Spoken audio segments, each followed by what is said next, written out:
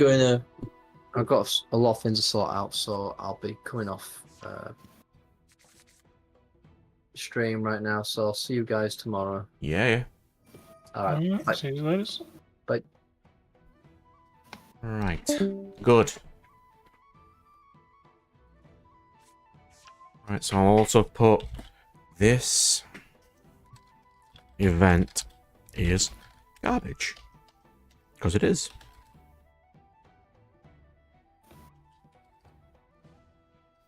Cool.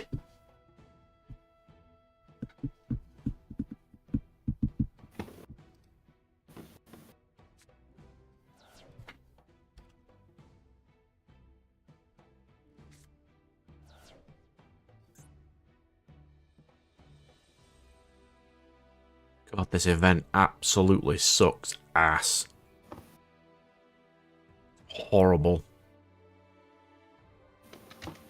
Why so?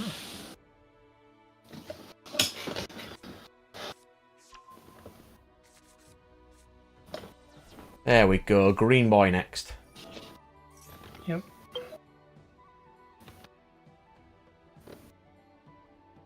As long as I can finish the green one by next week, I can start my next game then. That's my plan.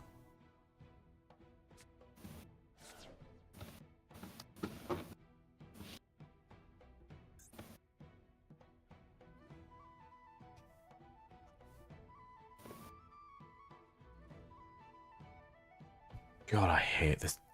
I'm going to say it again. I really hate this event.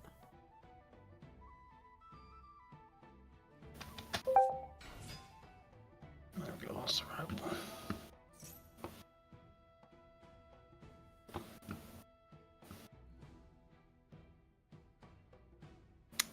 I have a 4. What's the event? Limit 1. But every Limit card in your one. entire deck is limited to one per copy. But I don't have a deck for it, and I refuse to make a deck for it. So I'm just using the loaner deck, and it is miserable.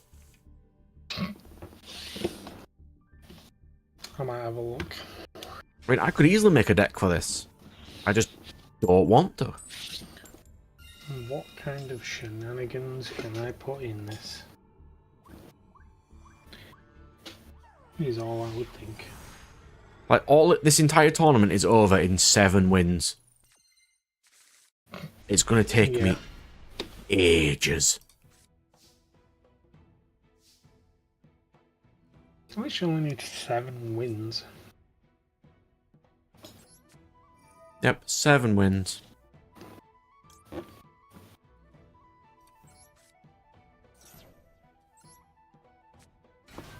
Because you get 500 points per win, and 5,500 is the most you need to get the unique item.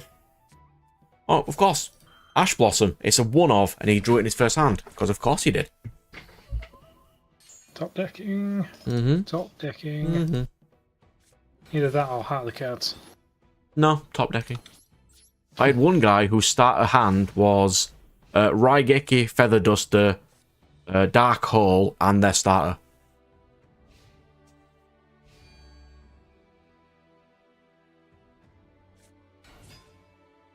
He's playing Galaxy. This is not good. Can I make something absolutely garbage? You could just put 40 unique troll or burn cards, and you'd probably still be fine. Kind of what we're thinking. Can I make Exodia? I think Xyz is probably the best in this format, but you could give it a go. I'd only be able to have 1 Sangan, 1 Witch of the Black Forest, and 1 Battle Fader.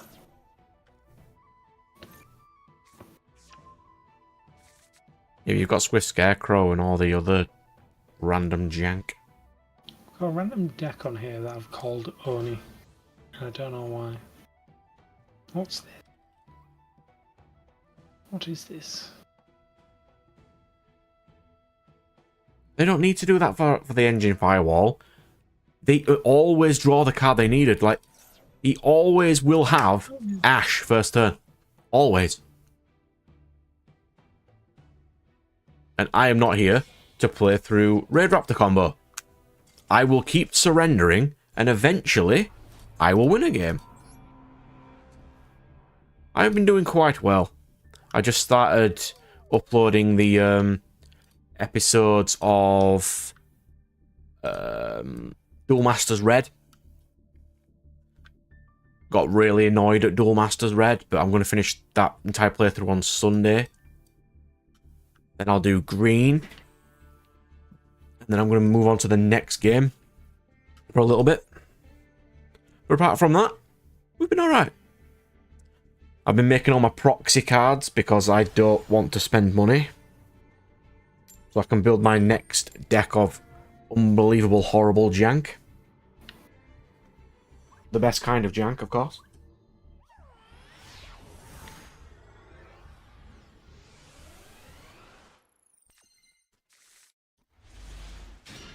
I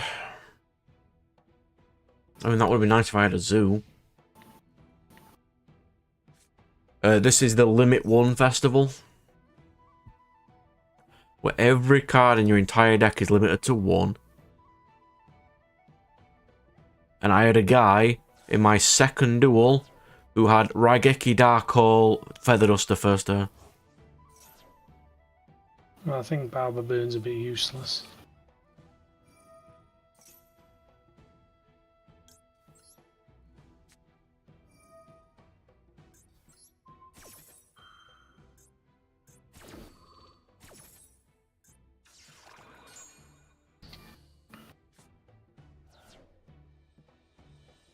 Yeah, 40 Floodgates, they will scoop.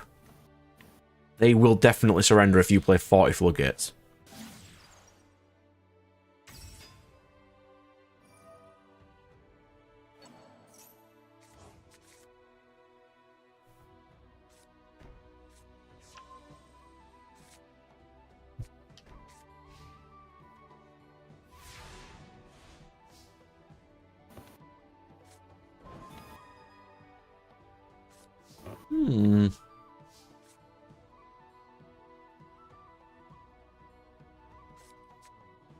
Zodiac Barrage.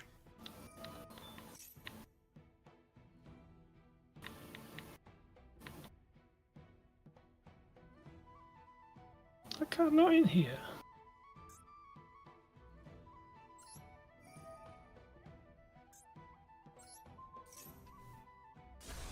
Alright now, I've failed to do that. Oop.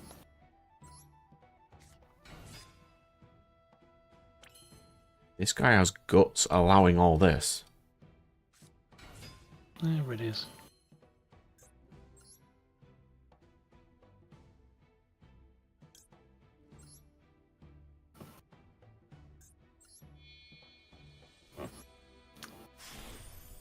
Yeah, so I've got about another 3 or so wins of this, and then I'm going to use my actual new trolley deck.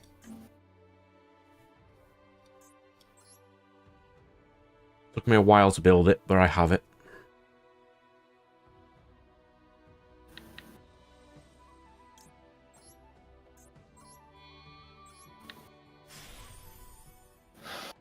I didn't make hollows this time for these particular proxies, because I am getting the real life versions of these. But what I was going to do is just find tons of random QCRs, perhaps from Rarity Collection 2. The absolute garbage that is Rarity Collection 2.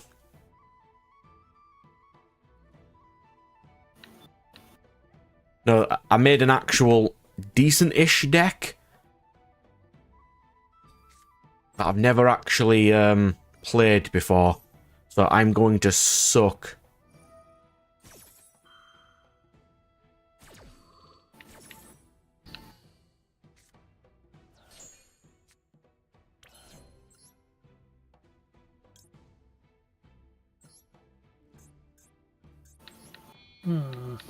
That deck would be Earthbound Memento. That is what I made. Earthbound Memento. I have no idea how it's going to play, but I will attempt to be fairly decent with it. Nope, get out my game.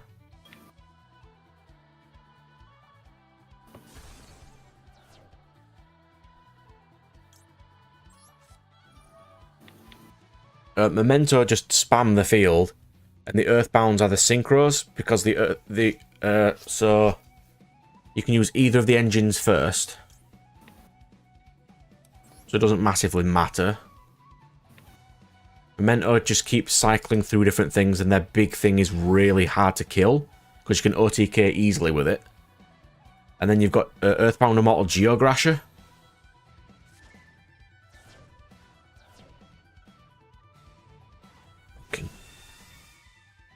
One of nib, and he drew the one of nib again.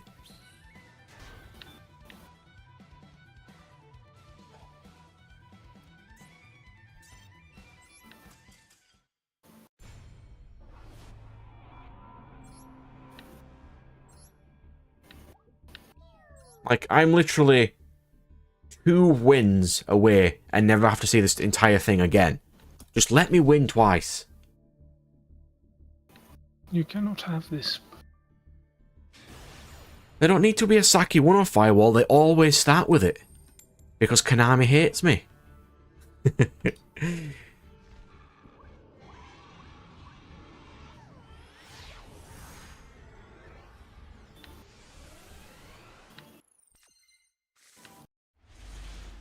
That is an okay first hand, I suppose. Well, I don't want to get rid of Revolt. That has to stay there. Some Sunmo. The boys.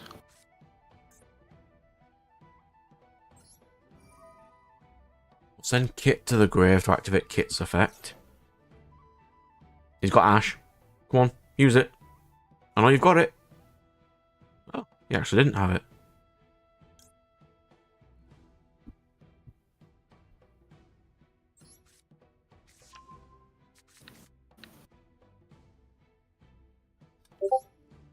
I actually pay a lot of money to Konami, and they still don't give me anything that I want.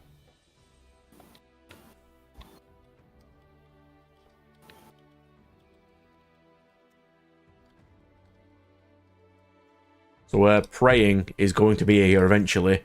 He's stuck on the phone to Apple support, apparently. Or something. So that's not a good sign.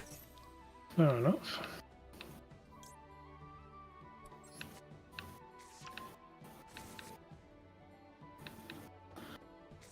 To Bigfoot. Of course Bigfoot sniped Bigfoot. Of course he did. Yeah, he's feeling better now. He tried to fix his sleeping pattern so he hasn't had a chance to be on for a while. Huh.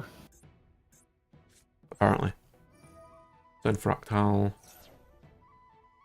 I didn't realise there was another card similar to King of the Swamp. Yeah, there's quite a few. Mud Dragon of the Swamp. Versago the Destroyer. Versago, and there's also Dark and Light Hexial Fusion. They can be used for it. There's another King of the Swamp, but I can't remember what it's called. It's like something else of the swamp.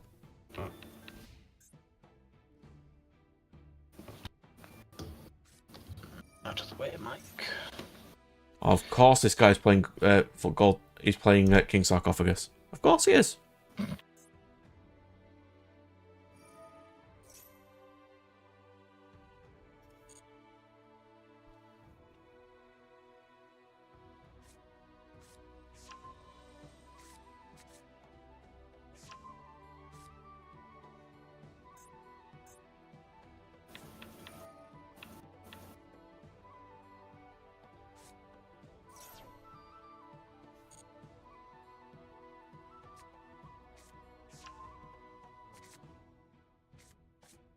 No, they are not where I wanted Firewall.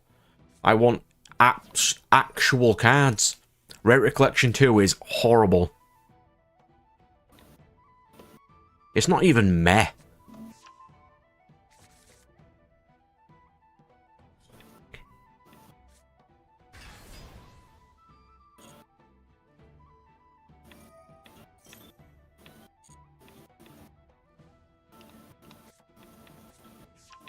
Like, there's 3 decent cards in Rarity Collection 2. If it wasn't as expensive as it was...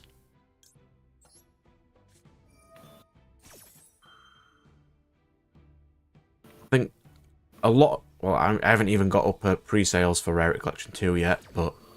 From what I've seen, not a lot of it is anything.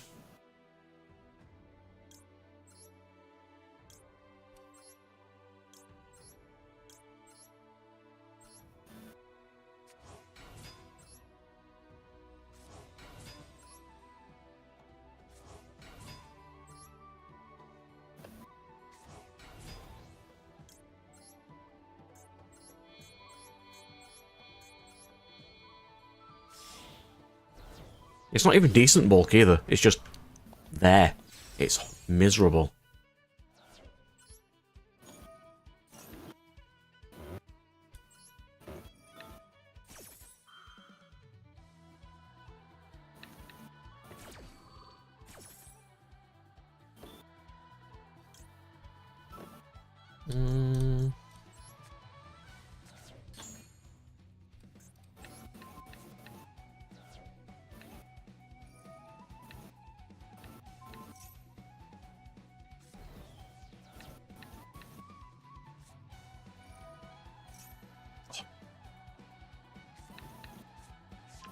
Bro, just let me win. I want 2 games.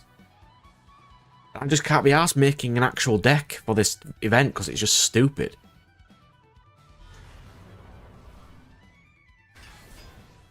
Oh, yeah.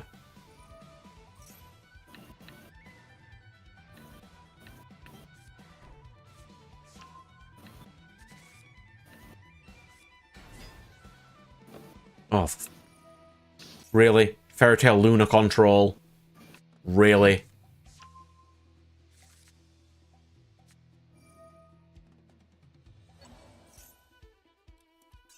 Just let me win twice and then I can play something else game. This event is miserable.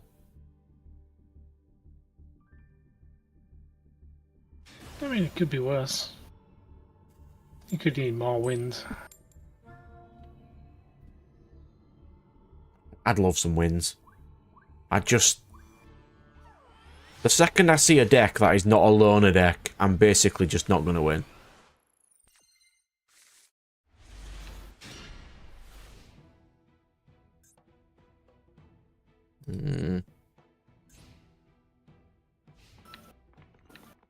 Let's see.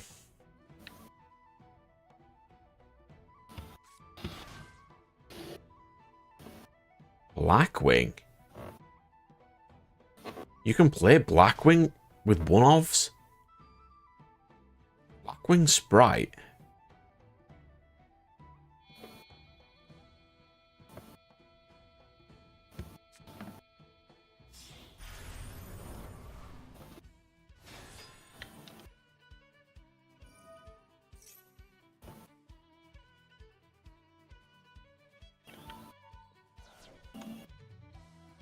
I don't even think I can beat this.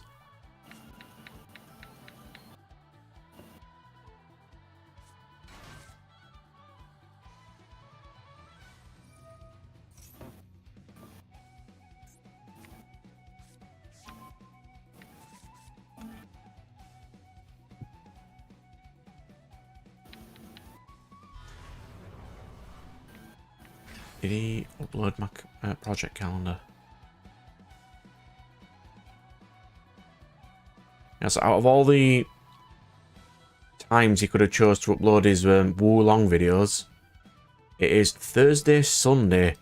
That's certainly odd.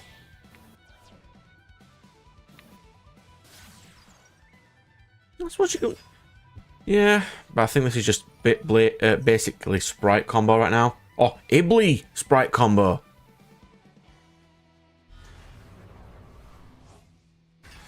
Really?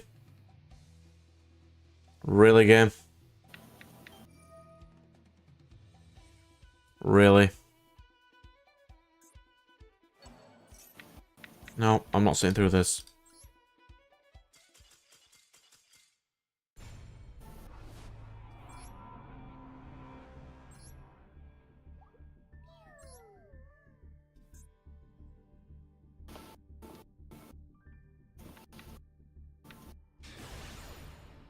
I could probably be fine with this if I just made sharks. And because it's just an Xyz deck, I just don't want to do it. I just need 2 wins, and then I can start to learn my random fiend deck thing. I don't need to play 40 floodgates. Nat's doing that. The group is covered. I'm definitely trying something.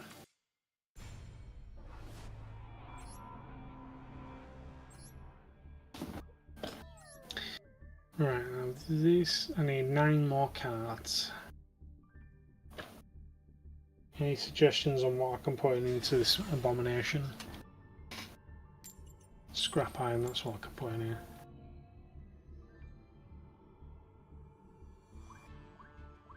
here. Heliozoics might be fine, because every time you activate a trap, they summon themselves to the field.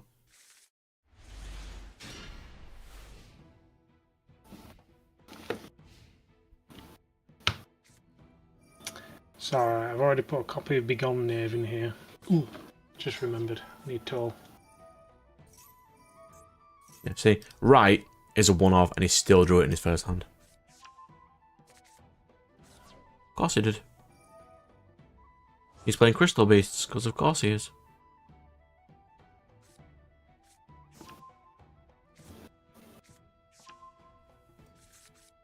Nope. If I keep surrendering, they're going to keep getting wins. And eventually, they're going to go away. And I will sort of get a win at some point.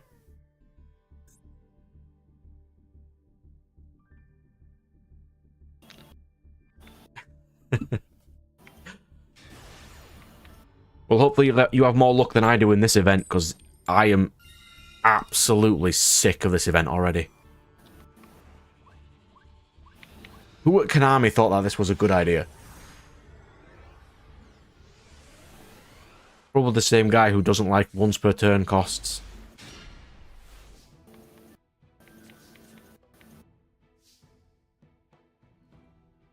For anything, or just they should just be free multiple times?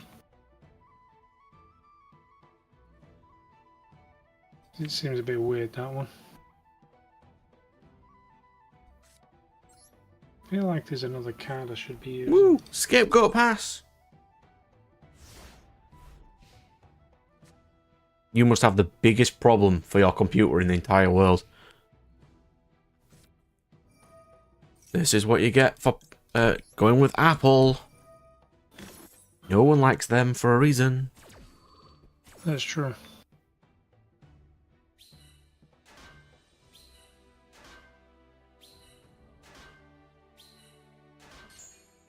I mean, one of our mates was another one of our mates was a big Apple fanboy, and there's I have no lab cards anymore.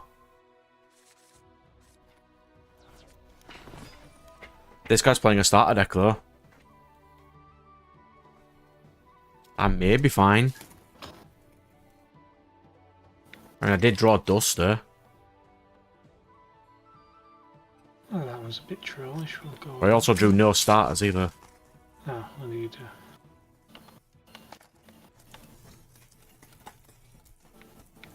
See, I even packed food this time because I knew we'd be here forever.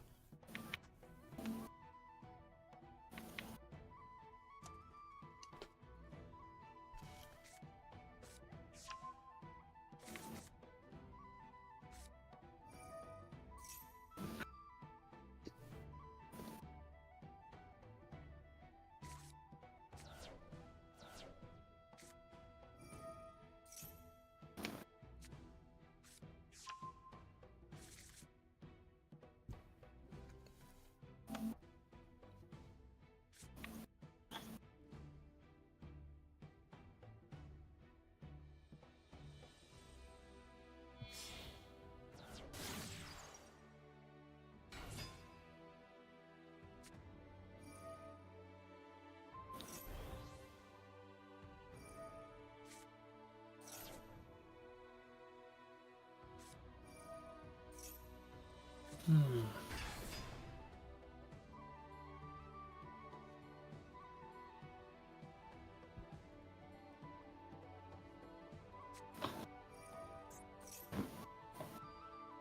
Yeah, I need to run that one as well. Inferno. Tempest. But you dare. What? You could play the Fiend Sanctuary cards, because Fiend Sanctuary is the coin flip. Or Fairy Box, so they can't attack you. Fiend. I need it. Probably have that as my last card.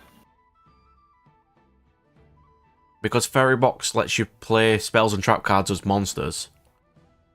Any spell you want sent to the graveyard that you can banish to do stuff works there as well. Sword Soul. I mean, I only need 2 more wins. Hmm. Let's see if I lose this first. The AUR. Oh, I can get that one though. I do have enough for it.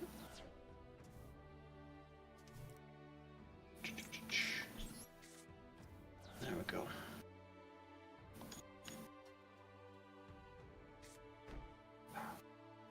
I've just put something back and I don't know what.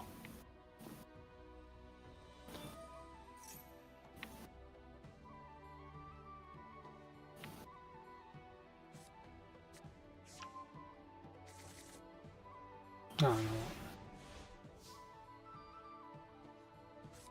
Gravekeeper.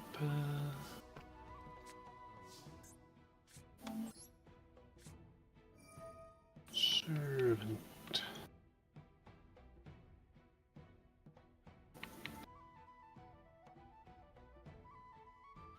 Yeah, let's see how I do. Okay, if I do alright with this one first. So hopefully I'll be fine. Special Alpha.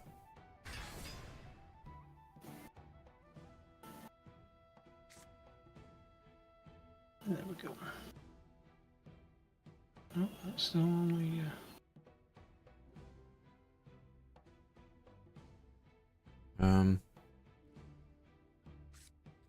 Summon. Yeah, summon Rap here. I can send a Zoo. And Thoroughblade. Go into... Is it Chakanine?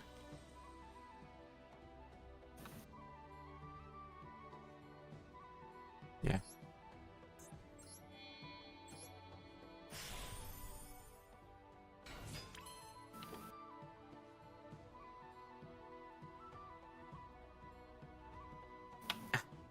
What's even wrong with your computer, by the way?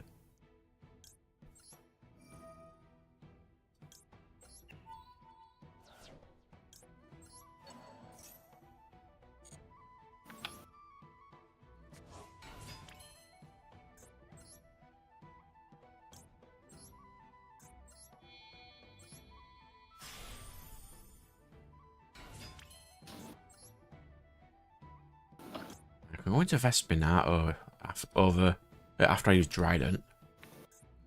That might be good.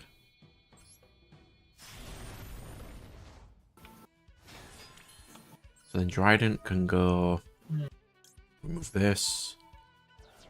Pop this.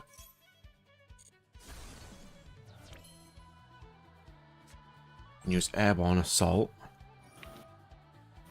Target Trident. Special Nerval.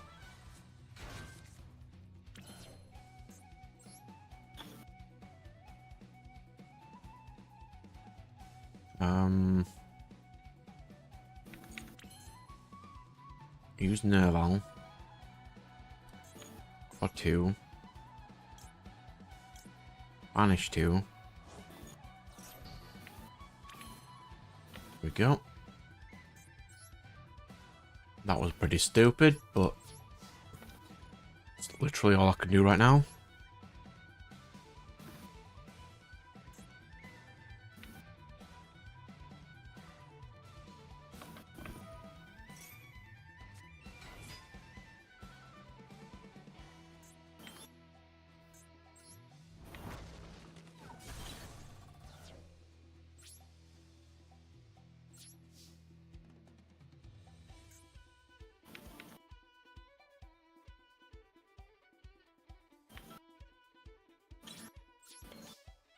Yeah, this is not going too well.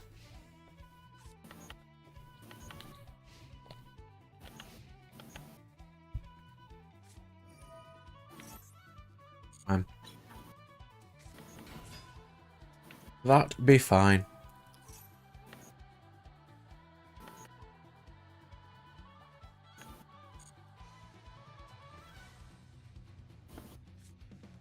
Mm-hmm.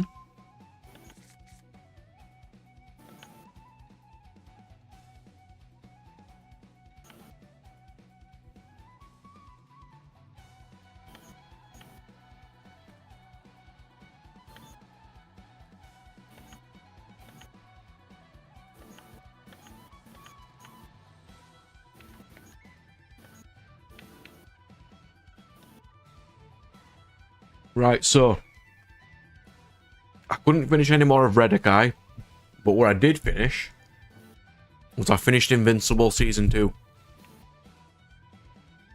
It was actually pretty good.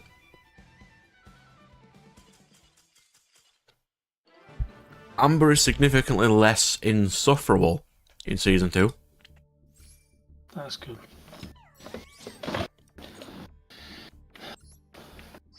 Though, is she on her way out yet? Not yet. That's probably what would be Season 3. Anissa arrived, kicked his ass, and then left. He hasn't done that bit yet, no. I think that's probably going to be a bit later on. But I think he has to. That's when he gets his blue suit, and he becomes more powerful. Yeah. It ends with Alan and Nolan meeting each other after they get captured.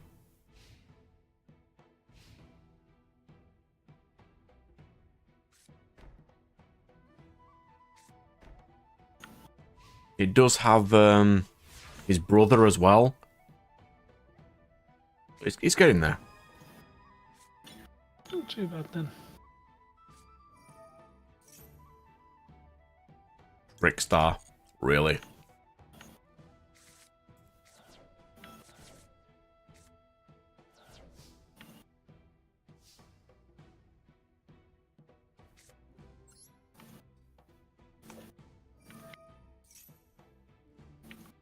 I mean, she's still kind of annoying, but she's nowhere near as insufferable as she was in Season 1. They actually have some nice, you know, like, romantic parts. I appreciated that, but she's still not great.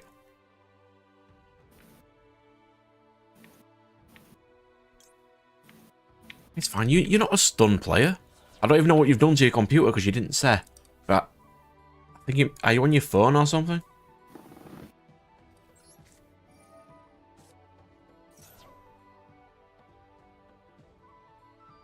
Don't you dare have Nib. Ash. Of course he did. However, this guy is a Bleach fan, so I'm fine. He's named his character after a Bleach character. That is fine. Completely acceptable.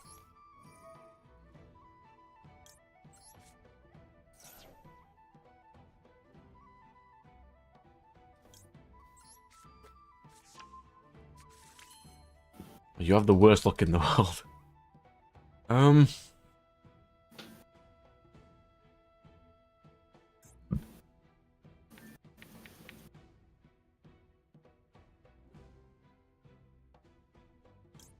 Magong.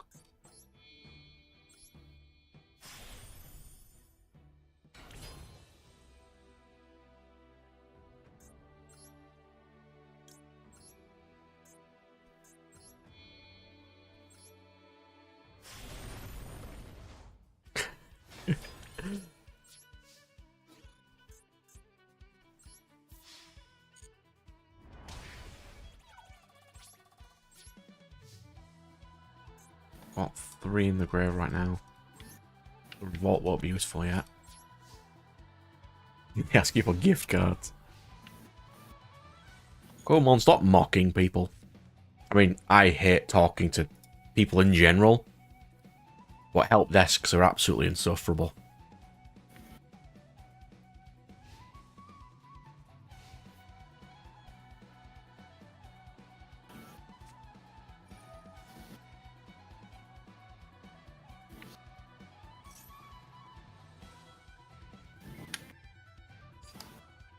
Hmm.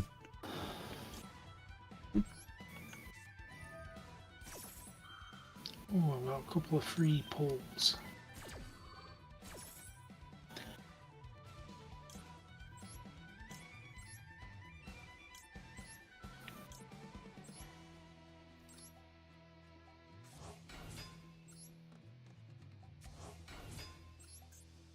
I have Shuriag and Dryden. I can't say that's the best first turn. But of course this guy had of course he started with Lightning Storm. Why wouldn't he start with Lightning Storm? Because the game hates me. Hello Red Knight, good sir. How are you? I am currently suffering in this event.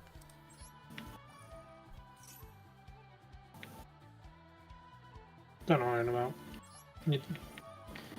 You're only just not getting your 2 wins. I think this is my last win. If I win this game, I do not have to mess around with this event again. Of course he had Nib. Of course he did. They always have Nib. They always have Nib. One copy, but they always have Nib. Of course he started with Nib, Storm, and Ash. Of course he did. Yeah. Ash, Nib, and Storm. That's even better.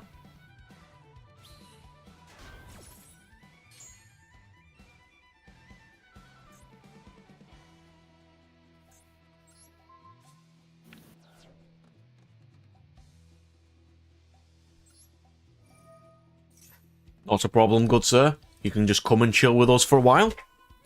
Okay. You can watch me suffer. I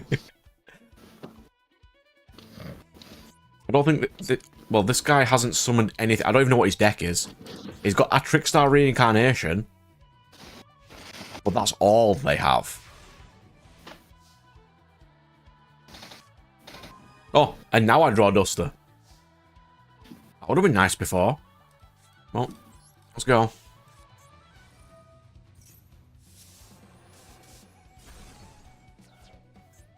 He had Waybridge. Yeah, there you go, Nat. Put that in your card in your deck as well. Waybridge. Waybridge. Yeah, Waybridge.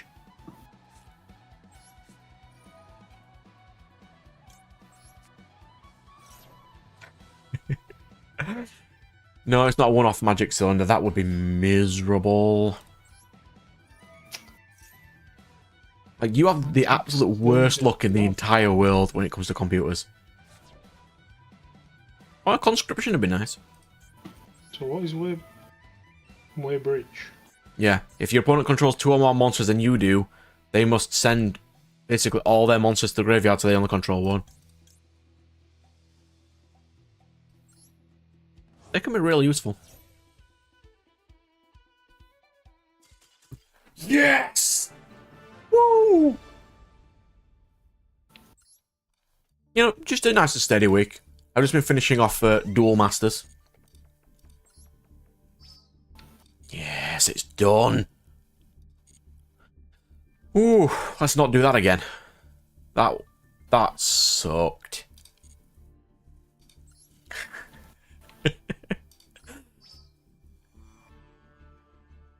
You've made a new deck to torment me with, have you?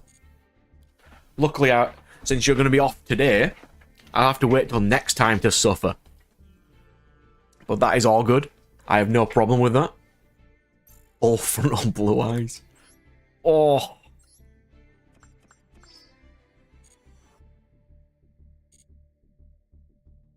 Right, I'm at 1500, so I get to do a 10 roll of something. Is this one good? That's the SP Little Knight set. I might as well use it. Get this one. Cool. Let's go. Plenty of time to chill. Yeah. He recovered from being ill, literally, for it to spread to his computer and his computer die immediately. He's got worse luck than me.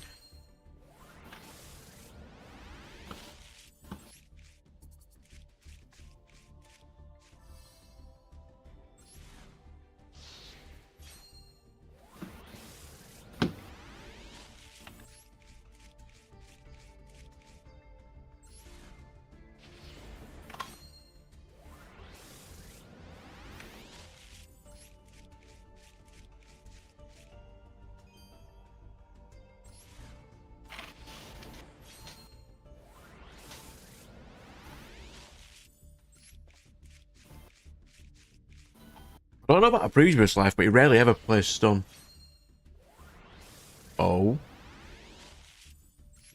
Oh. I did not hear that they gave a release date for Gundam Breakers 4. I would love to play that game. Let me check it now. Gundam Breakers 4. Cool. 10th of May. Oh. That's how you do a collector's edition. Their collector's edition comes with a Gundam to build. Nice. I can agree with that one. That's beautiful.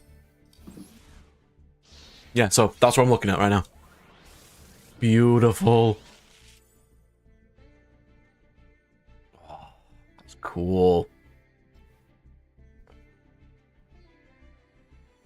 I do want to play that.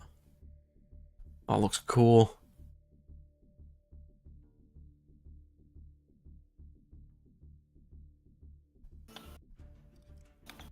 Why does it not like one of my current filters? Does it just because it's a PS4 game? Ah. The collector's edition is PC only. That's fine. What does it come with?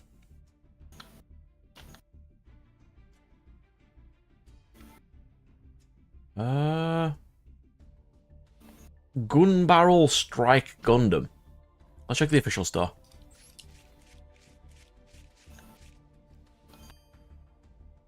Comes with this beaut. What details does it have?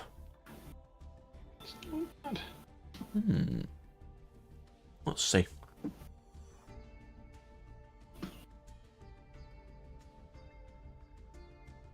Yeah, I'm trying to figure out what grade this is. I don't think it'll be a master grade because the edition itself is only 120 quid. So master, probably not.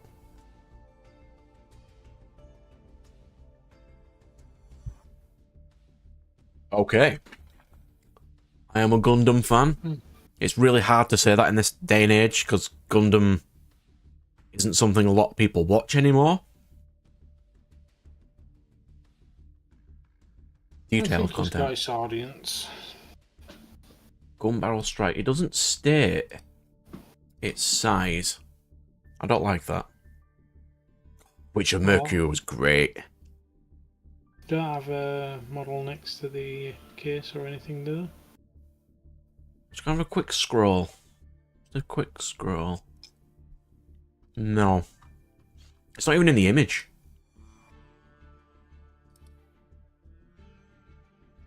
Let's see. If I Google this, does it tell me what it is? Ah, it's a standard 144. Cool.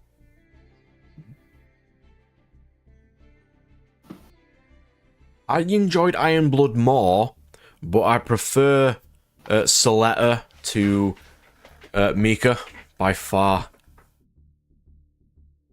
I don't know why, he just didn't grow on me.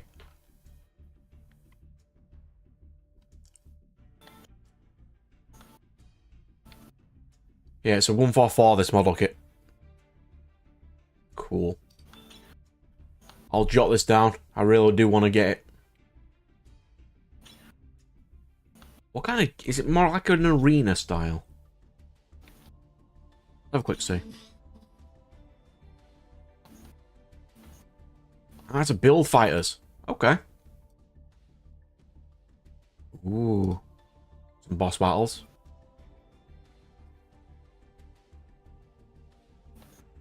Interesting. That is a game that I will try to get. I did not know about that. I appreciate you telling me about that, sir. Thank you. Yeah, Iron-Blooded Orphans did start off really slow. I mean, like, when you first activate the Barbatos, that's really cool. And the thing I appreciate more about Ironblood is it doesn't have beam weapons.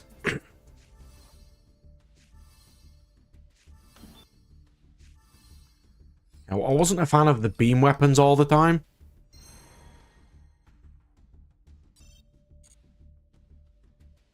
Yeah. I think Double O's probably one of my favourites. Like, I watched Gundam Wing last year. It really has not aged well. Like, it really hasn't. Shows haven't aged well. Ah, Unicorn. I do like the mecha more than the show. The Unicorn Gundam is so nice. Such a beautiful boy.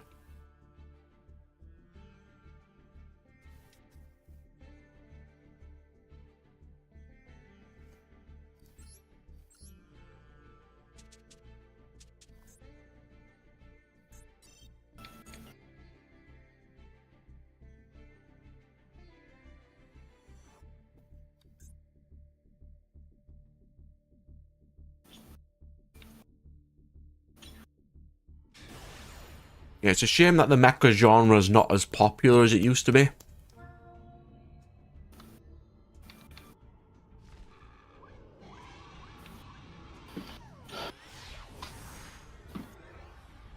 I mean, most Gundam shows aren't even mecha shows, they're just politics shows with mecha in them. That's certainly garbage first turn hand.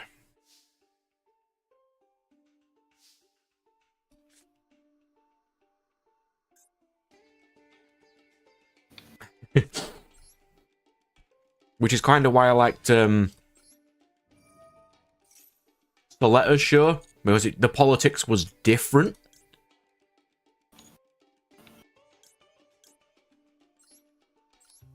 The politics of that one was not so much governments, but everything else.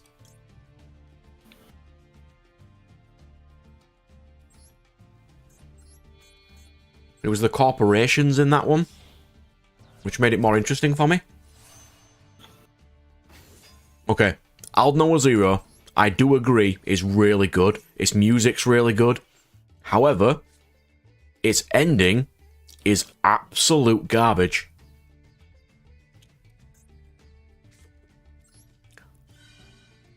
Naruka 7. Aldnoah Zero. Its ending is absolutely terrible.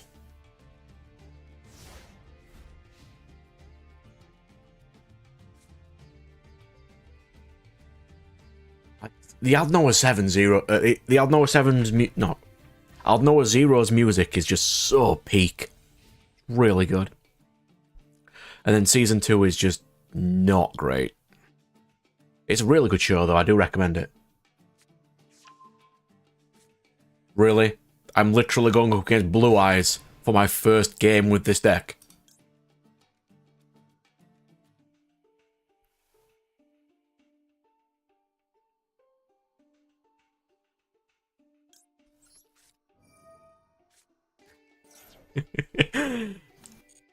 It's fine. Everybody jinx me. I always fight Blue Eyes at some point.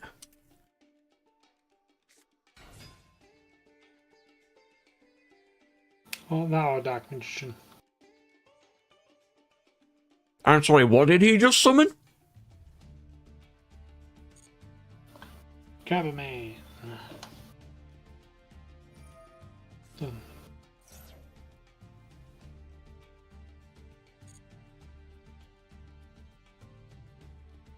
Yeah, he summoned Kyberman.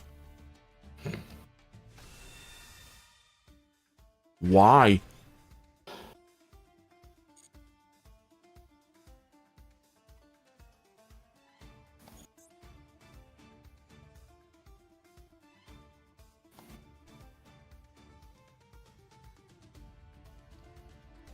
Right, I think my deck's ready now.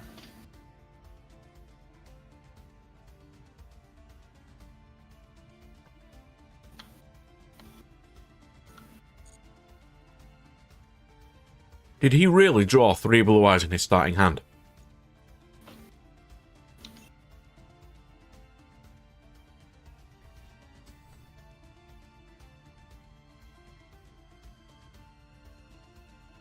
Oh, so this, by the way, this is my Earthbound Immortal Memento deck. I didn't draw a single Memento card.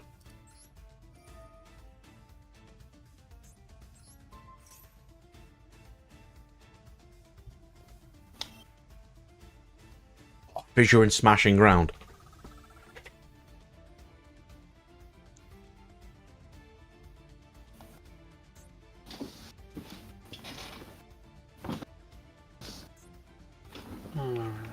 Stick. Okay, battle phase. Fair enough. You enter that battle phase. Good, sir. Uh-huh.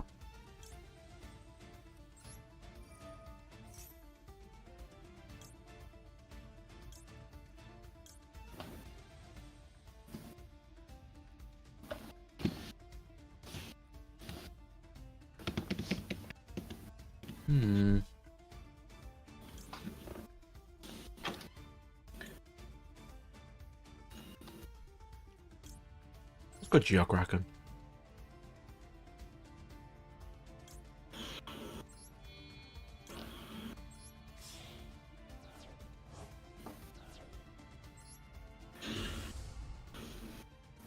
I'm not sure if this is a great or bad hand.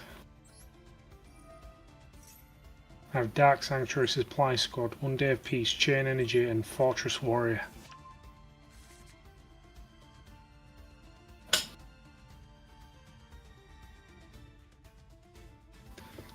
See what happens.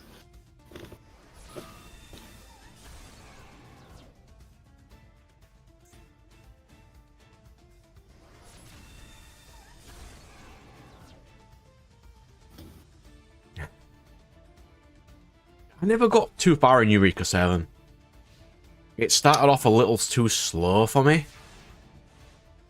But I hear it's really good. I should get around to watching it. I've watched it all. I enjoyed it. Was there another version of it though, or was that just a movie?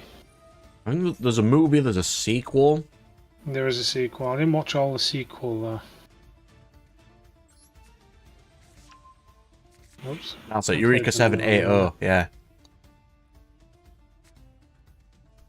Yeah.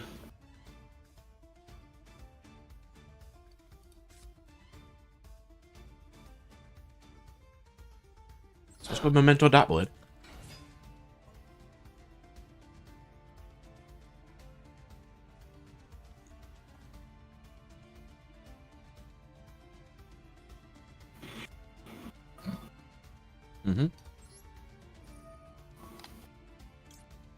Get rid of Bone Party. Destroy this.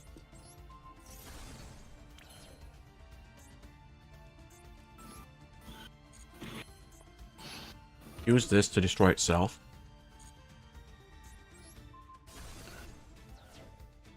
I think it's Angwitch you usually go for. Yes. Angwitch.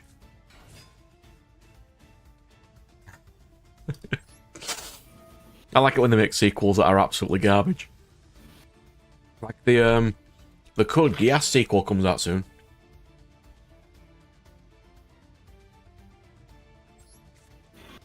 I'm kind of want to watch the Code Geass sequel, but also do not want to see the Code Geass sequel.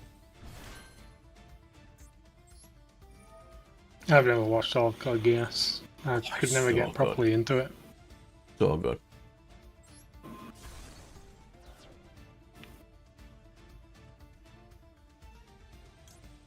Send this and this and this. It goes summons itself. Have you not seen the screenshots of the Code Geass sequel? It looks fine. It's called Rose the Revolutionist, I think.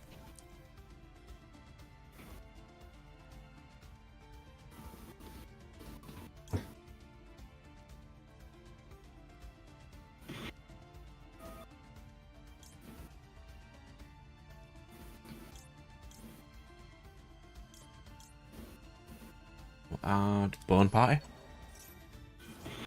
Yes, really, it looks really nice.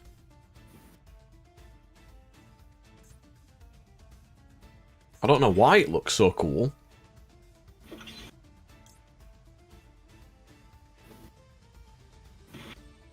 Right, so when we do that, we had Mace by destroying Gatic.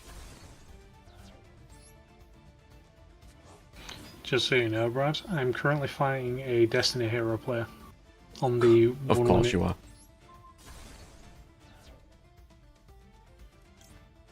For some reason keep burning themselves. I don't know why. There are no chain energies there.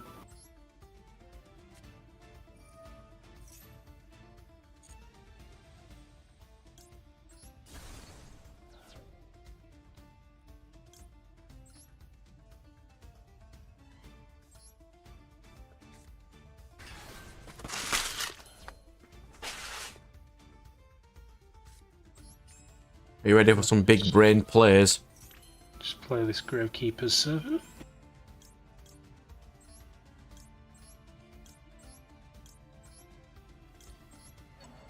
See, I can be a Blue Eyes player.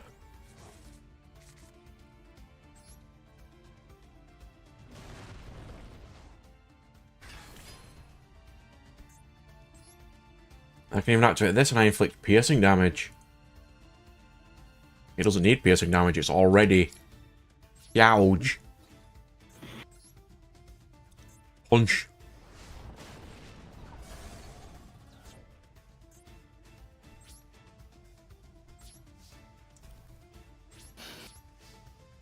I can't say that was an amazing turn, but that was indeed a turn.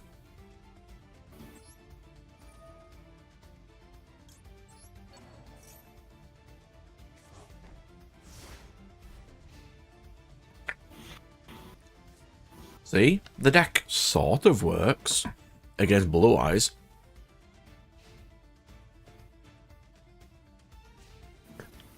Ra players. Oh. I can't believe they give Ra so much support and it's still terrible. Like, why did they make Ra support specify Monster Reborn and it's still limited at 1? Why would they do that? Make a new unique Ra version of Monster Reborn that they can play 3 of.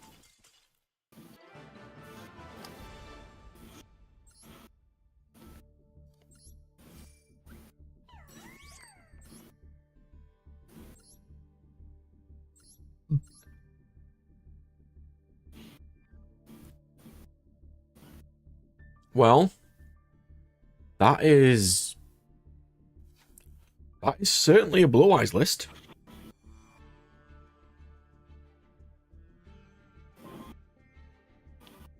Yeah. Blue Eyes list with Morphing Jar?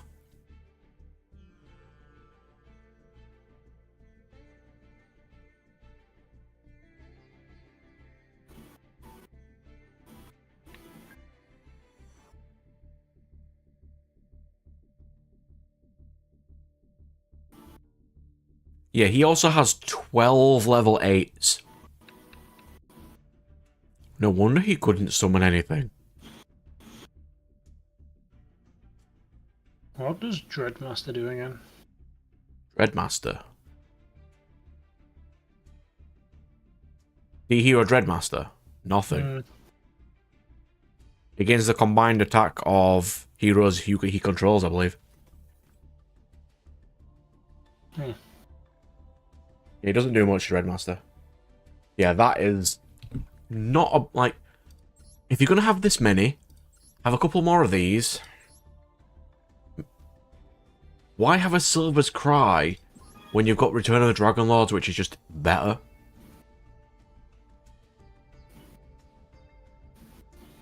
I think that, isn't this the starter deck?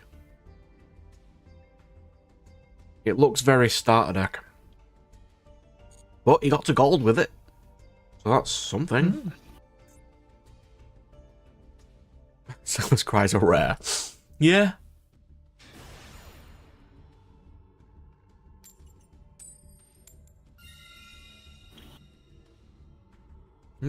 Silver's Cry is okay in certain decks because it just states normal monster.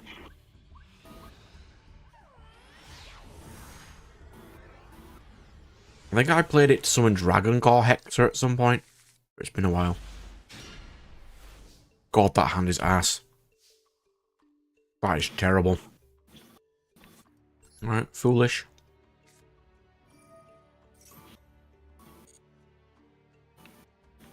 We're going to foolish for Gatic. No, we're not. That's not a good idea. Let's not do that. Let's foolish for...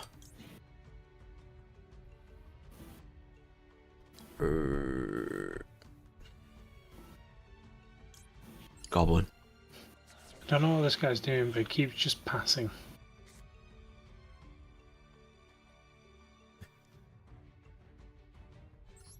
Right, so we'll special Tatsunoko. We'll blow him up.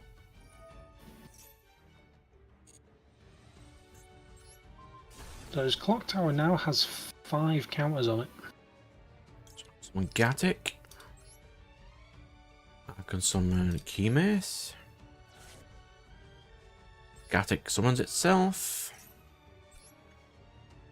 I have extra fodder.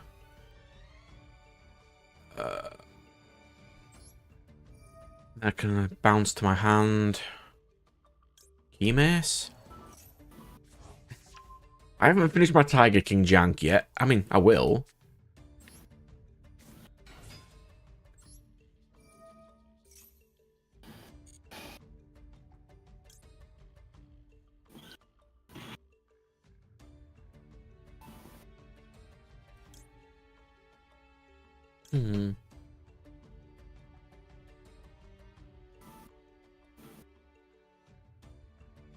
I think you go Prisoner Line Walker next.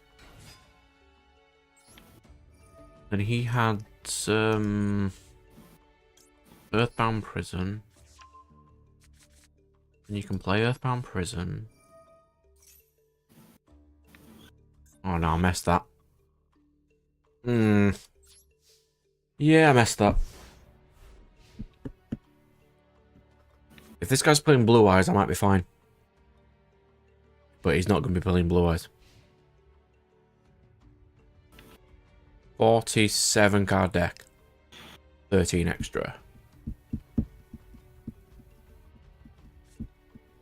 Must. No. No, don't destroy that! It halves your life points. Why would you do that?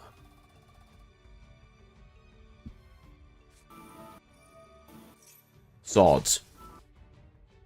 Literally. If you destroy this, it halves your life points. Why? Okay, so let's clarify. MST, Raigeki, swords he started with.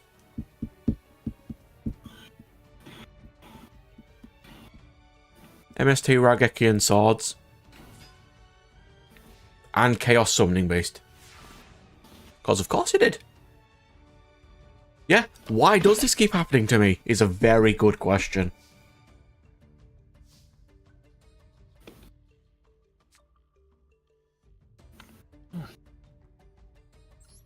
I should probably put my thing on, shouldn't I? I did not have my trap set to auto. That is definitely not good. It's alright, because that means I haven't used it, so I'll now use Torrential Tribute. So we'll pop this guy. And we get to summon some minions. So we'll summon an Anguish. Well, we'll just send an Anguish. Then we'll use this. To destroy himself. Now I get to add a card.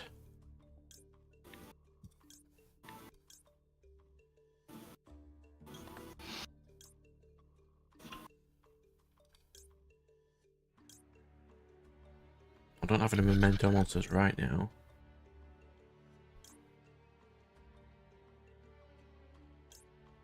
I mean, I'll add Big Boy. And I'll just summon him.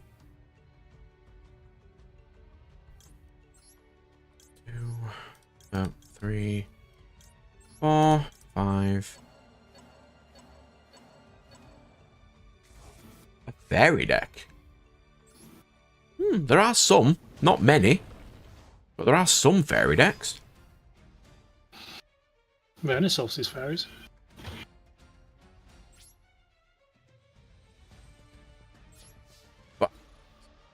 The music changed because I could have killed him.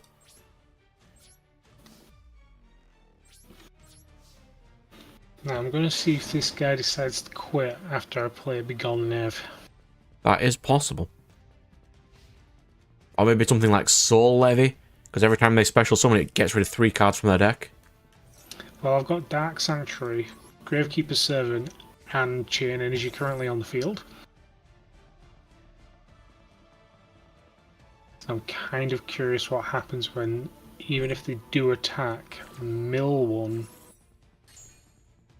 their monster is still going back to their hand. Don't worry, bro. He got that joke, and it's just miserable.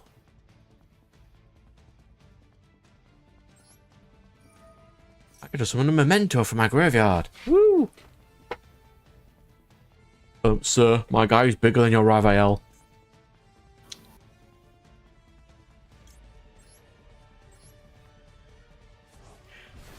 Making incredibly bad jokes. How dare you?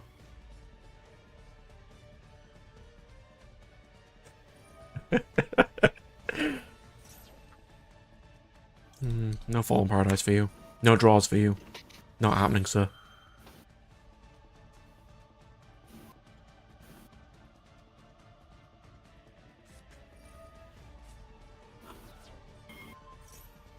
Really? He drew the double attack power card. Of course he did. What? Who plays Swords of Revealing Light in Sacred Beasts? Language barrier, please. He understands English more than most people do.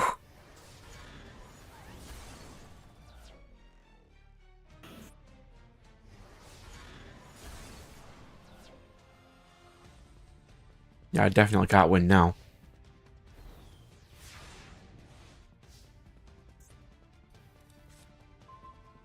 I mean, Mace is fine.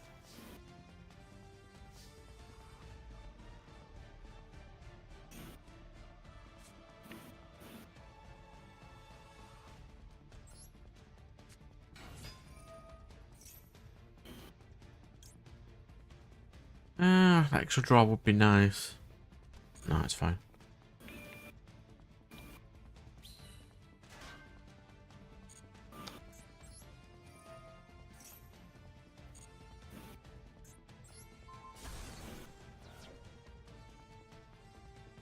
What could I use right now?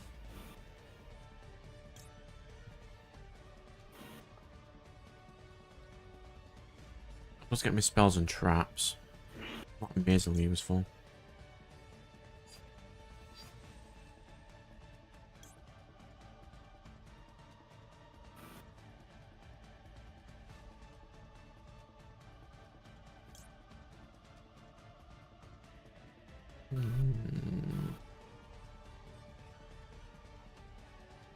So you can't do that.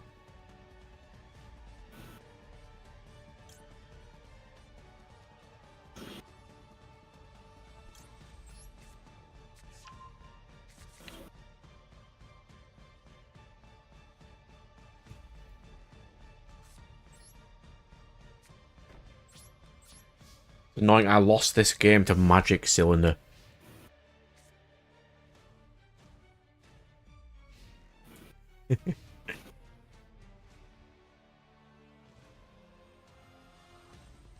So I am learning this deck. It's fine. I don't mind losing if I'm playing with this. I messed up my first turn with these. I should have gone for the level 5. Then I could have got my level 6. Could have got a Gremlin. And that would have been more useful. But it is fine when we're trying to learn new things.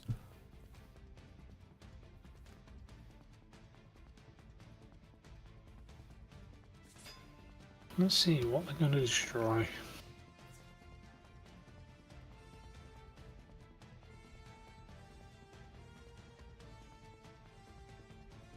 Huh.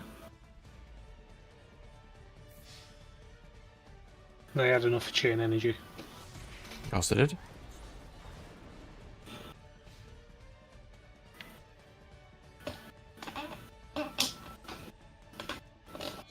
What could I possibly draw now?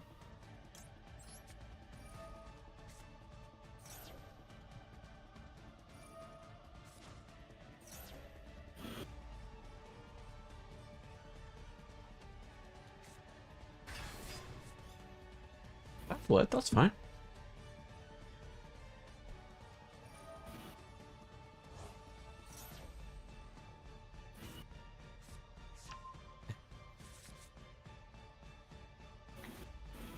Fluent in Romanian, please.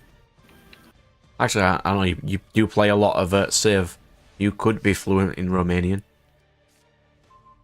Romanian burst.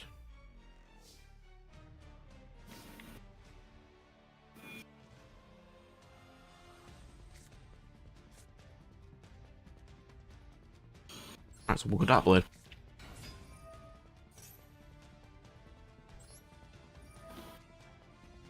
This. Pop this.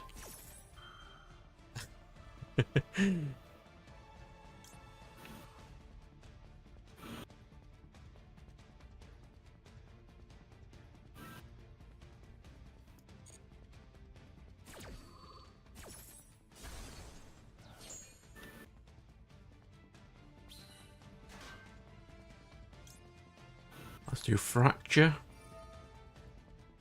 Try this.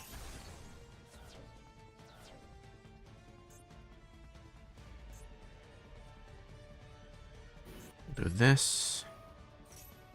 Pop himself. Push on level 3 or lower, which will get Angwitch.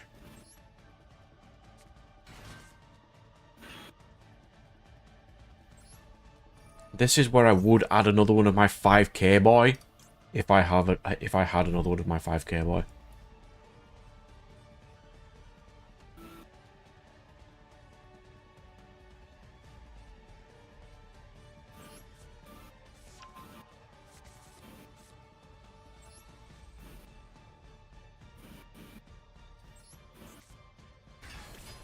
We can use Angwitch. Like Key Mace. Of Angwitch. Summon Key Mace.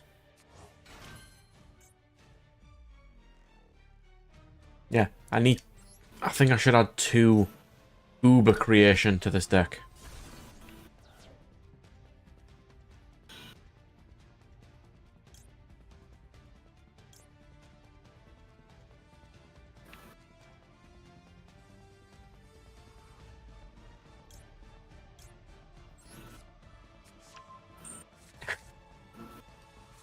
Memento and fusion.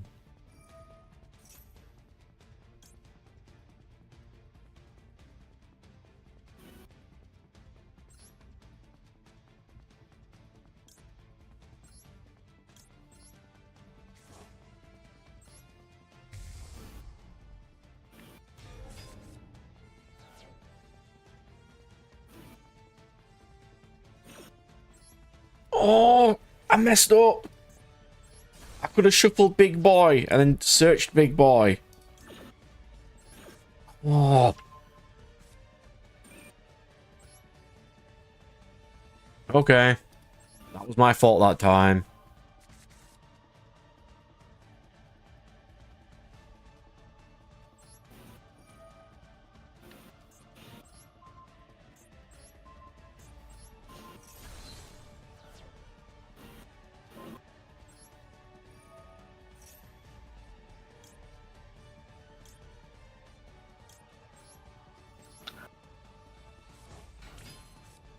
I mean, I'm still comboing.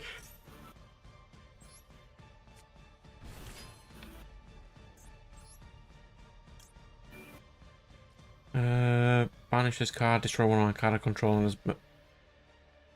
Isn't Big Boy still in the grave? Yeah, I can't use that yet. Use this. Pop himself.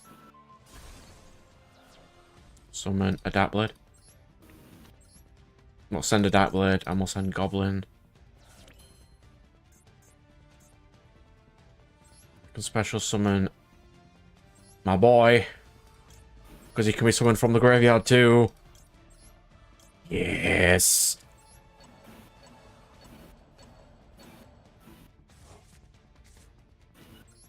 I'll look at chat in a sec. I've just been concentrating on this duel. Yes. Victory! Woo!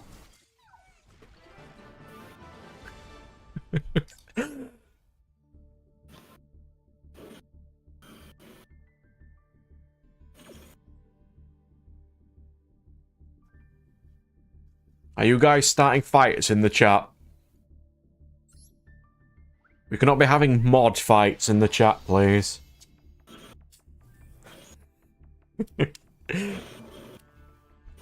Woo! Gold 1! With Memento!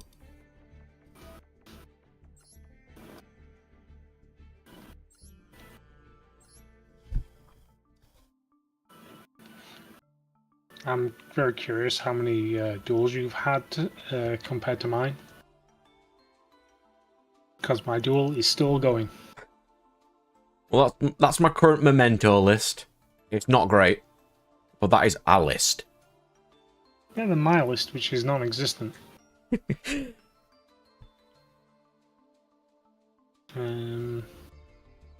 Yes, I'll end my turn.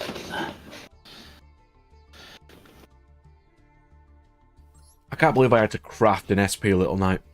Disgusting.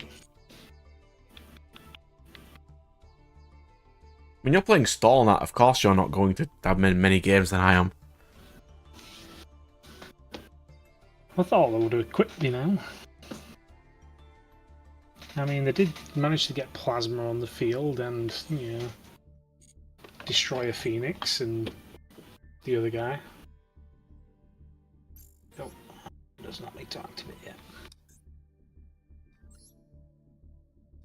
Gonna let them play a lot of cards from the hand. And then play Tall Hike.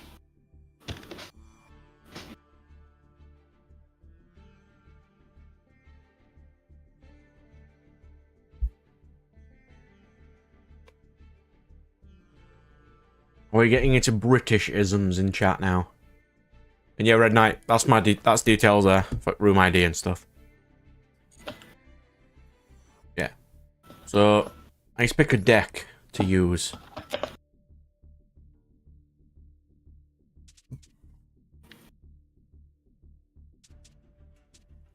Yeah, I'll activate it now. Do you want to pick a deck for me to use, Red Knight, or should I just pick a random one?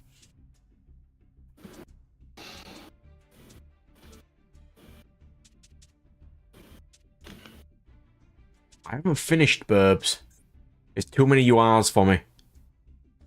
And yes, out of randomness, I've made my entire extra deck out of Royals, except 2. Because I can.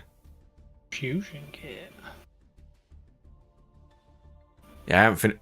All these decks aren't finished yet. Most of them are. Weather's Drytron's not finished. What's test? That is D Heroes, but that's not finished yet either.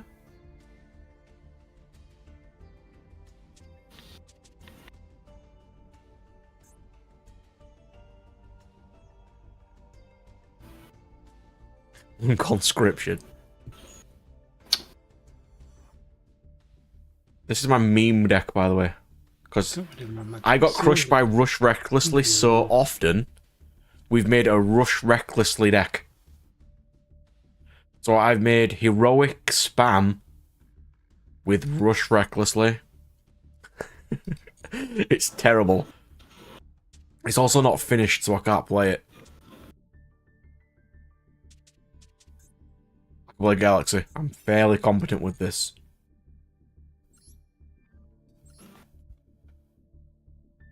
What do you sound like? You just trying to figure out stuff like that now, are you?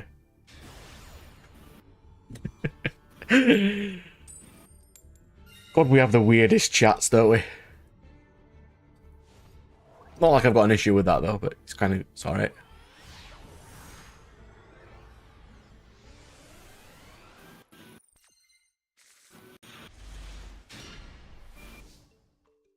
You told you sound British. That is odd. So we'll go Galaxy 100.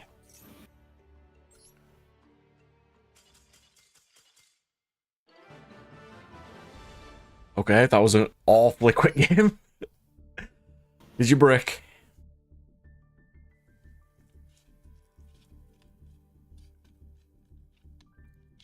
Tweaking decks a little. That is fine.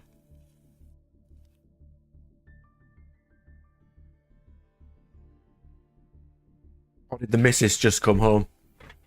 Ah, change your deck. Cool.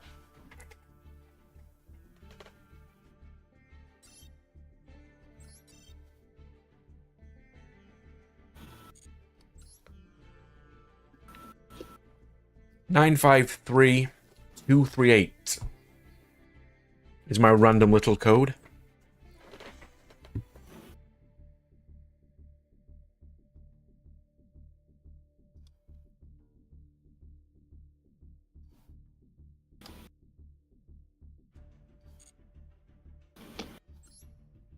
Leave that up for now.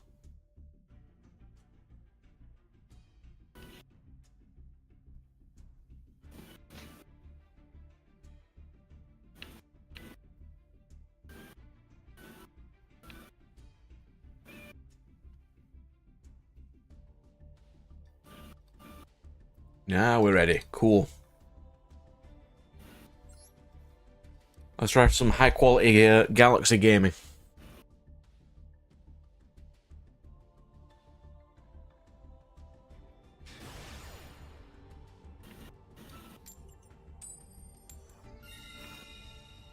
Well, Galaxy is an RTK deck, so I'll let you go first.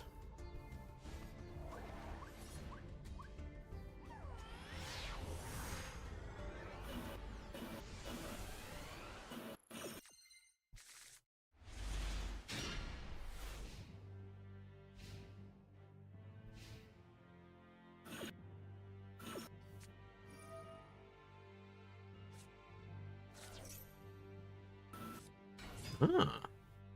We're learning some firewall lore here. Really? You started off with Return of the Dragon Lords, and Blue Eyes, and Dictator. Of course you did. In my hand's not so much better, to be fair.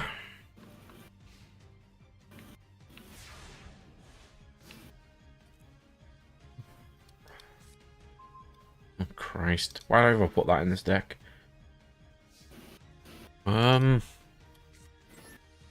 Galaxy 100.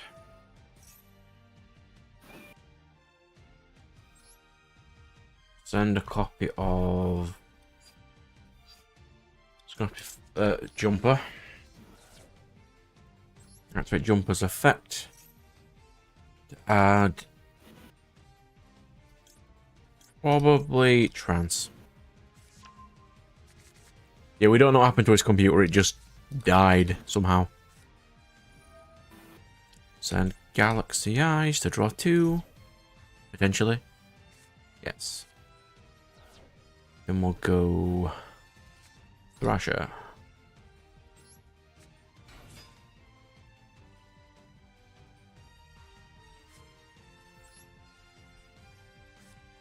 Galaxy Trance to someone from my graveyard and one from my deck.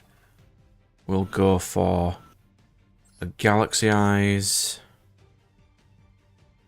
He has traps. Interesting.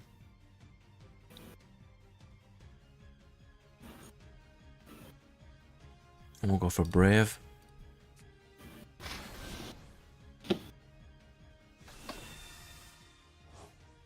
Well, I tried. I can look at your extra deck. Fancy. I'm going to steal one of your cards. Hope Harbinger.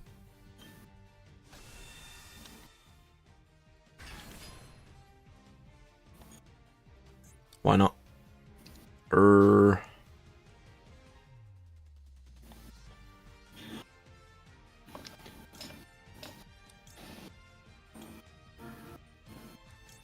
use Big Boy. Hope Harbinger is such a good card.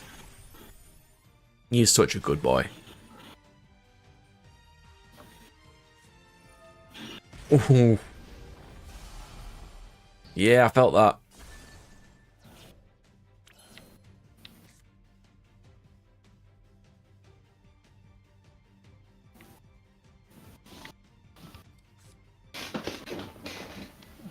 could do that.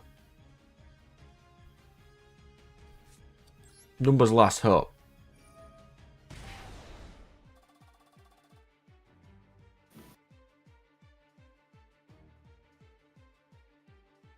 Christ, that is a bad problem. This is going to cost me half my life points.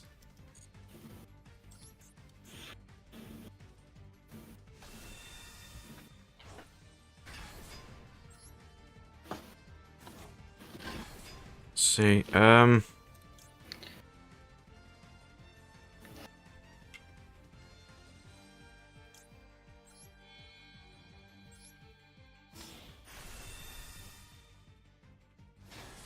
Nine hours of troubleshooting. Okay. Have you tried turning it off and on again?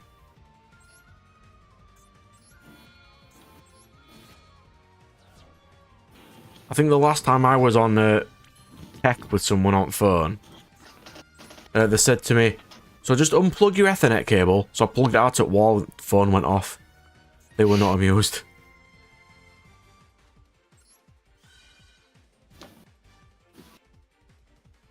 I mean, what did they think were going to happen? Yeah, I know. Oh no! Yeah, I forgot it does that. Yeah, that was me not paying attention. Oops. I wasn't paying attention, I was looking at chat. And I just clicked attack and dictate and made me screw the game.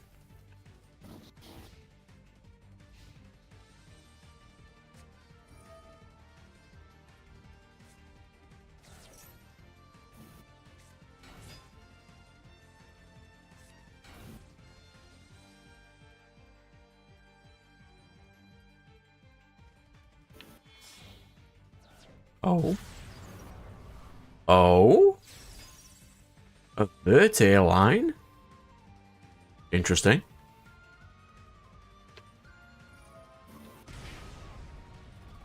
He's not wasting his time, he's watching us stream. And other random stuff.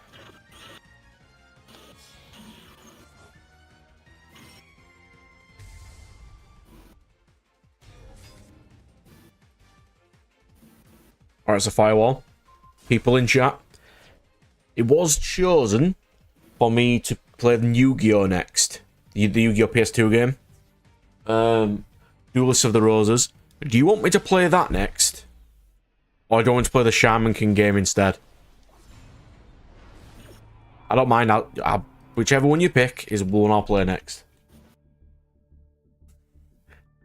Yeah, I did not do too well that game.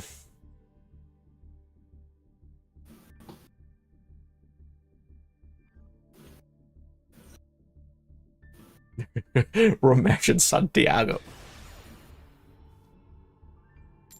Can't believe I lost that game because I messed up. It's fine. It's all good. Galaxy does not go first. I've never played Duelist of the Roses before. Should have attacked. I don't think I played that one either. I don't mind which one I play. Like, hang on, what have I got? Duelist of the Roses, Shaman King Power of Spirit, Medabots for the Medabots for the GameCube. Medabots. We can play Capsule Monsters. Got a couple of Wii games. I'm adding Ramesh and Santiago. If they want to stream with me, I'd be perfectly fine with that. They can be subscriber 83 and 84. And we can hopefully find how they use their how to fix computers. Yeah, I ain't got the best hand. I don't have any ability to summon my big boys.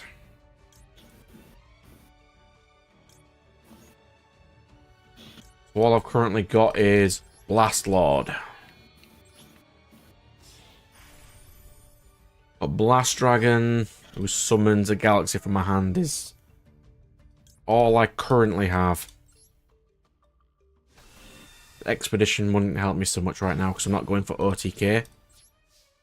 So we'll swing with Blast Lord, Blast Dragon, Stone into Galaxy, and pass.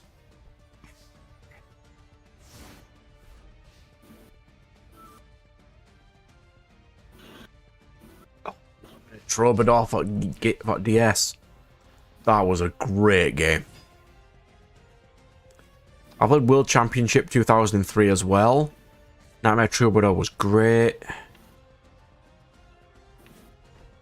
Because with the World Championship 2003 had the ability to type in codes from the cards and you got them in the game. Beautiful. That was always a nice... It was such a good addition.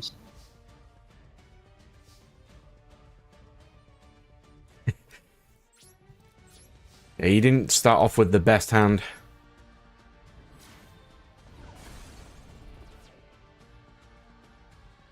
Mulligan. If they introduce Mulligan into this game... Okay, does anybody else mind if I play the Shaman King game next? No. No? Cool. Let me go move that over on my shelf.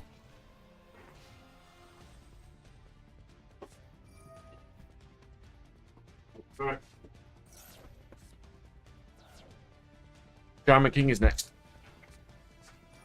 Monster Reborn. Ah, okay.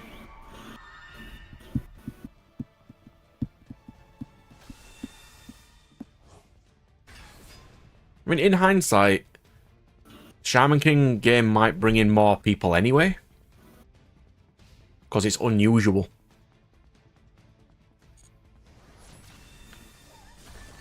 Yu-Gi-Oh! Is never going to have a mana system. They hate us. I mean, technically they already have, but it's only in specific decks. No, no, it's fine. I don't mind switching games. I mean, I'll get to the Yu-Gi-Oh! One eventually. If anyone says anything, I'll just say, I did record it next, I just didn't release it next.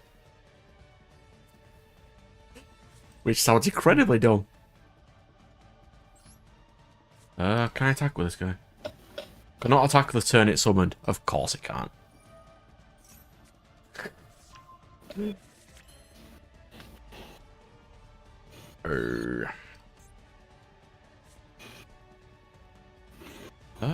What's the best option I can go for? This guy's playing Derp Dragons. Yeah, I'll give him an extra 500 so he can swing over Blue Eyes. But for advantage, I can't attack this turn.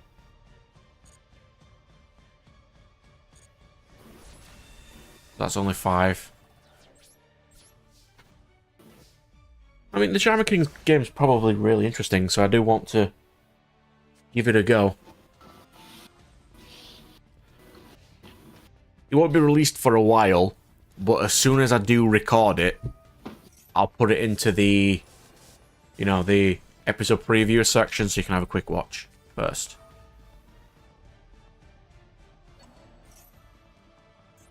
Ooh, another return. Not Silver's Cry.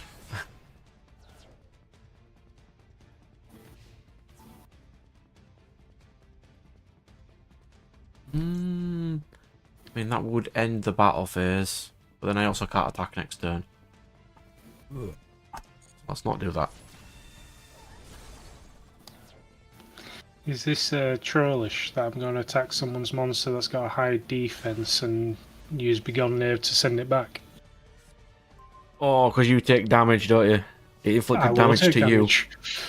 That is just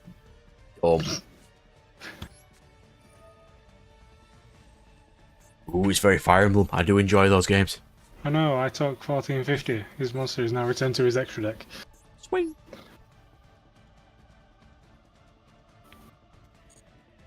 And end. Oh. I think that is literally the most trollish use I've had of Begone Nerve ever. If you've got time, I mean, we can do one more game. Yeah. Ooh. So it's like the Bleach game. The Bleach DS game was beautiful.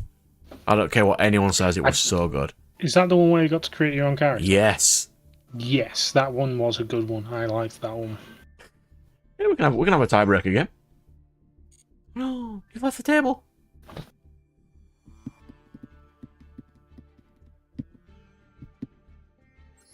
Not for now. I mean, I have that Bleach game in front of me right now. Yeah. But I can't record me playing it, even though I would love to record me playing it. Such a good game.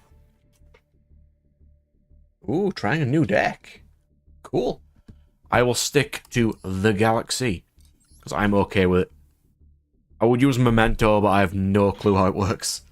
I haven't had enough practice. Oh, he's free! Okay.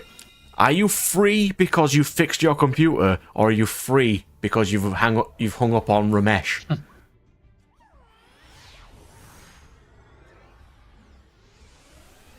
Ramesh and Santiago.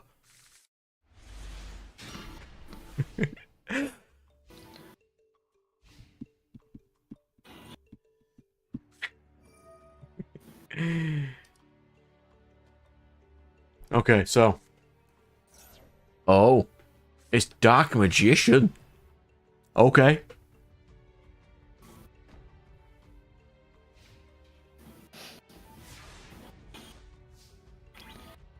So I attack someone with Mystic Tomato, which destroys my Mystic Tomato and returns his card to his hand. That trollish?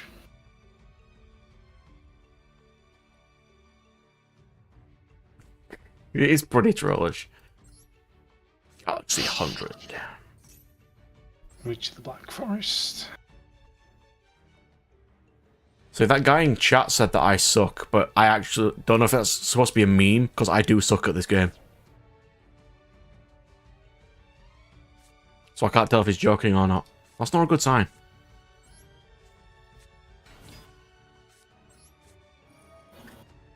Stop mocking Ramesh. He's doing quite... He's trying to fix your computer. I mean, he didn't do very well, but he tried. And isn't trying all that matters.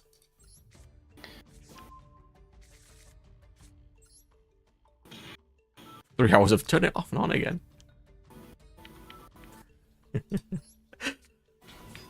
Wow.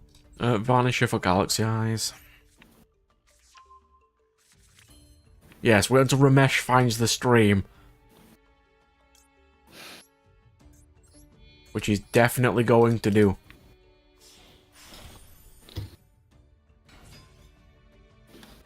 Santiago was a legend, was he?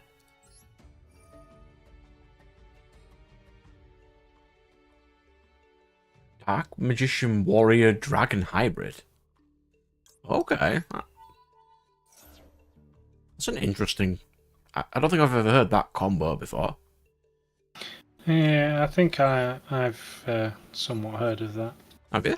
Oh. Yeah, because there's a bunch, because obviously you got all the warrior and dragon cards which fuse with Dark Magician, don't you? So. He's literally back. See? He exists. What is going on? Hello, good sir. Curse of Darkness. Your computer definitely works, so I can hear you. Can you hear me? Yes. Nice. Oh, well. I feel refreshed, reinvigorated. I would. Talking to your best mate, Santiago. I feel like roadkill.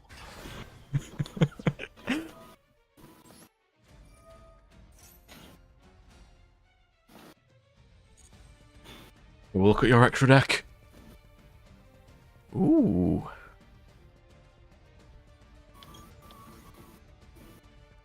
We're being nosy. Leverage. What's been happening? Firewall's been making actual memes. Yes. Did you see his meme? It was beautiful. I haven't put my head into the Yu-Gi-Oh for about like 2 weeks, maybe. Firewall's So meme was beautiful. I didn't see how the cataclysmic impact of Tenpai hit the meta. Nothing. It did nothing. Did it not? No. Everyone was freaking out, saying, "Oh, this is gonna break the game." like calling it Numeron on steroids and stuff. It's fairly easy to beat it, actually. If you can stop its field spell, it just doesn't do anything. Yeah, but what about the 23 hand trap bullshit kind of gameplay? Yeah, it still does have that, but it's still not amazing. You did not draw. Ring for game. Maybe. So, has everyone heard about Trident Dragion? Yeah, I saw MCall's video. Trident Dragion wasn't getting any reprints, and Konami got bullied into reprinting it into Megatons. So they're reprinting the 2024 Megatons, which is this entire year of stuff, and they're reprinting a 2007 card because we bullied them. Yeah, but did you see MCall's video where he said they could have reprinted it in June?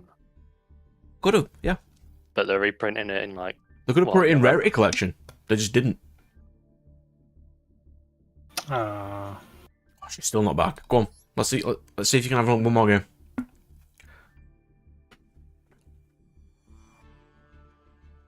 Yeah, Konami urges you to borrow it from a friend. Hmm?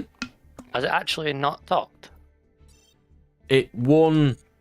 Well, it has topped, but not as much as Snake Eye. Well, in the OCG, it had like 20% representation in top cuts. Like more than Snake Eye. I think theirs is also because they do have Max C as well. And they don't do enough summons for it to matter. Whereas with us, we don't, so we can just do other things, maybe? See, it hasn't done half as well as people have been hoping it did. It's just that its spell states they can't be targeted or affected during main phase 1. What's Snake Eye doing now without the synchro, the Omnis? Hand loops. Oh, I think I saw that. I saw an image of someone. Yeah, Omega and Dispat are just a hand loop. Yeah, Omega Dispat are looping. And people are like, well, the game's way more healthy now. Yeah, yeah. They made the game even worse. Yeah. Alright, so he's got Circle. Don't you just love Yu-Gi-Oh! Players' like determination to be degenerate pricks? Like, it's like, you will not make us play nice. No, it's like, you took away our toys. Well, we could have done this the first time, but we didn't because we were nice. Yeah, it's like you finally let your kid go play in the sandpit, and he's just shitting in it, ruining it for everyone else. And it's like, this is why we can't have nice things.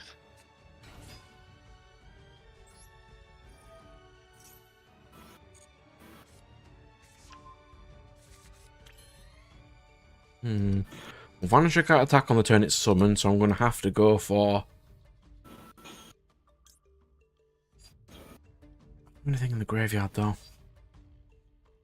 Let's go for Ahashima. He's a good boy. I don't play him enough, but he's really useful. And Konami urges you to borrow it from a friend. Yeah, I saw that tweet. It's like they think everyone has a friend like Brad.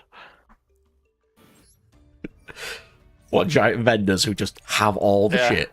Yeah.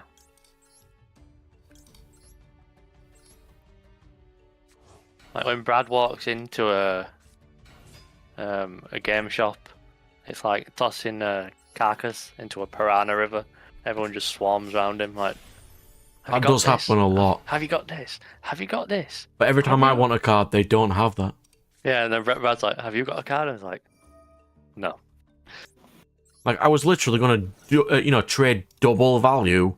Yeah. They still don't have any. Let's go... Ahashima Swing.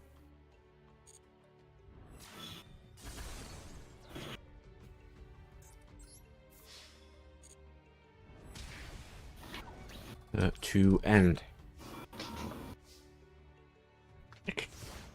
Yeah, Konami are not doing great. Like, Rarity Collection 2 was garbage.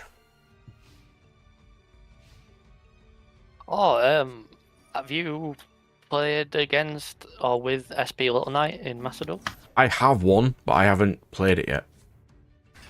Have you played against it? No. I only verse the worst players in the world. You know I won't duel against it. I hadn't played since it were released, so I thought it'd be in every deck. It probably is, but I've never dueled against it yet anyway. Yeah, Really? my account has fallen down to platinum now. So Rub it in, I'm not even in plat yet. So if I wait a couple more weeks until end of the season, I'll be in gold, and I might actually be able to have some fun. I might not get meted to death. I mean, I've dueled, like, since was it last week or week before where I only won 5 games all day in 5 hours? I dueled the worst decks in the world that day. Yeah, I mean that's literally why I haven't played, because I sweated to get master with Meta Knights. You did burn yourself out. Very big mistake, by the way. Should have never done that. And I just haven't wanted to suffer anymore since then. So I actually haven't played in like 8 weeks or something. Like that's how miserable it is to play verse meta. It's just don't worry, Red Knight, I get that. You either play jank or you just don't play. It's just not worth it. Well, have you seen me playing my new deck? What is your new deck? Earthbound Memento. Fucking hell, that is I've played it twice and I've won both games so far, I'll have you know. I mean, the first one was against Blue Eyes. But I did okay.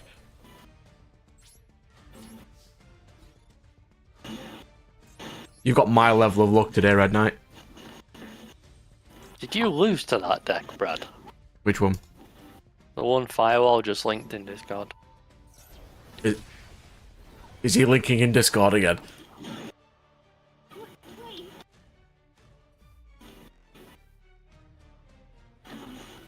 Yeah, I did actually lose to that. Which is why he made this meme. I might have to go back and watch that. Have you seen his meme? that is a great meme. I'll always give credit for that. Oh my god. That's good. I might have to go back and that duel should probably be a short. Like all the times you get sacked by the most dog shit decks, those could be edited down into like a 10-second short. Just me constantly getting beaten by yeah, but you do it like you start off really confident, like what is this abomination of a deck? I mean, I've had a Blue Eyes play with garbage Blue Eyes sucks, and then it just shows like minus 8,000. Like you drew 2 Solemns, I drew 2 Nibs. Did not do too well for me. Battle phase! Attack!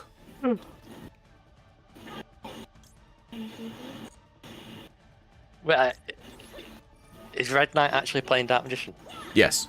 He built it just to beat me with, I think. And I lost a lot to it last week.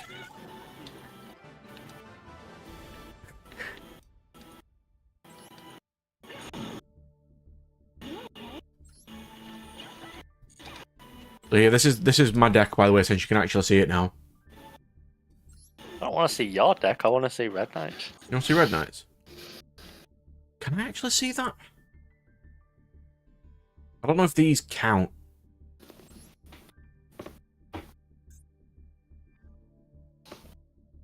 You could probably post it to the chat, maybe. I don't know. Oh, she's still not home. It's been a while. Ugh. Yeah, you're posting Discord for you.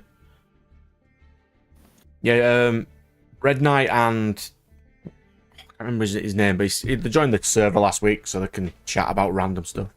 Sony fan. Yeah. Alright. In case they ever want to just talk about stuff. Yeah, that's what I built, by the way. Memento Earthbound. What? I've only seen the Earthbound as like a runic variant. It's not too bad. What's the Memento? Have you not seen the Memento Big Boy? Oh. Well, let me show you the Memento Big Boy. It's not meme, it's called deck. Yes, he is 5,000, 5,000. Attacks all your opponent's monsters. And resets your spells and traps at the end of the turn. And you just have to shuffle 5 other Mementos to summon him. That is a weird effect. And if to you've got have this on in the an graveyard, he also inflicts piercing damage. Yeah, but why does an OTK card have like a follow-up effect? Don't know. Because you can like reset your free destruction card, the fusion, which is a quick play, or bone Yeah, but party. are you ever doing that if you're getting on the field? Like you going, like you punch for game. If they survive, generally no. How are they surviving? But this Wobbuck 'em. Memento fusion, it just includes a memento, so you can still go into dumb shit, like your Earthbounds, if you wanted. It's not too bad. How did the Chimera fusion go? I won 2 games all night.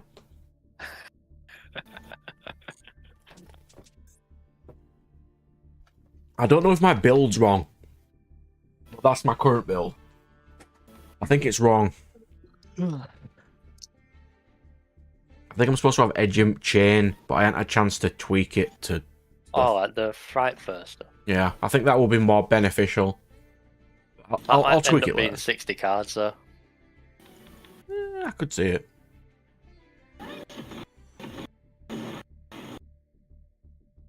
Yeah, I could go again.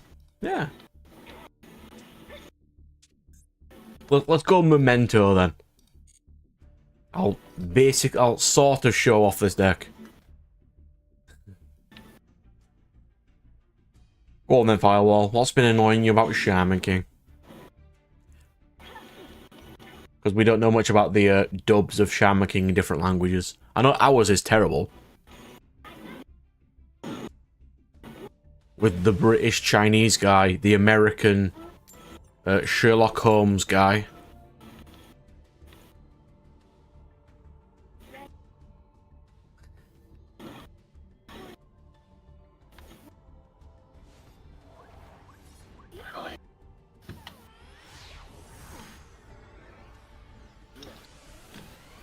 You put your deck in general, have you, good sir?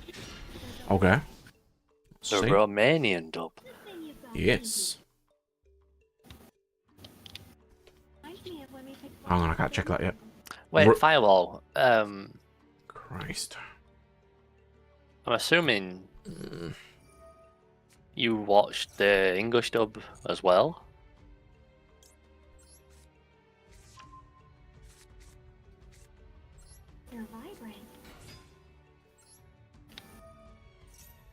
Wait, what do you do if you're bilingual? Like, is there any point watching the English dub? Don't you just watch the Japanese? It Instead? depends which one you why want, would I you? suppose. Why would you bother watching the show in your second language if it's dubbed anyway? It's like you might as well. I actually don't know about that one. It'd be like us learning French, watching the French dub, and still not knowing what the Japanese, the original was like. It's like, why would you bother?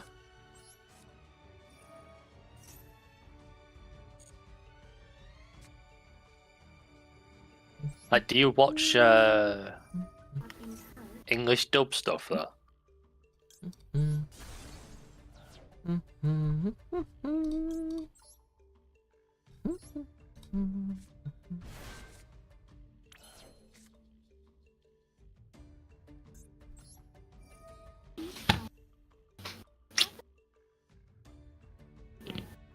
Yeah, a lot of the Japanese dubs are significantly darker, yeah. I'll give you that. They really are.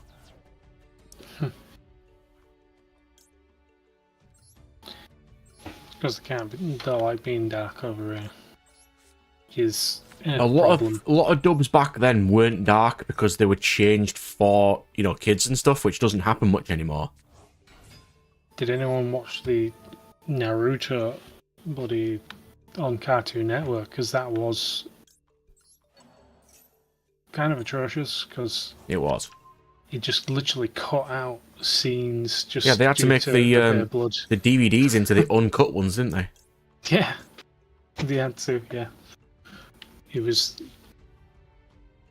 Because I remember catching an episode or two, and they were just bad. They were definitely ones where you would want to watch it in the original dub. I always thought Digimon was it was beautiful. Was quite, you know, it was very edgy compared to Pokemon. Well, it had a story, which I appreciate. Yeah, Pokemon just didn't. Like the Digimon. I think Digimon's always been a bit dark.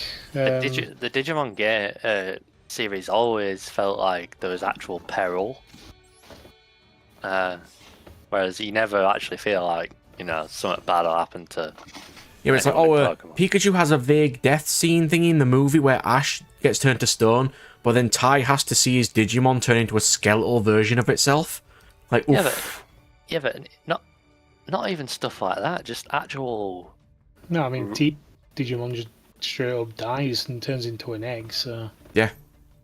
Yeah, but they have, like, Digimon covers like actual loss. Like, do you remember what's his name? Beastmon? Is it? Leomon. Leomon. Yeah. No, Do you remember that stuff with Leomon and oh yeah. the pain? Leomon just never gets a chance in anything. He survived. Like, he survived. Do you remember that storyline with Beelzemon and the pain the little girl suffers and can't forgive Beelzemon, and it's like, and then there's the Frontier's my favourite season, by the way. Then there's the Tamers where, like, some of the main characters don't have mums or dads because they're like deadbeat dads, and it actually mentions it, and that, like, oh, they live in a small apartment, single, and it's like, fucking hell, this is like, go Geo Griffin. This is kind of heavy for like a Pokemon like clone, kind of. You know, it's kind of on the same. It's kind of been sold to the same audience as Pokemon, but it's like way more adult themed. Yeah, it has edge. Tone. Oh, to be fair, a lot of kids' TV shows back then had some edge to it. Yeah, they never shied away from that edginess of kids' cartoons back then, like they do now.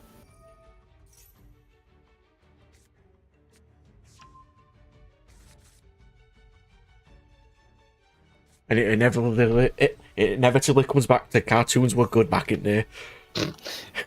Yes, they were. Yes, they were. I mean, Well, can you deny the awesome? Well, we lasted 2 hours before we got to the inevitable Groundhog Day. Back in my day, bullshit. Well, I started Redakai, but I've only watched one episode, and then I finished Invincible Season 2. I'm getting there in my shows again.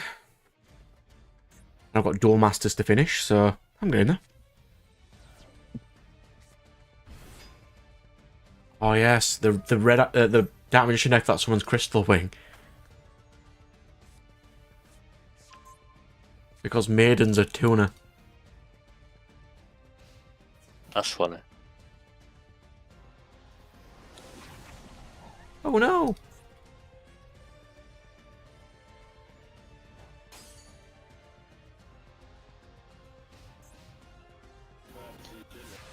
Yeah, I don't know why they weren't destroyed, to be fair. I actually don't... What says they can't be destroyed? I actually don't know.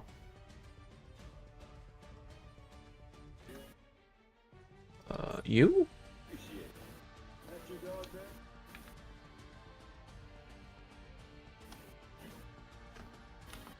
The Romanian dub uses the Japanese names for some random reason, but also the English names. Oh, that sounds horrible. Bone body.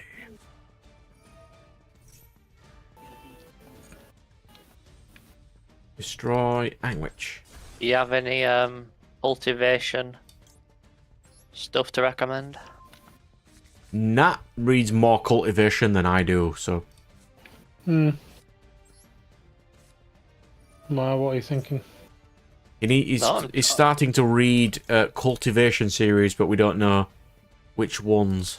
More researching like Wuxia, the whole like concept of cultivation and stuff. As like Pokemon Infinite Fusion. I don't know about that as like one. a power system and stuff like that. Like, Well, cultivations generally are alright, and generally quite balanced most of the time, but they can also have a lot of overpowered. Essentially, a lot of them are plot armor. yeah, I'm wondering how it differs from like shonen.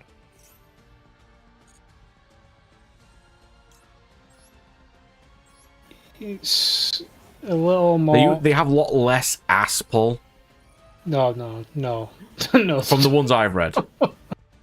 They do kind of have a bit more. There's a lot more training.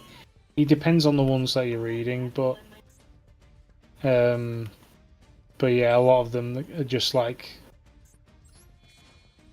There's a lot of training that generally goes on, more so than shonen. So everything takes over a longer period of time. And there are a lot of arrogant kung fu guys. So like literally, it will be years rather than a couple of months. So that raises the topic. Do you prefer Okay, I might have a go at that at Red Knight. Do you prefer time skips or training arcs? Time skips. Yeah, I'll probably say the same. No offense to training arcs, but Time skips there leave more to always the seem to- imagination, and it reduces space in episodes. well, I would rather it be a mix of both because they far too much. Who had fun watching Naruto cut a waterfall? Or a leaf? Don't know what about. But when he cloned himself 1,000 times, That we was watched ass him cut pull. I 1,000 hated that. leaves. Yeah, I was wondering, are time skips more ass pull though? It's like No, because it adds more of. Kind of. I But don't know. For me, 'Cause, like, when when they you get into next see the battles, they character- can show things that they already learned, and then it can also go into a time skip bit of when they learned it at that point. You'd have to just watch hours of them grinding. yeah, but then now you're like compelled to have flashbacks, which is also kind of a inconvenience. Like,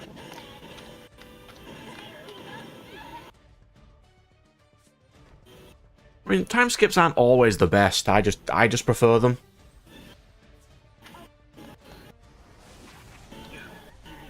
Like, I got up to the Hunter bit where they were training to open a door.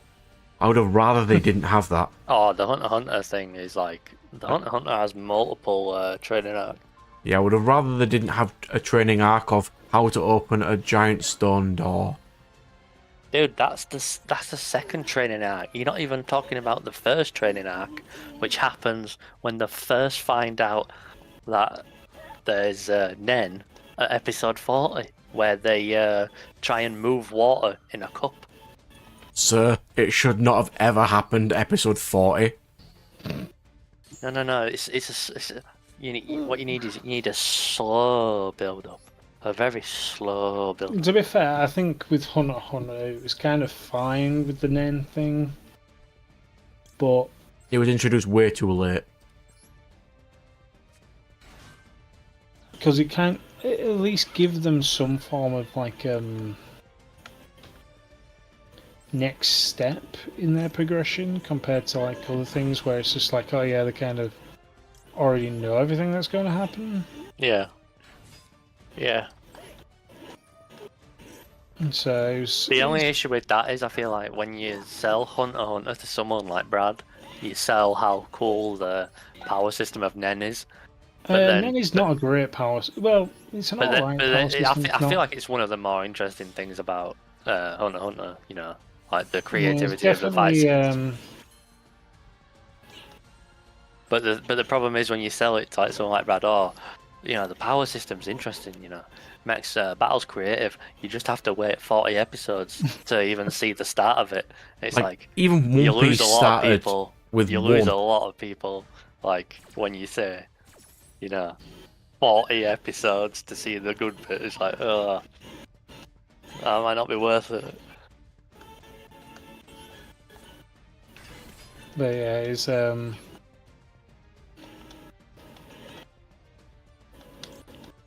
can take a bit of time to get into, I think. Yeah, whereas what Shaman King, you're seeing like episode 1.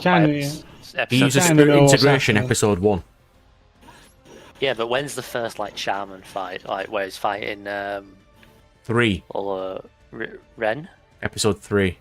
Yeah, episode 3. Where he has to fight Silver to enter the Shaman tournament. Yeah. God, I feel like episode 3 is even long for shows nowadays. Like, nowadays you see it like episode 1. Yeah. You try and start out at 100 miles an hour. Like Bleach did, Naruto's didn't. Oh yeah, Bleach did, didn't it? Yeah. Oh wait. Wasn't episode 1 of Naruto where his shadow clone's like 1,000 times versus the tuning guy? Yeah, but that doesn't explain a damn thing. Yeah, but you see the power system a bit, though. I mean, you see it, yeah, but what kind of goes on? Good game, sir. Bleach actually does it quite well because it introduces hollows and granting of spiritual power. Yeah. Through the sword itself, the creation of the sword, and all that stuff. Yeah, we're learning some cool stuff, Red Knight, it's fine. Bloody hell, another game? Okay, last game though, we'll have one more. What shall I swap to? One Piece starts out with Luffy just decking the whole crew of pirates with like stretchy arms, doesn't it? Yeah, it shows immediately that he has that power, and it states it's a devil fruit power, and that they're feared and they're rare straight away. Yeah. Wait, when does episode 1 end? Do you see... He gets his makeshift boat and he goes off with Kobe. I believe. Okay. Yeah. That sounds right. I think so. So I'm just wondering if you see Zoro sword fighting. No, that's episode 3. Or 2. I think it's 2. Because you see Nami first, even though you don't know who she is, and then you get Zoro after that. And then Nami becomes part of the actual crew. Yeah, I'm just thinking of like in what order do they introduce different different power systems? Because you would see Luffy fist fighting with devil fruit powers. Yep. Then you see Zoro fighting marines with swords. Then you see Nami also, Then it shows the Marines and the powers that they use, but that's just more a guy with a giant axe arm. Yeah. But I feel like in 3 episodes you get a pretty good idea of the One Piece world, what it includes, sneaky thieves, devil fruit powers, enhanced marines, and then you get to Usopp's Island and you see Kuro with his Shikuchi super teleportation-y power. Yeah. You get kind of like a really quick, broad range of power systems. Yeah, I think the only thing you don't really see is Haki.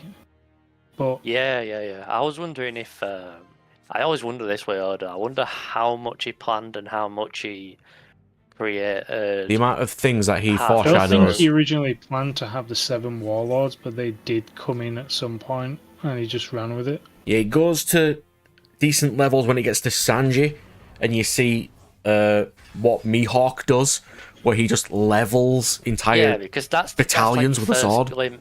That's your first glimpse of all those levels. Mihawk's to isn't this. hacky though, is it? It's just his cursed sword, isn't it? No, he just is that good. Yeah, That's just like sword aura. Yeah, he is I think just I that wanna good. call it. I think I was watching something that said when you first see the flashback to Shanks when he's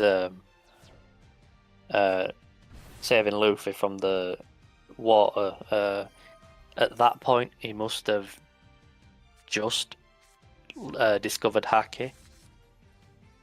Like that was how the time frame worked out. I think he's always had it. He just didn't have. He didn't Because he think was of it back then. already like top 5 on the power Yeah. chart. Because then So he straight would- after that, But he don't have a devil fruit, so yeah, straight the only after way that he's he up gets what was it, Chopper and Robin, and it introduces Crocodile with the sand power, and then straight after that it introduces Haki there. Yeah. on Skypiea. That's when Haki first appears. That's where the Sky thing is where I stopped watching.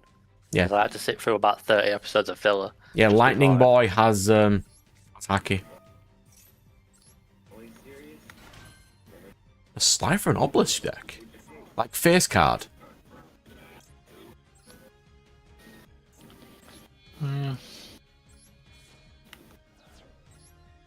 Because it wasn't called Haki then, it was called Mantra.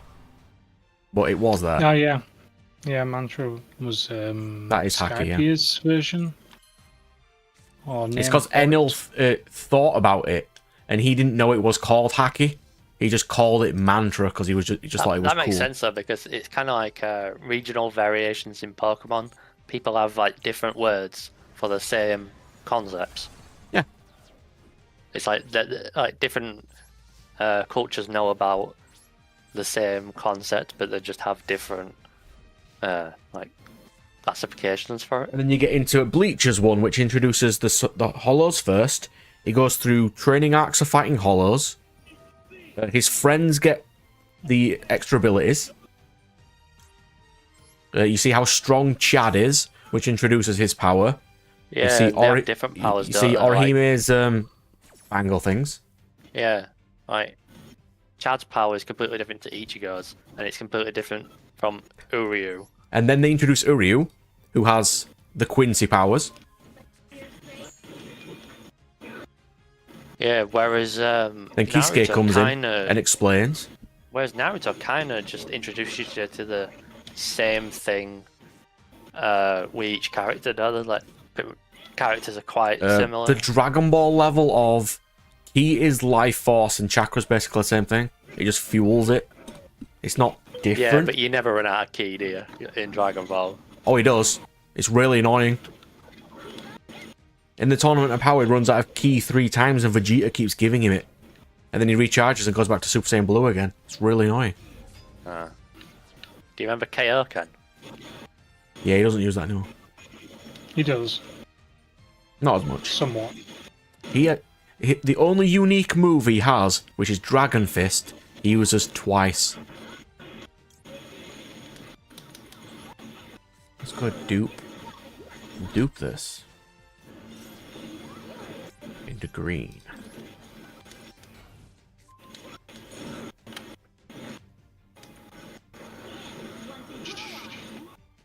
Because Naruto doesn't really do much. It introduces his sensei, which teaches him sort of basic control, and then he explains fire jutsus and different but compared jutsu. to like the other shows we've just talked about, how quickly you see other characters doing different things. Like you wait a while for that in Naruto. I feel like, You wait 240 episodes for Naruto him to doesn't learn learn any wind. moves. Yeah, but like Sasuke, Sakura, Kakashi don't really show you much else either. You really don't see anything in the survival test, I mean, Sasuke throws a fireball. Right, so they don't even teach you about genjutsu. No, you No. do. It will learn how talented Sakura is at genjutsu in episode like 2 or 3. And then it becomes an integral part of a character over the next 700 episodes. You know, we really see genjutsu prodigy, become a thing in the story. Is the first time we see genjutsu when Kurenai tries it on Itachi?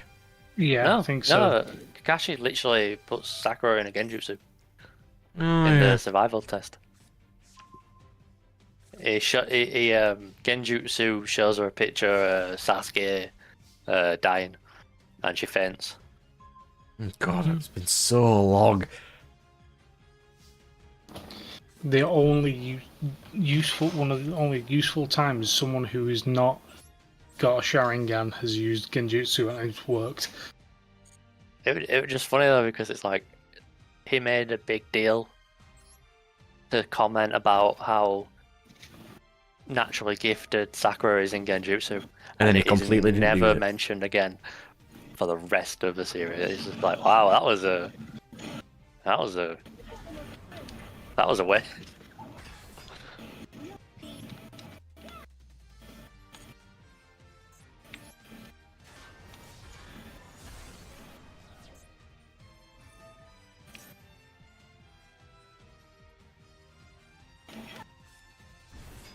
Oh, he's got a Royal Dark Magician girl. Oh, yeah.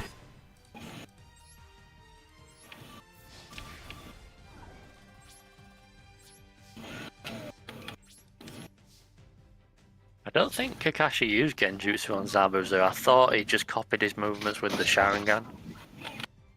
And he made him think he was using genjutsu. I think he did use some genjutsu because he made his time feel longer or something. It's been a while. Which one's this bit? Yeah. When he's fighting Zabuza, he makes time feel longer to an extent. God, it's been so long though. Yeah. Because after the first fight, Zabuza figures it out, doesn't he? He plays the fight back in his head, and he's like, "Oh, he actually just tricked me. He made me think he could read my mind when actually Sharingan just lets him copy his movements perfectly, as we've seen in when Sasuke fights and stuff." And then obscure ones like Kakyo Hitman, he only introduces that 40 chapters into. That's really annoying. What does JoJo do? Did To be JoJo fair- show you it straight away? It depends which season. Hitman Season 1 reboot. of JoJo doesn't have stands. What, the entire thing? Yeah. Season 1 has no stands. It's a completely different power system. It's only in Season 2 and higher that they have stands. Is that kind of like Hunter x Hunter then? Is the jump from season 1 to 2 jarring? No, not to an extent, because all the characters are basically dead already.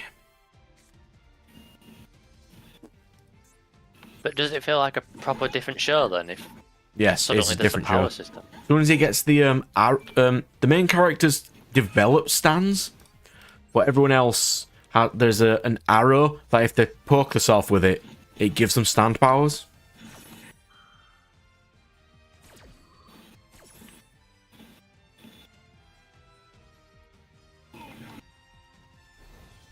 It can be pretty jarring.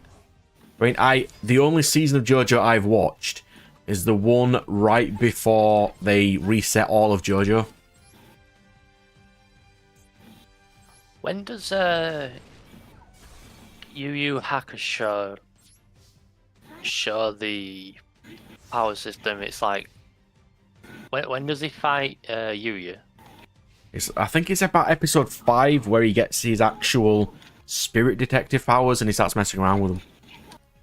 That's kind of long, isn't it? But then again, that was made by your favorite author, so maybe that's just a him thing. I think They really need to leave him alone. Leave who No, alone. but I'm just saying that from like a writing style. Togashi. Maybe that's just a style he has. I still think it's weird to wait that long though. Like, It is a bit weird, yeah. I feel like you've got to show something. It feels like when they made Hunter x Hunter, that it was going fairly well. And like halfway through, it may have dipped a bit. And that's why then someone suggested Nen to him. To be fair, the concept of Nen, though not the best magic system probably going, is still an interesting system. Yeah, but the problem is like it takes it allows for a lot of 40 creativity. episodes to get Yeah. there. That's why I like it. Yeah. I feel like the fight scenes are I think Quite. that's fine. interesting because of it. Yeah, but no, I think it's kind of fine. I think the one thing that isn't explained, well, not really explained, is the weird cursed thing that Gong goes through. That's just a bit odd. Yeah, there's also some weird continuity problems, like real people don't even know about Nen. Or the existence of like Back in a sec. Good game, sir.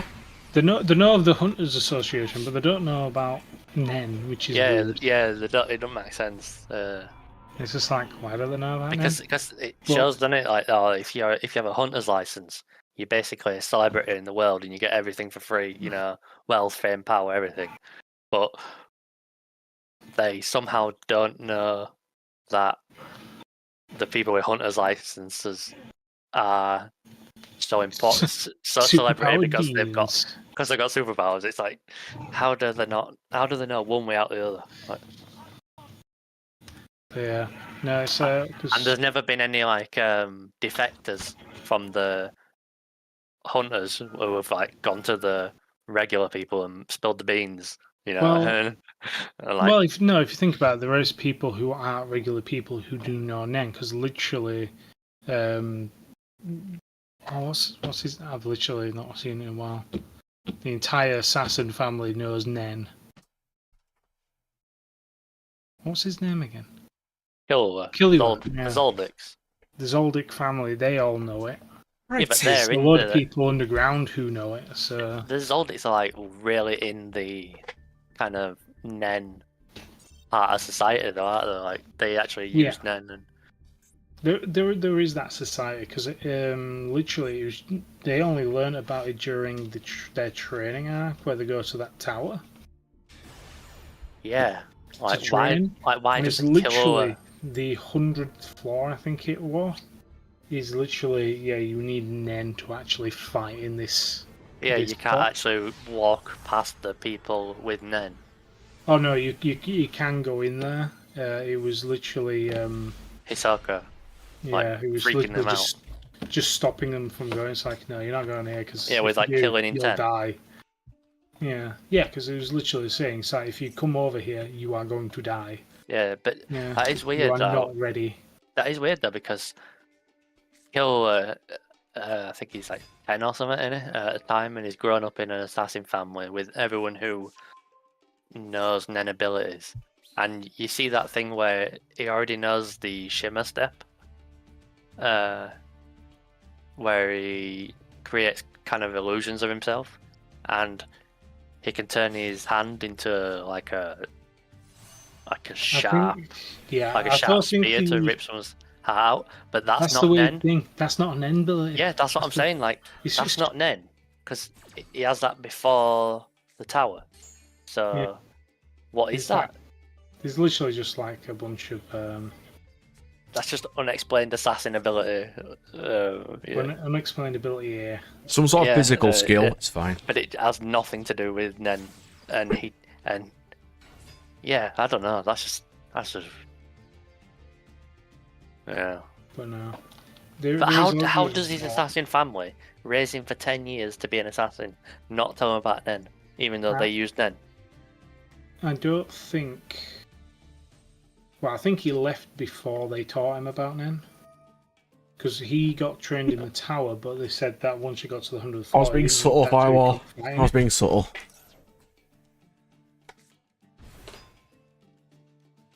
So, but yeah, it's an interesting thing, especially the more restrictions you put on it, the stronger the ability can be. Yeah, that's why I really like Nen. I enjoy the. That's an interesting. I enjoy the interesting costs one. and trade-offs. That makes it. One second, I'm praying for this guy because he has a royal baron and it's going to get banned. You see, that lets you make the power system core to like characterization, because you see the personalities of the character through their specific unique Nen. Like you see Kurapika's like choice of chains and how it ties into his kind of goals and purpose and beliefs and what he's willing to sacrifice and stuff, which is like completely different from someone else's personality. And then so I think they integrated that well. Yeah, I do like the fact that you can't use any of these abilities unless it's on these specific people. Yeah, that's an interesting one. But yeah, like I said, it's like, but even if you've got Nen isn't like still isn't an ultimate weapon, because we've also seen that. Yeah. Because with the Chimera ants. Yeah. Because obviously they didn't win through fighting and with Nen. They won through bio weapons. Yeah, they were just kind of like superhuman. We've got this. I've had a bomb implanted in me, just in case I didn't win. And by the way, it's going to kill you regardless of your Nen. Yeah. And it did. It's like literally Nen didn't even win that fight. He would have won if Gong was there in that obscene form, but he wasn't. But I don't know anyone else in it really annoys me, by the way, world who could fight against the Chimera King. It really annoys me that he could change into that form. Why? Because right after using it, he cripples himself, and the creator had to ass pull to not cripple him. Do you see JJ King power in episode 1? Yeah. Not JJ King, Jujutsu Kaisen, sorry. Yeah. Right. How much do you see in episode 1? Not a huge amount, it's just Gojo bitch slapping Yuji. Yeah, but does he even use any powers, or does it? Well, he would have technically needed to use Infinity.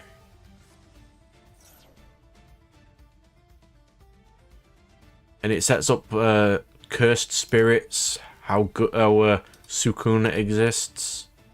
Yeah, I think Jujutsu Kaisen does a good job of setting up the thing, and I think I've heard a lot about how they reverse the kind of trope that it's like they don't want people to know what the powers do. So obviously they flip that, so the more people understand the power, the stronger that power is. Which is an odd statement. So, which is also an interesting way to view a power.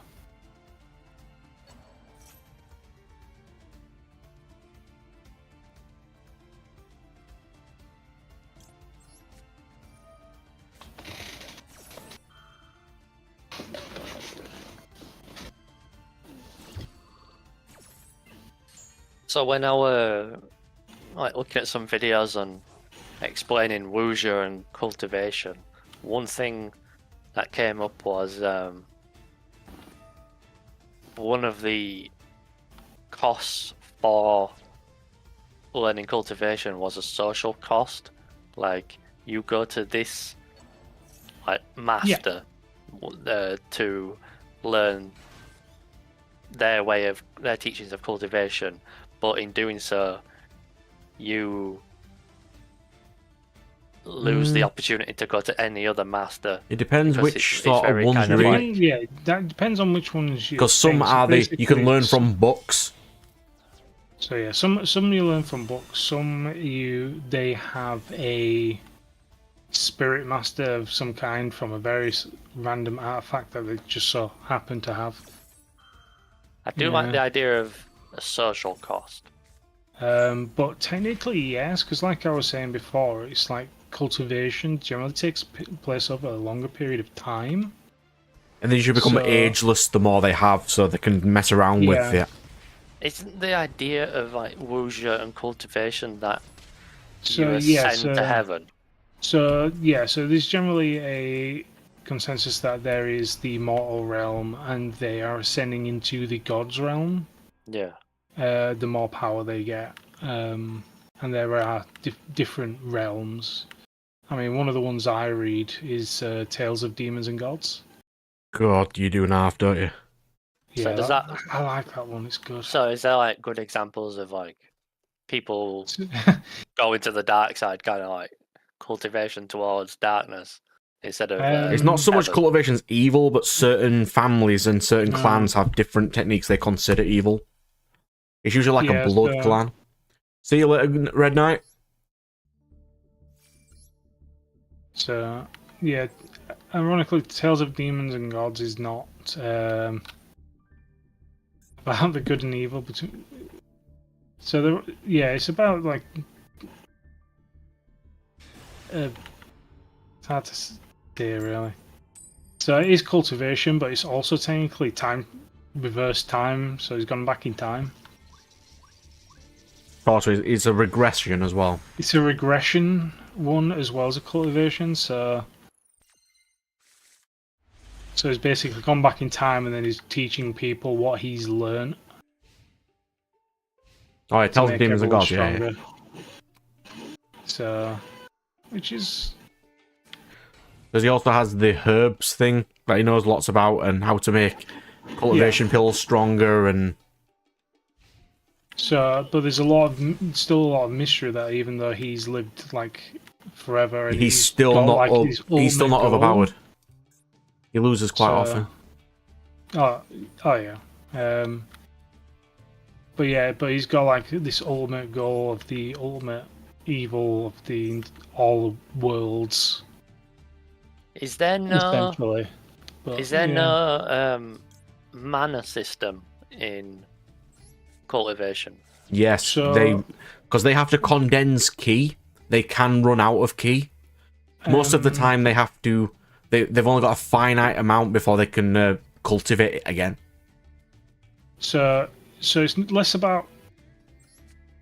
So basically, you're right about the condensing of ki. So they condense their ki, so that makes it stronger.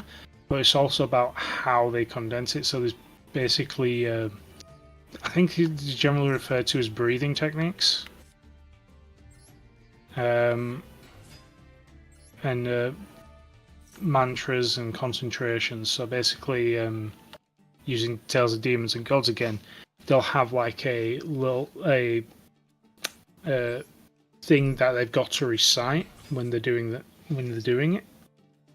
So that will help build up the foundation, and then it'll help condense. And a lot of other ones do it slightly differently. So obviously, Tales of Demons and Gods. So there's always levels. So it's like you've got like your base level, which generally has 9 levels within each level.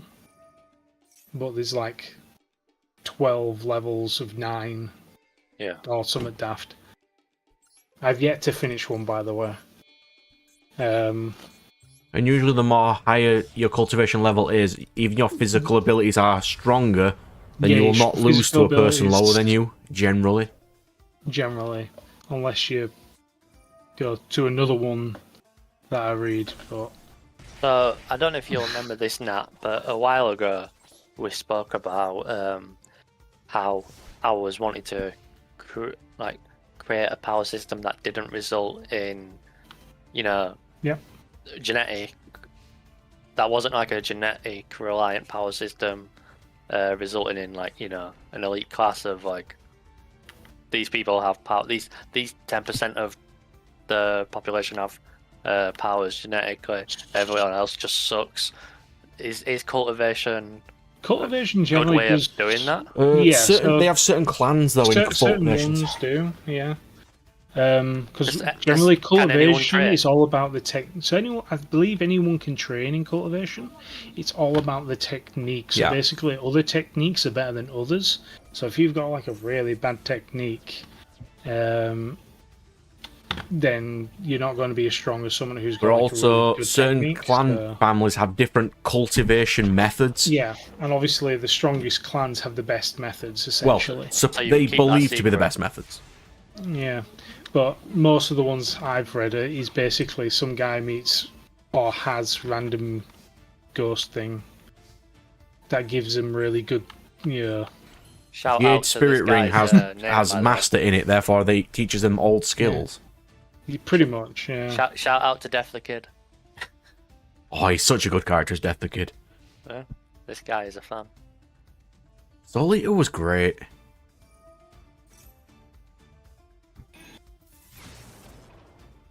Yeah. But no, I'd say that it'd be I do like that Pretty- idea because you can. Nat, if you can You would recommend still some, have, because like- I couldn't think of any. You would still have very exclusive clans. But, for example, if you were welcomed into their clan, you could learn their cultivation technique. Yeah, so that's why they're more secretive of it, but it does Yeah, happen. yeah, that makes sense. yeah. So you've got, like I said, there's Tales of Demons and Gods. You've got Duel Delu. That's got like 5 different ones going on. That is literally So- thousands of chapters. There's like, to be fair, the second one is not that long. I think that one might have actually finished, surprisingly enough. But yeah, so you got like Duel Delu, so that's literally got like 5 different books. Tales of Demons and Gods is different also in a way that he's from a clan of beast users, and they can combine with them to do stuff. That is actually, depending on ones that you read, some actually do have a similar thing to that.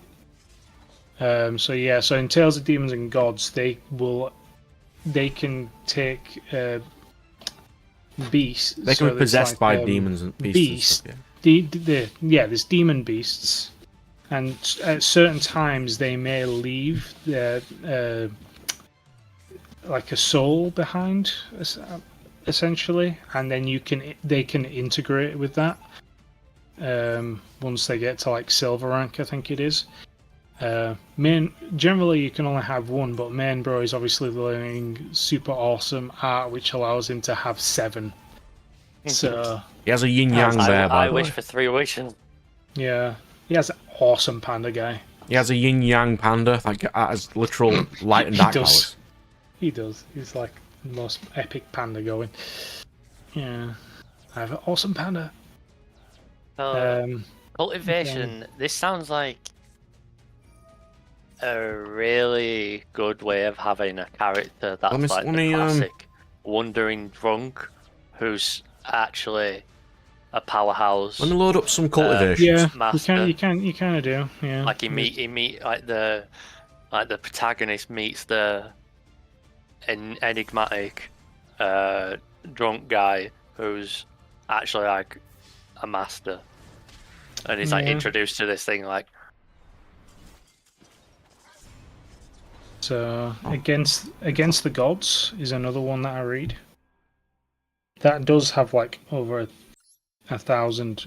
It's also a novel. Oh, here we that go. one. I found some. Most of these are novels, to be honest. Marshall Peak's good. That one's I fine. read a lot of novels. Marshall Peak's good. And yes, it does have 3,741 chapters. What's Song of the Skywalkers? I don't know that one. Let's see. Just quickly. Oh, it's a shoujo. It's about a lady. Okay. Oh, upgrade specialist in another world, which is a slight misnomer. I'll just load up quick load up chapter 1, and I'll have a quick gander. What does it look like? Upgrade specialist in another world is a weird one because That's essentially Guy goes from a game world Interesting. into another world, but he's basically other world Guy, just gets his knowledge and he doesn't actually become other Guy. The other guy just dies and his knowledge is just transferred to someone else. And he just gets the power to upgrade things. Along with cultivation. Yeah. There's quite a few. Usually they always have a king, cultivator, immortal, or emperor in them. In general. Magic Emperor's fine. Sounds pretty good. The greatest real estate developer is goddamn amazing, but it's not a cultivation. You can just go down and find some decent ones. Yeah. Martial arts reigns. My favourite one is Gosu. That's my favourite of the martial arts style. It is finished as well, if you did want to read Gosu. That's one thing I will also say about cultivation. It's more of a martial arts than it is about magic. Yeah, I kind of like that though, because So even though they do have special abilities. Yeah, one thing I wanted was a lower sort of scale power system where it isn't laser beams and stuff. It's more towards the high end cultivation battles. It can be. It's like, but only in high end. That's I like the idea of like there's still people. You know, they are still limited. Yeah. Another thing that you will need is people flying on swords.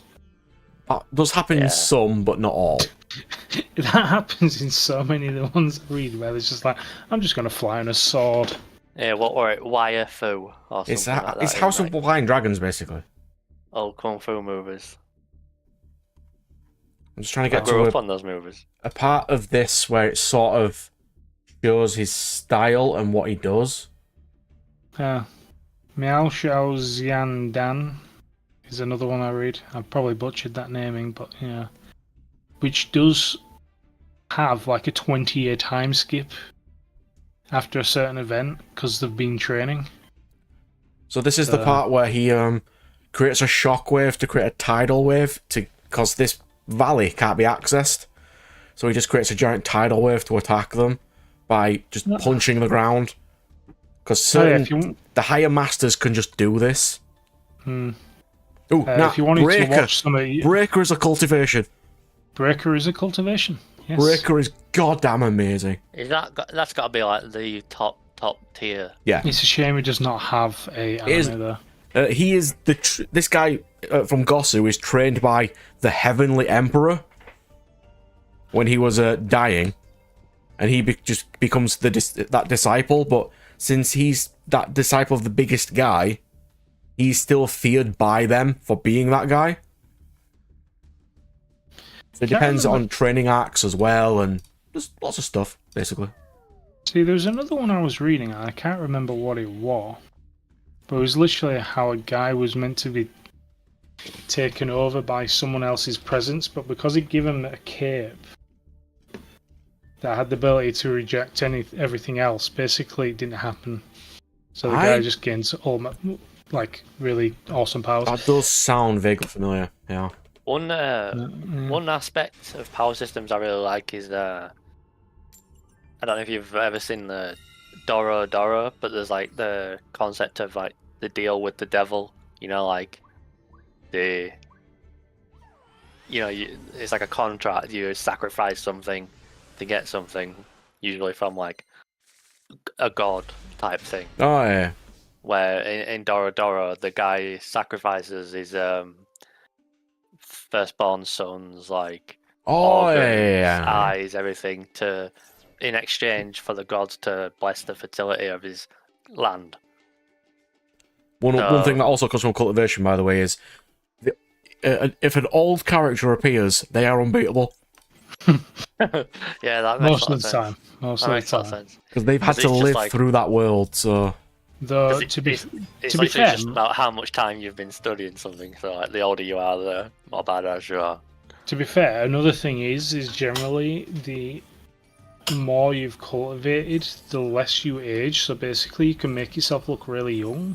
So it's Question. generally a side effect of this. So Question then: how do you how are in cultivation? How are young genius prodigies handled then? It Do depends they if they're already from a start high out- clan or not. If they're not, they usually just learn it somehow. Like, do they already start out as like? generally, someone backstabs them, and then they've got to relearn something. But for example, what's his? Where Kakashi tuning at 6 or joining at 10 or something like So that. yeah, so they'll generally be trained from a young age. Most of them. Like, did none of them start out naturally on a faster learning curve? Like Some do. Yeah, some do, some don't. like some people learn in 10 years what takes people 60 years. Yeah. Yeah, Like and it's this one here. generally- This demon of Generally, Mount Hua. spaces also matter.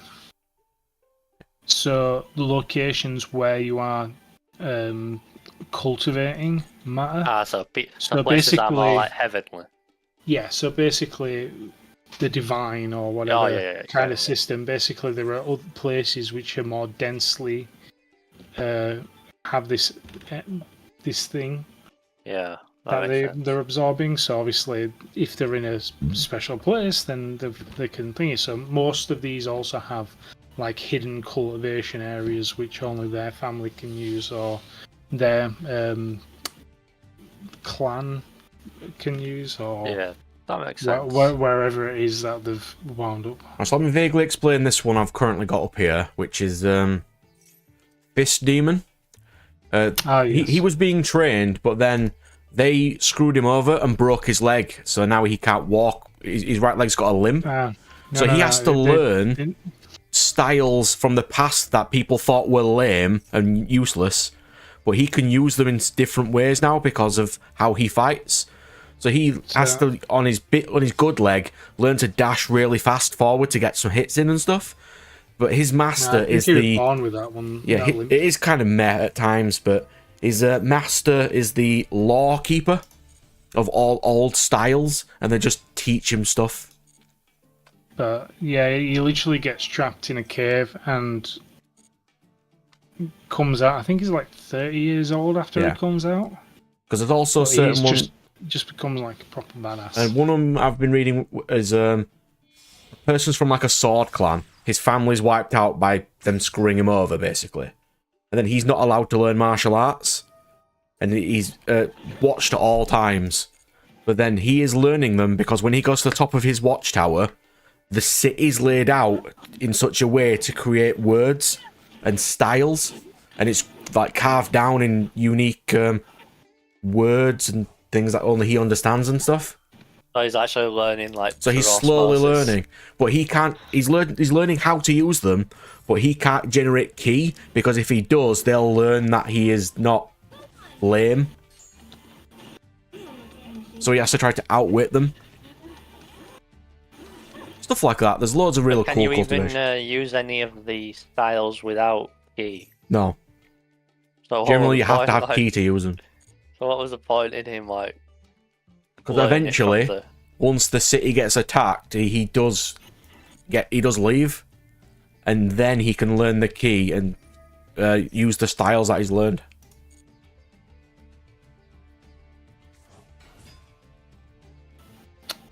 Because it's also a little bit of revenge and stuff, but it's like he has to become so powerful quickly because people are going to be hunting him down all the time.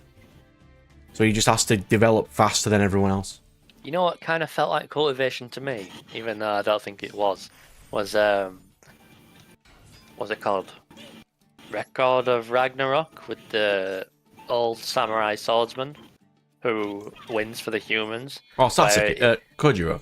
Yeah, where he plays every fight in his head and improves without actually fighting them, because he loses like thousands of times in his head until he wins, and then he learns from each one.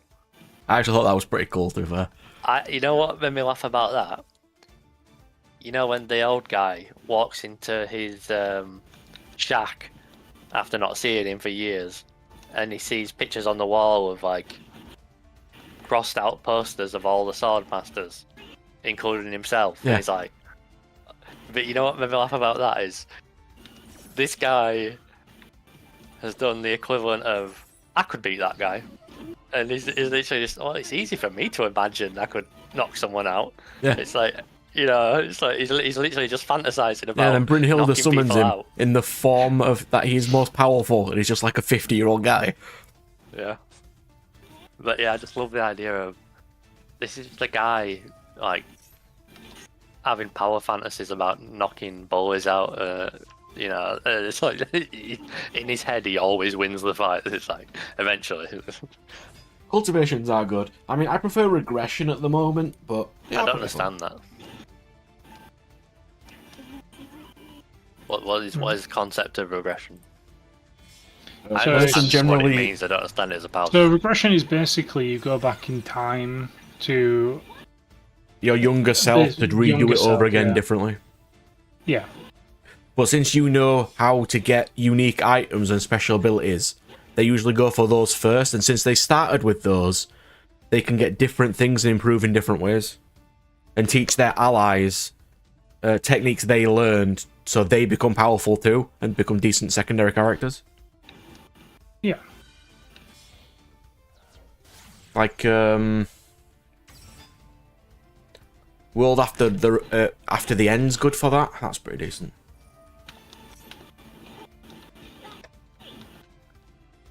And Omniscient Reader is probably my favourite one.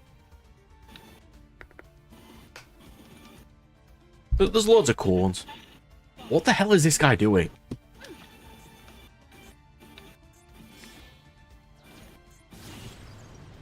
I thought we were just going to go for access code talker pass.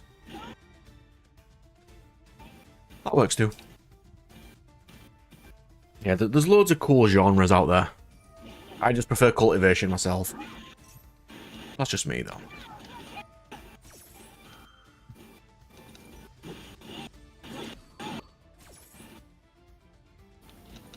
How do you feel about the typical protagonist goal of Shaman King, Hokage, King of the Pirates? I'm fine with Shaman King because Magician Yo doesn't King want to become the from Shaman King. Black Clover. You know, these kind of like, I want to be the best thing, kind of like this kind of goal of generic best guy. Yeah, but the problem with the Hokage is he's not even the best guy. No. No one cares about him. He's just there to do paperwork. Yeah. Wizard King, that does matter. And I'm fine with that one because Asta needs a goal because he's in a world of using no magic in a world of magic, so I'm fine with that Yeah, but one. are these good goals for characters though? Like, Alright then, tell me what Ichigo's goal is. I don't know. Is to protect his friends. If Aizen had left him alone, he'd have won. Yeah, that is a good point. That is quite a bad character motivation. But to be fair, Aizen did win. He, right now, is ageless, immortal, and unbeatable. True. He did win. And has the best hair. He does. He really had a glow up, didn't he, when he took his glasses off? Like Clark Kent. Like, he definitely won. You kind of did.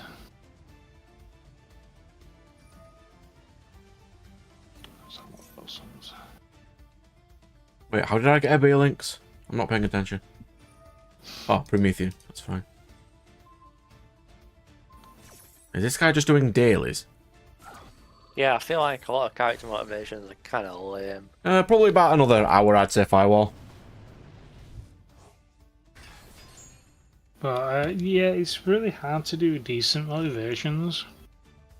Revenge is the easiest one to do, by far. Like, even though I really don't like 90% of Demon Slayer, I thought turning his sister back from a zombie was actually like pretty original, you know, like a kind of good character motivation. Yes, and then the ending happened. Yeah. But for example, Goku, well, I just want to fight someone strong. And That protect escalation everyone. can never end well.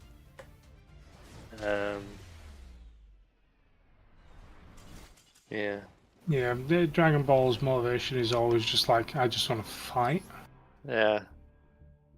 Never really anything else. Like what's Yuji's or whatever his name is from JJ Kaisen? Jujutsu Kaisen. His He's grandfather supposed to asks him have- to live a good life and help Yeah. people. Like this yeah, is he shit. wants Hello, to sir, give how are you? people- He wants to give people let people have a proper death, That's some. which he has failed on every single time. That feels like weak writing to me, like weak character motivations. And then you also have the fact that he's just a faster, stronger human. Like No, he he's not a human. so he just has the most unoriginal like power as well. Sort of. I mean, it does explain later on he's not actually a human being, but that's towards the end, it's fine. Like that makes her quite a uninteresting main character, I think. He is pretty boring. I'll give weak you that. He is motivation incredibly boring. And unoriginal, like I can't send that fight yet. power style. We'll send... Like, oh, I hit you twice. Oh, okay.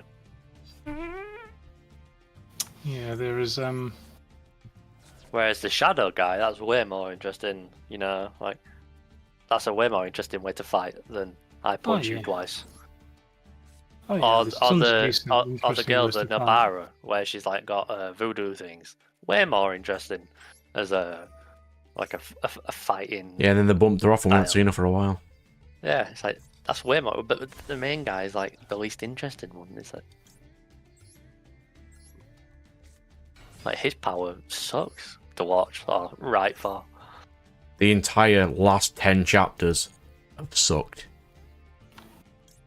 They are miserable. There's only so... Like, every single chapter is... They've cornered him. Oh no, they haven't. He's got a new ass-pull power. Every single time for the last 10 chapters in a row. Oh yeah, Gojo's back, by the way. Is he actually? Yeah. No way. Okay. Yep. No way. I can't believe that. How'd they manage that one? Yeah, they've shown wait. him back now. Wait. Question. Does that make it worse in a way? Yes. His death was ass pull.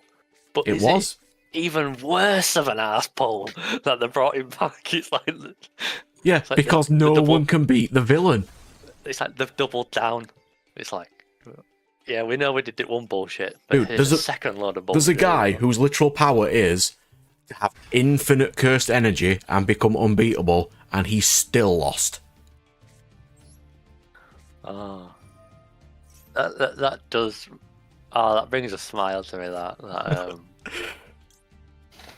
I didn't think they'd do it because I didn't see how you. I felt like it was such a massive shock to basically, you've killed Superman. Like, that's massive. I didn't think the writer would have the like audacity to like, okay, we'll just Control Z. It was thought that Yuji ate him to gain his powers, but the latest chapter does show what is most likely him, as it looks like him. It's his hairstyle. It is him, so he's probably fine. No one actually dies in these shows. No, not really. I think that's where they're missing Yeah, but the Missing out, audacity to just bring him straight back again is just... I really do think the ending is so hard to get right in a lot of these shows because you've kind of got to you've got to time it so well. You know, you overstay your welcome. You bring one guy back too many.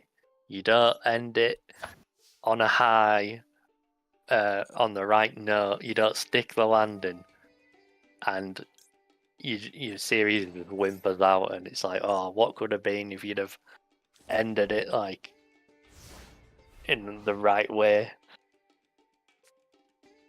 As long as they end it, fine. I don't care what they do. They just don't. It's hard to get the ending when your editor's always like, this is the biggest seller in the magazine. We've got to keep making new chapters. We've got to keep escalating. And you're like, but the stories, I've run out of ideas. I plan to end it here. If we go any further, there's just going to be plot holes, and you know, everyone's going to call me a hack writer. Editor's like, but we need it. The sales, Shonen Jump.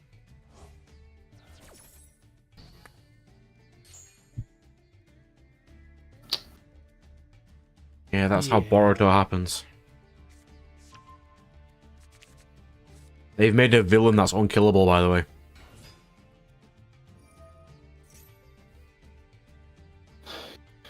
They need to stop doing that. Another one. I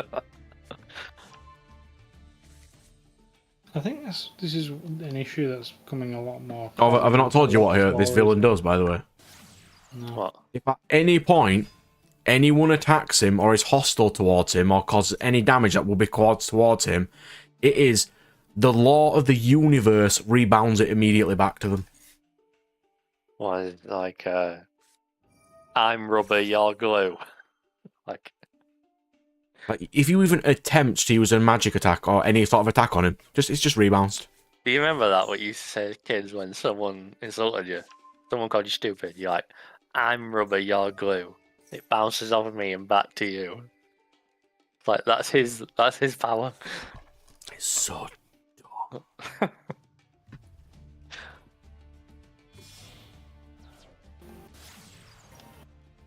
Where's the Sunlight Wolf? I don't care about Sunlight Wolf. I used to go with the classic sticks and stones. Yeah, but that's almost like too intelligent. Whereas like, I'm rubber, you're glue is like childish and dumb enough.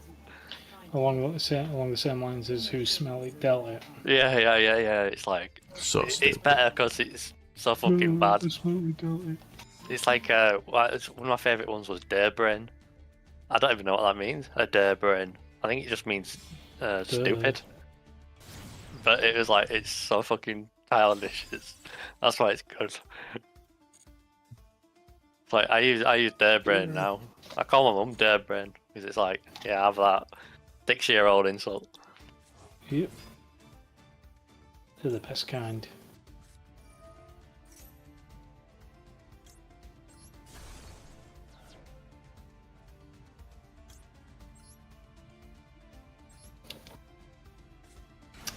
Did I ever say how I'm totally enjoying trying to get the plat for this Final Fantasy VII?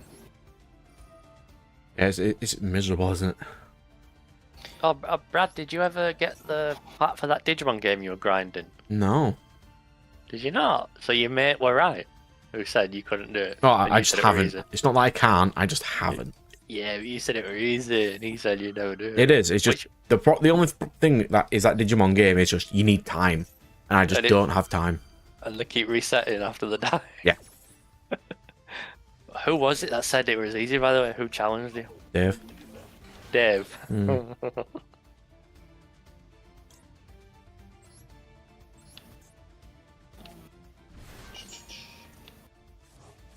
After how many hours did you start to regret it?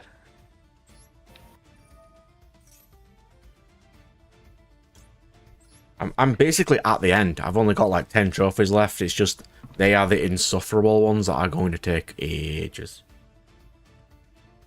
I know that. I'm doing that right now. I have to finish it all, every chapter on hard, and then if that's not enough, I've got to do everything else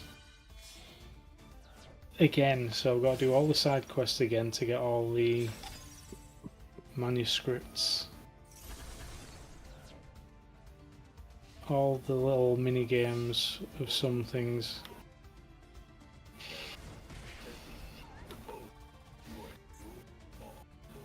The cactuar crash in Corel is just terrible. Utterly terrible. What's the typical like character motivations in your JRPGs, Brad? Is it just like Sometimes it can be they're screwed with to save the world. Yeah, end of the world stuff generally. Is it really? It escalates that big? It's always that big. Well, Tales of Symphonia isn't, but that was the got to protect everybody, isn't it? Tales What of was that? Symphonia. Yeah. That's Yeah, the world. still That is. they've got to go on. He's got to take Colette and go with for the salvation thing. Yeah, and like a world tree. Yeah, she's got to go to 4 certain points to become more powerful. Look at this. Salamangre with Kaiser Colosseum. Nice. What's so Avatars is save the world. Yeah, Yeah. that's kind of you know, kind Yeah, of a shit one. a lot of RPGs are just always save the world. Either that or just guy goes on random adventure. Well, it's always, that's the thing, it's always an excuse for that. So it always feels like a cop out, because it feels like what the author wants is just to go on an adventure, but it's got to have like a label on it. It's like, oh, we're doing this cause. We're doing this because I want to be the king, you know, or shaman king, wizard king, or king of pirates. So it's like, you know, this unattainable goal that'll give me an excuse to go on an adventure. When it's not about the goal, it's about the adventure, really. So that's why the goal always seems kind of like meh. It's Yep. like it's not actually important, is it? It's just, Well, they don't call certain things MacGuffins for no reason. yeah, that's a good shout actually. Because I always think of MacGuffins as items, but actually it's just kind of like A MacGuffin is just literally any kind of plot device, like What device that Here's has one for you, no Nat. actual meaning. What's Yeah. Category Hitman Reborn's goal? Is it not just like Bleach? Just leave them alone. Is to well, there isn't one. It's to make him better. They made him a great mafia boss, but he still failed at his grades, which is the main goal from the get-go. Don't remind me of that shit. Yeah. So the main goal was to make him be better at school, but completely and utterly failed.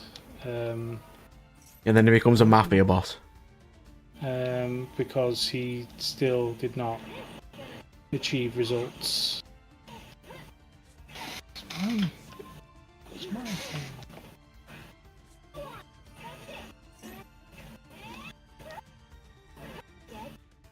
Well, yeah, so technically they failed and still not achieved their actual end goal by the end of the No. the end of the series.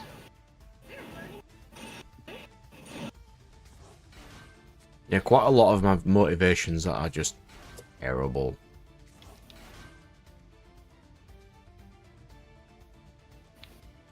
what are the best motivations? Like, what are the good ones? I like ones with just non-standard motivations. I'm starting to think the ones I like are the smaller, more personal ones. Like the lower scale, more contained. Like, not on about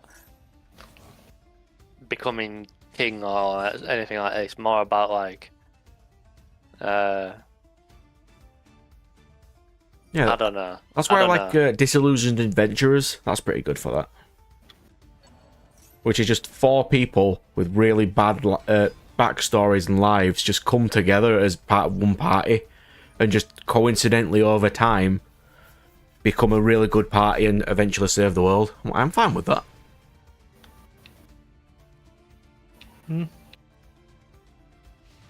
To be fair, yeah. I mean, see again, it's back they to don't saving need the a world. complex motivation firewall, but it is nice.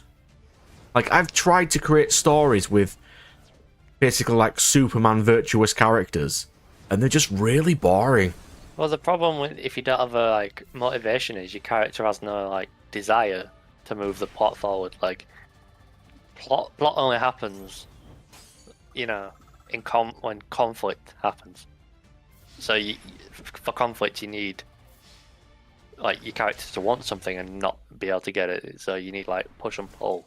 If you don't have any like push, it's like why would your character ever go anywhere? He's got no like. He would just, you know, in the hero's journey, Basically, he like would the just Star stay Wars on the thing. farm. He would just stay on the farm. If Star Wars didn't get his, if Luke didn't get all his family burned to death, he probably would have never left that planet. Yeah, because his parents, his aunt and uncle said, "No, you can't go join the rebellion."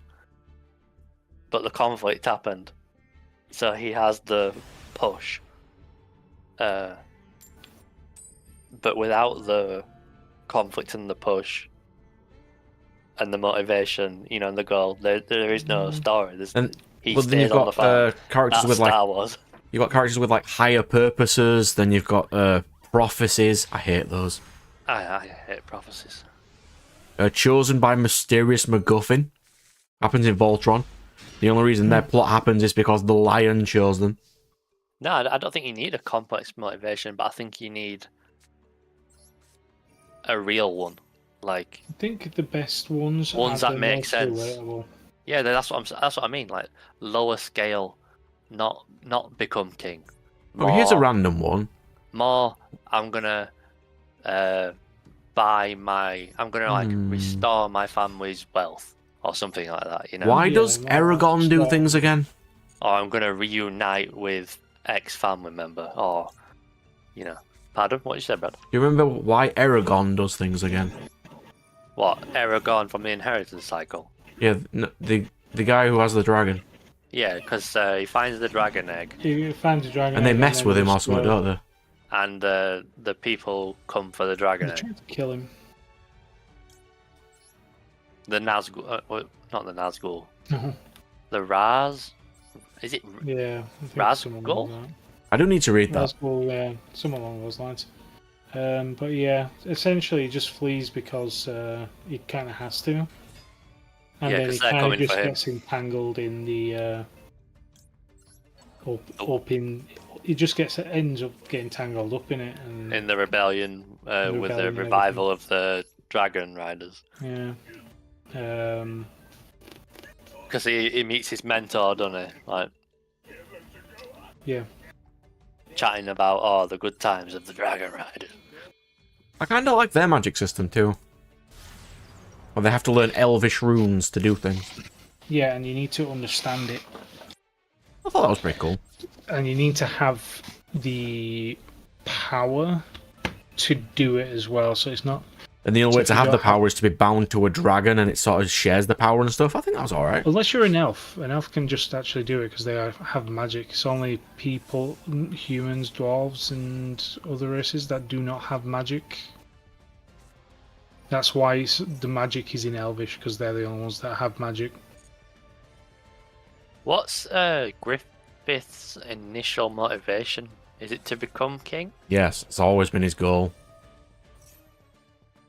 The thing I like about that is you can see it from not relatable, but understandable, down to earth.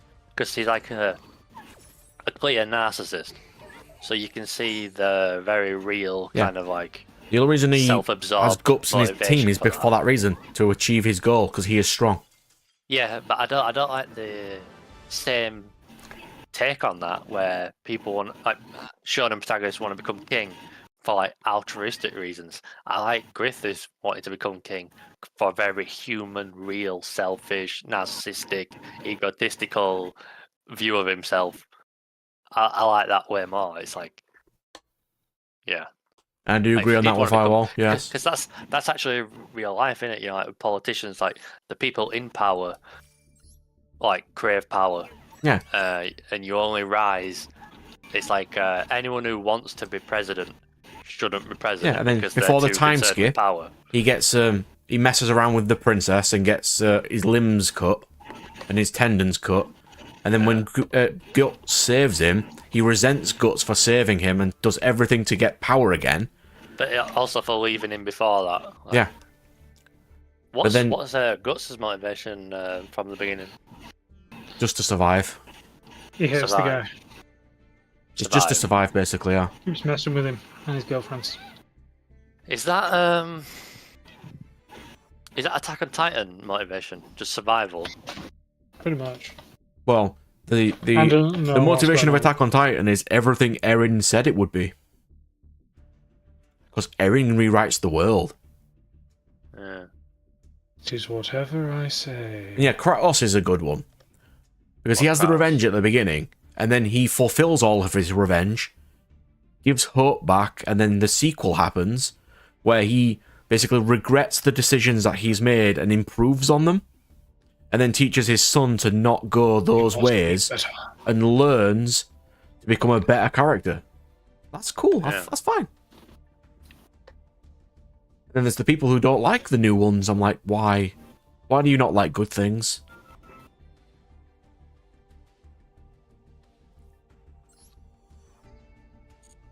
Yeah, that is kind of like a full circle character arc, isn't it? Yeah. What's some other good motivations? My heaven is to meet his dad again. That one's fine. Yeah, that's What's Code Geass to destroy Britannia? Well, Lush wants like- to destroy Britannia, yeah. Isn't Britannia like occupying Japan? He only wants to destroy Britannia because his dad killed his mum. Well, that's what he believes.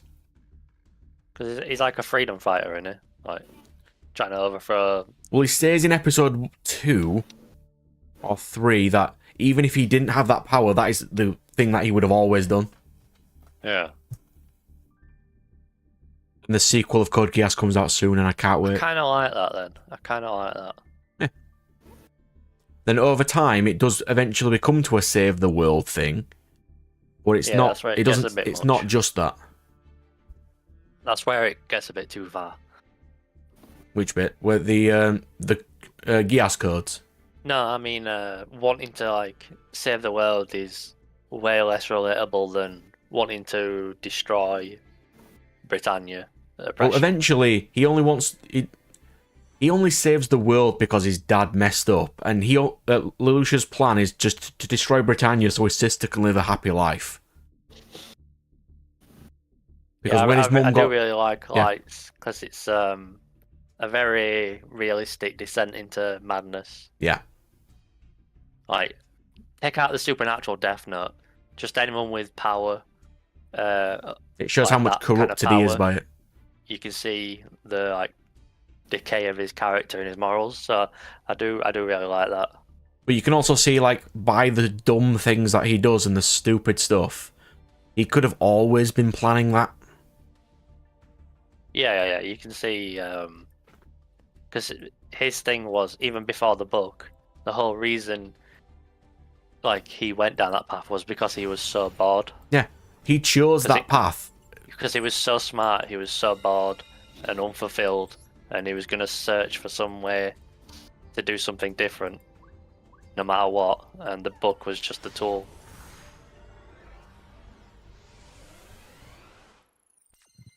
Yeah, Light's got a cool one.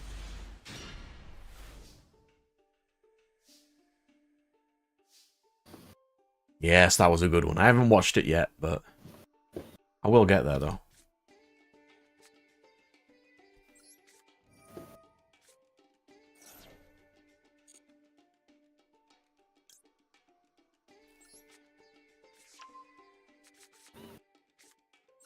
And this.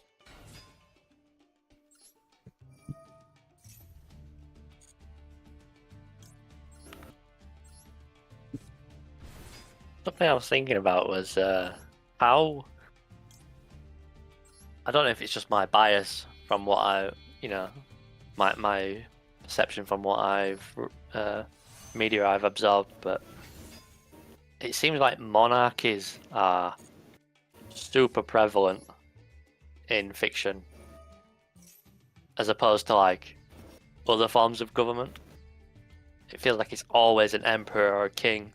It's very rarely like, a democracy, a republic, Generally, yes. Unless you've got certain of the isekai stuff, but...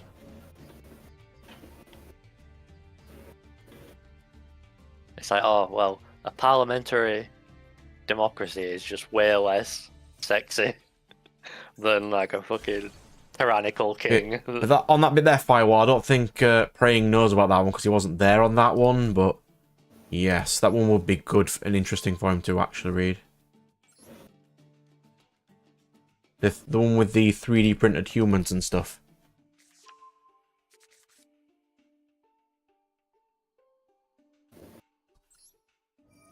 Yeah, that is one that might be right up his alley.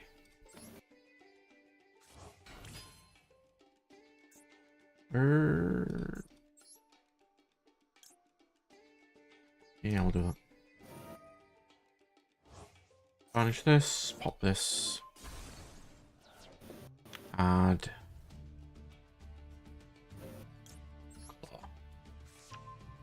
Yeah, you can just post some nice recaps for that so he gets a bit of a gist for it. I do like complex motivations myself, but sometimes they can get a bit ridiculous. I think they've said in like the laws of how to write that there's only like 7 true motivations. They do kind of blend after a while.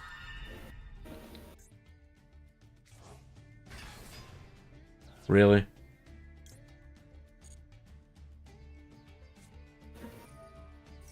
I think I know what you're on about. There's like 7 classes of story. Yeah. But I actually think it was less. I think it was 5 types of motivation. I think it was something like to save, to destroy, to escape, Protect. I think it might have been protect, but it was. I know what you're on about. It was kind of like super broad, boiling down of like what the story's about. I think Star Wars was to destroy the monster. The monster being the Death Star. Yeah, and then it becomes the Emperor later on, and Or to find the treasure. Like that was another one.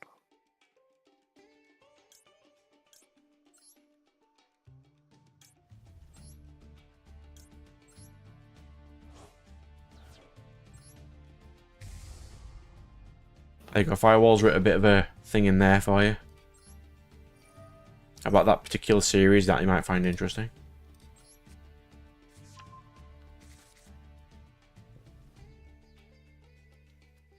I haven't had a chance to watch it yet, but I probably will.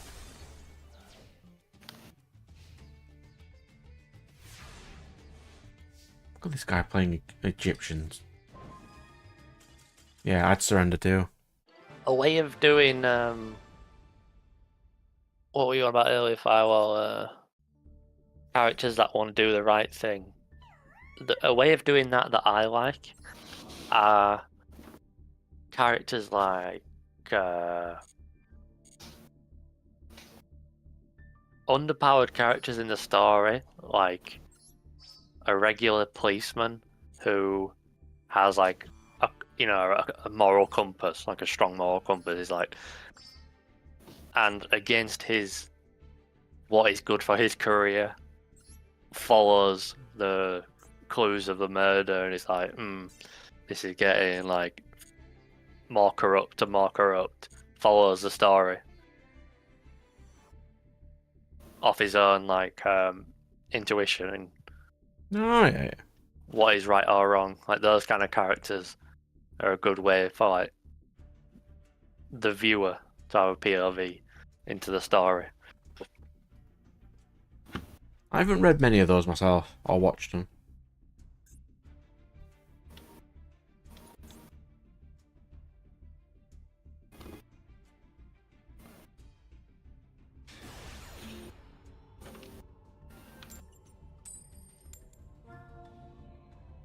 And most of the motivations are just leave them alone. Oh, one that I like, but I haven't read the book. It's on my to read. I'll probably start it in a bit. Is The Traitor Baru Cormorant. Doesn't sound familiar. So she's from a nation that gets occupied, and it's like a super strict occupation. They're basically like second-class citizens in their own country, treat like dirt. So her burning motivation is to, expel the occupiers. So she's clever with numbers, I believe. So she joins the academy that the occupiers run, and she ends up working for the occupying government, and she kind of takes it down from the inside. Alright. Like in very subtle ways, but the way she does it is she kind of cuts her nose off to spite her face. I don't know if you've heard that dumb saying, but it's like she crashes her own country's economy, which results in her own country people having a famine, but it also wrecks the occupiers' economy. So then they have to like raise taxes, which causes like a rebellion. And so she's like playing this game of having to look like she's really on the government side, screwing over her own people as much as possible, to the point where she even like captures the leaders of the rebellion,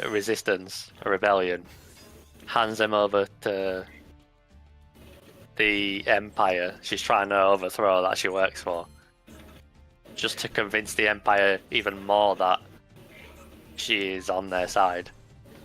Alright. And that's why she's called like the traitor. She's called like the traitor because she is like betraying her own kind.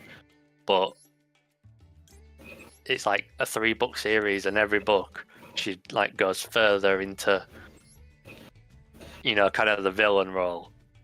Mm-hmm. It's like do the ends justify the means, and she eventually like does bring it down, but at the end she's basically a tyrant in her own right. Alright. And on the Firewall's thing there of pure of heart characters, I don't mind those, but a lot of them recently have just been, what happens if we create this pure of heart character like Superman, but make him evil? And that's dumb.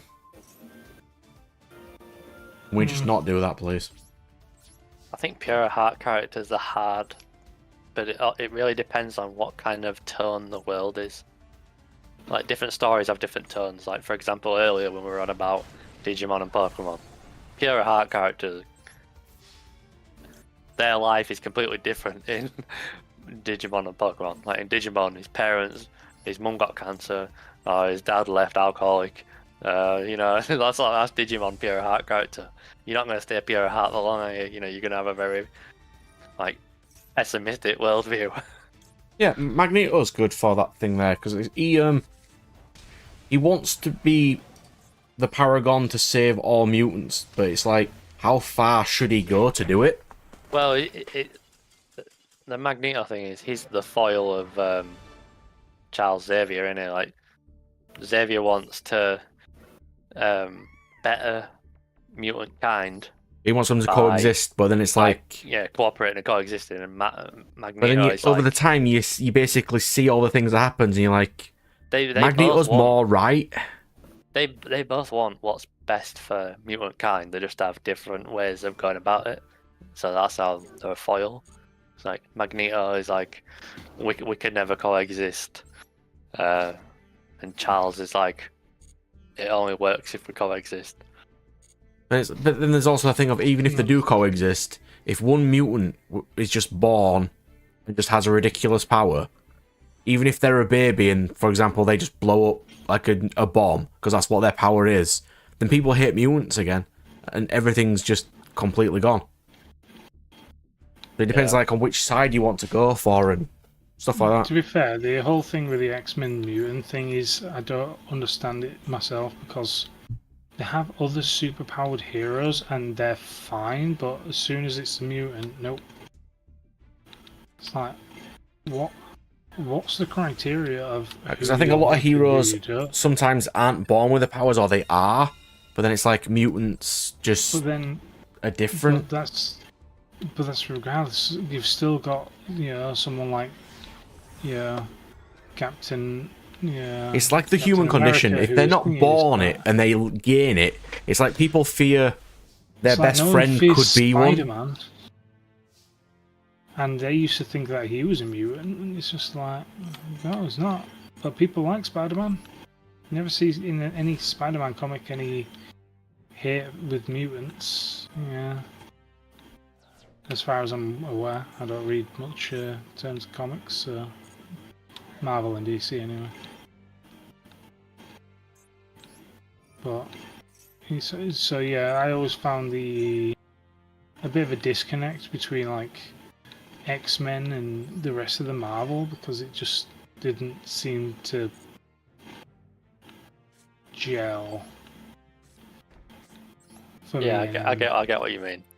Because at the core of like X-Men is the mutant conditions, as and how they are outcast and shunned, and the conflict of that.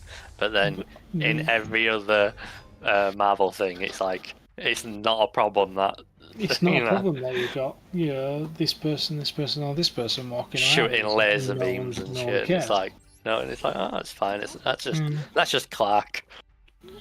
That's just But... He's silly. Clark's a real joker. Oh yeah, it's just I think there's a bit of a weird thing going on around mutants and the rest of the superpowered beings, how they treat. So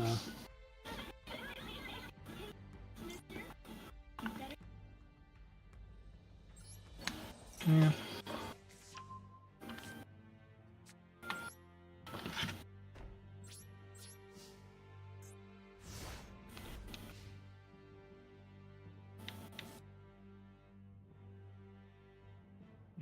Cry me a river firewall. Oh god, it's purely. Until you've got a mate named Ramesh and Santiago, don't talk to me about your internet problems.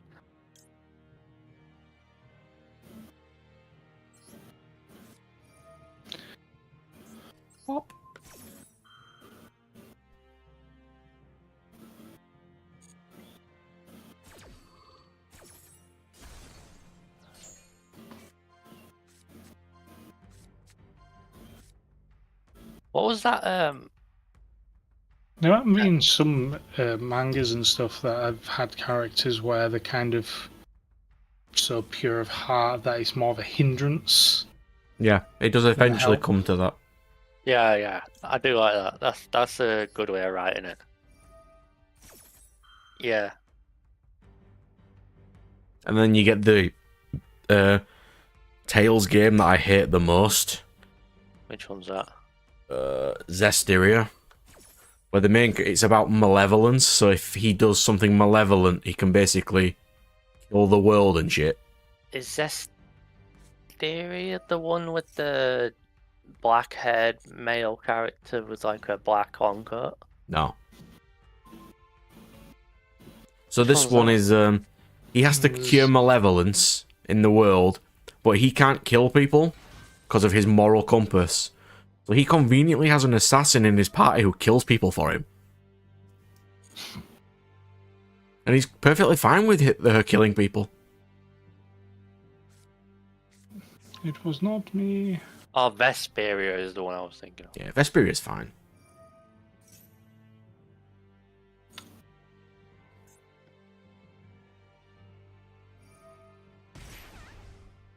What was And that? Fusion? JRPG. Was it Brave Tactics? I don't recall that one. Came out in like 2013, 2012.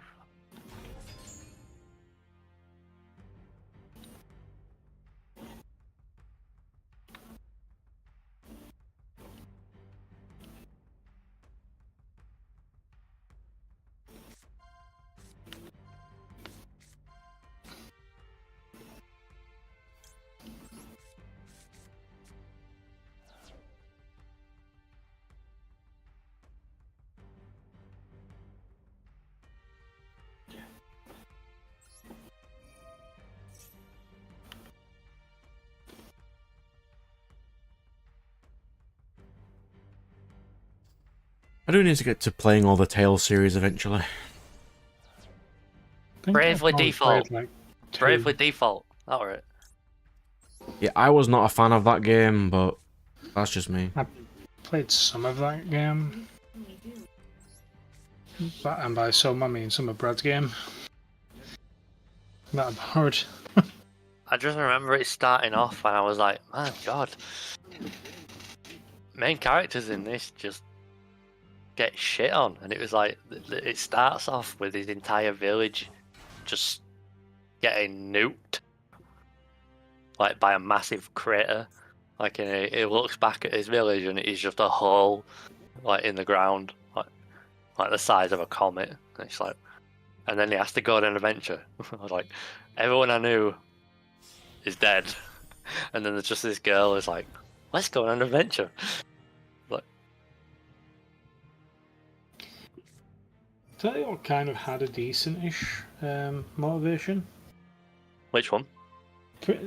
Prince of Persia Warrior Within. Yeah, that one was alright. Why are you doing this? Well, something's chasing me, trying to kill me. That is my motivation. I don't want to die. Yeah, and one of them is Trying to he get needs to great put power. the dagger back because he's seen what happens when he uses it and stuff. Yeah, so basically it's just, stop the sands of time. Yeah. And the third one makes slightly less sense as you don't know why.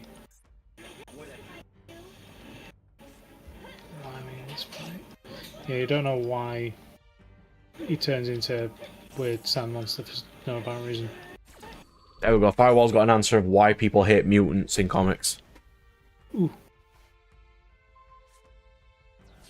Because they're the next step in evolution, which they are, and a lot of the douchey mutants like rubbing genetic superiority in people's faces. No, it's perfectly understandable. I mean, it's just like That's a why people like substitute for- X-Men so much. It's just a substitute for prejudice like racism or homophobia, isn't it? It's just like you just change the word to mutant and you have the same like kind of hatred and like xenophobia and stuff like that. And it's just like it's a really easy way. It's like an analog to like modern society and social issues and stuff like that. It's you just get to like copy paste societal problems onto cooler characters.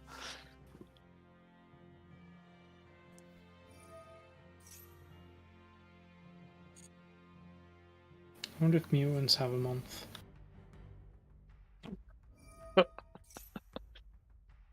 Wait, I imagine they would, wouldn't they? Because there Why not? wasn't Xavier's thing all about mutant rights and everything like that, and equality and stuff like that. I'm sure.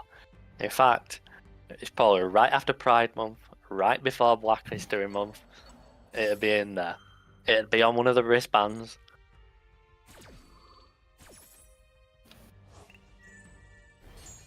Alright. Yeah. I get what you mean.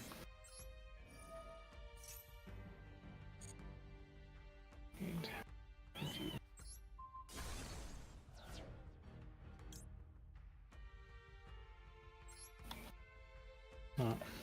Yeah.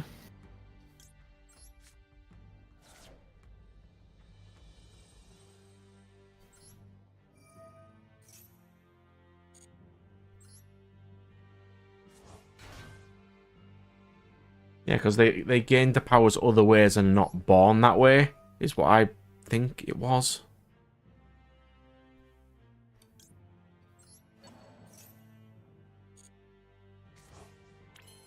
Yeah.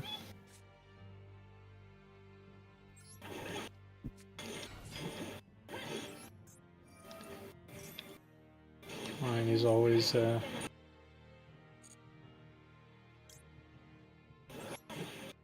yeah, I think my way of thinking on that one is with like the way they were born versus the way they got the powers. It's like, how does anyone know? A lot of mutants have features that are not human, I would assume. Oh, the Beast. Some. Look at Beast, bro. I mean, He's literally blue. How does he these could hide just that? say he's an alien. How does he hide that? Because he was a normal dude. Well, at least in the movies, he was a normal dude to his like mid-20s, and then he just fucking turns into like a blue bear. Yeah, but you could just say that you're an alien and everyone will be fine with it. You have aliens. People have gone to space. Oh, what was Cyclops' one? Where He it's woke like, up one day and just shot laser beams. lasers out of his eyes. It's like, well, I can't really go to school anymore. It's like, fuck.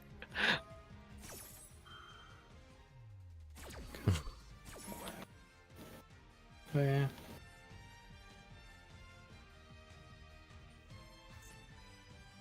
Very I did like the which one was it? Was it X-Men Last Stand? yeah. With the kid whose mutant power was to delete other human powers, mutant powers. Sorry. So they made like a vaccine from him. Yeah, it's essentially a razor That is what from, humanity would do. I like that concept. Like his power is to neutralize other powers. Yep.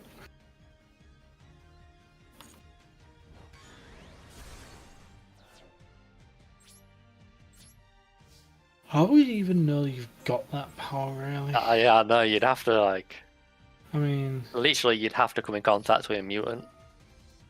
well, there'd have to be a situation where Because if you a grew up mutant around, it's like, oh, why 'Cause- did my skin suddenly stop? Being yeah, because like mutants are a minority. So if you grow up in like a rural village where there's no mutants, very possible, and you have his power, you you're would the you only would mutant in never the village know. and your power is to negate other mutants' abilities. literally- You will never know. You literally never know it your entire life. You want to know a is dumb growing up reason in, of like, how a- it could have happened? A person is currently phasing through a wall. He walks towards them, and then they are not in the wall anymore. They are cut in half by the wall. Yeah, it never does it ever explicitly say what happens? Because Nightcrawler says he'll get stuck in the wall, and it's implied he dies, but it's not explained how that happens. Because he just like reappears, So In just the goes wall. through dimensions. so he would just explode basically, like in the wall. Oh, that was it, because Scott hit his head when he was a kid and he can't turn it off anymore. But he was originally supposed to be able to turn it off, because all his brothers can. Yeah, I remember his brother shot beams out of his hands, didn't he? In one of the cartoons. One shoots him out of his chest and one shoots out of his hands, if I believe. It's been a while.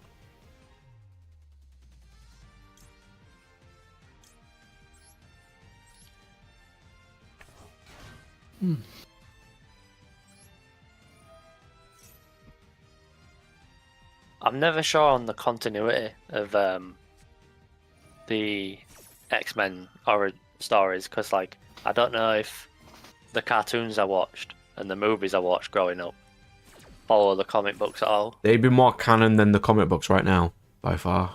Really? Like how they changed Nightcrawler's dad, which is incredibly irritating. Oh, Should he's not like be- a literal god. Hmm? Like No, like no, Zeion or something. no.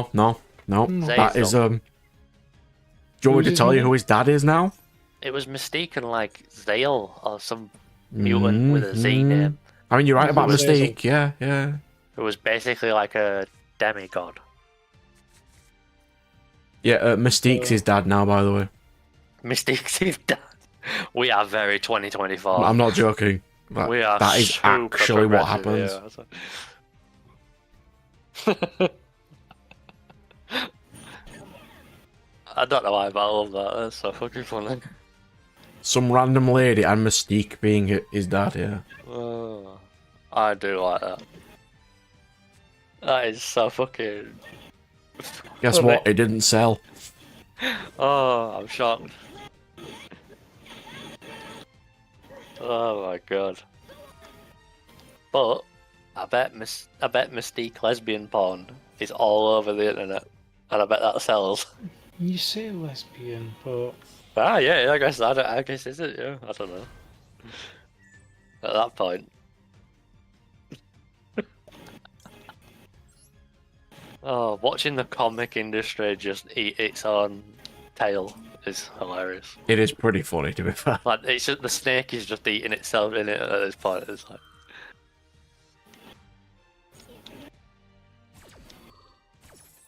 So, they just need to stop. nah, keep going. At this point, why stop? Keep going. Let's just watch the car go off the cliff. No point slowing down now. We've come this far. Just fucking go over edge. I want to see the crash. Well, the comic book industry, well, the superhero industry is crashing right now. Need more Marvel movies. No, we don't. Okay, We we should need remake good them. Marvel movies. You know what we need? We need the 4th Spider-Man reboot in 20 years. What, to see Uncle Ben die again? I've only seen him die twice. So I may die once as well.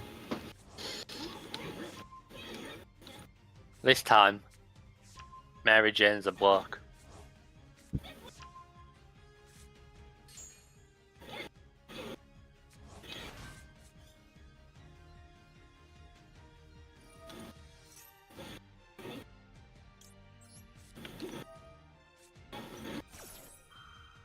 I will defeat this purely player somehow.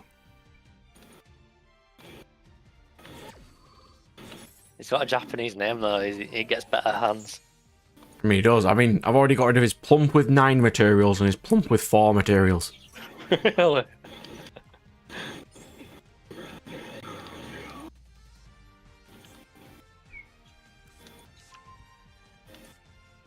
How annoyed do you think Firewall is? Because his replies are like a minute after we have spoke about something. So we're changing topics too fast for him to reply. But he knows more about this stuff than we do. Yeah, I know, that's why it'd be super annoying. Because it's like...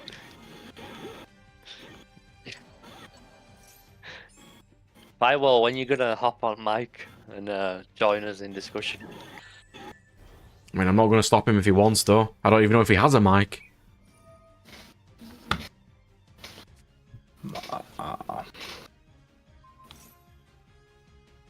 Bloody hell, I have the worst ticks in the world. They could not be worse than mine.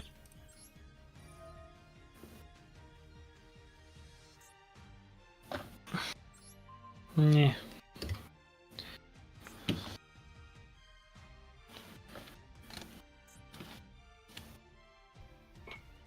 Did I use that effect wrong? That's fine. I think I did.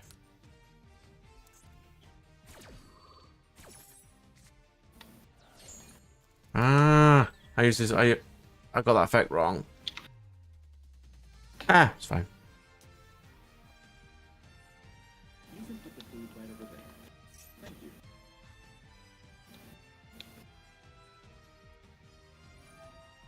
God, this game sucks so much. It's fine. I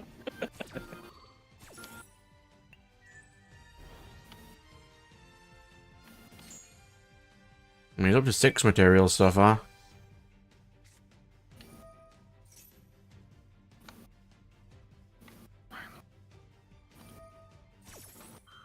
Oh yeah, weren't people saying Pearly was gonna be good now because it got like some stuff off the ban list while while Snake Eyes got hit and stuff, and I mean, this deck isn't any different so far. like has Pearly been doing decent in? No. Not whatsoever. There's no way it's just Snake Eye.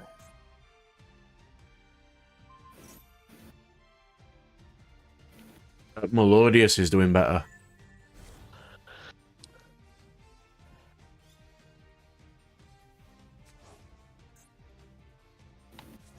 Why couldn't I target that?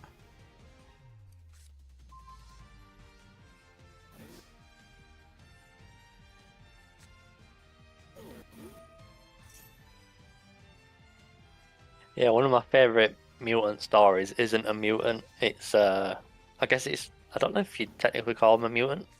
It's a Juggernaut. He's blessed by a god. Yeah. Would you call that a mutant? No, he's a god's avatar technically, I think. And then being blessed, well, sort of. I mean, if you call it blessed by, gives him destructive tendencies and stuff. But he is in the mutant universe, isn't he? Like he's in all the, like the Juggernaut He's is part in of the X-Men because he's Charles's brother. yeah, like half brother? yeah. Half brother. And then he goes into that cave and Yeah, and then he gets the gem of something or other. yeah.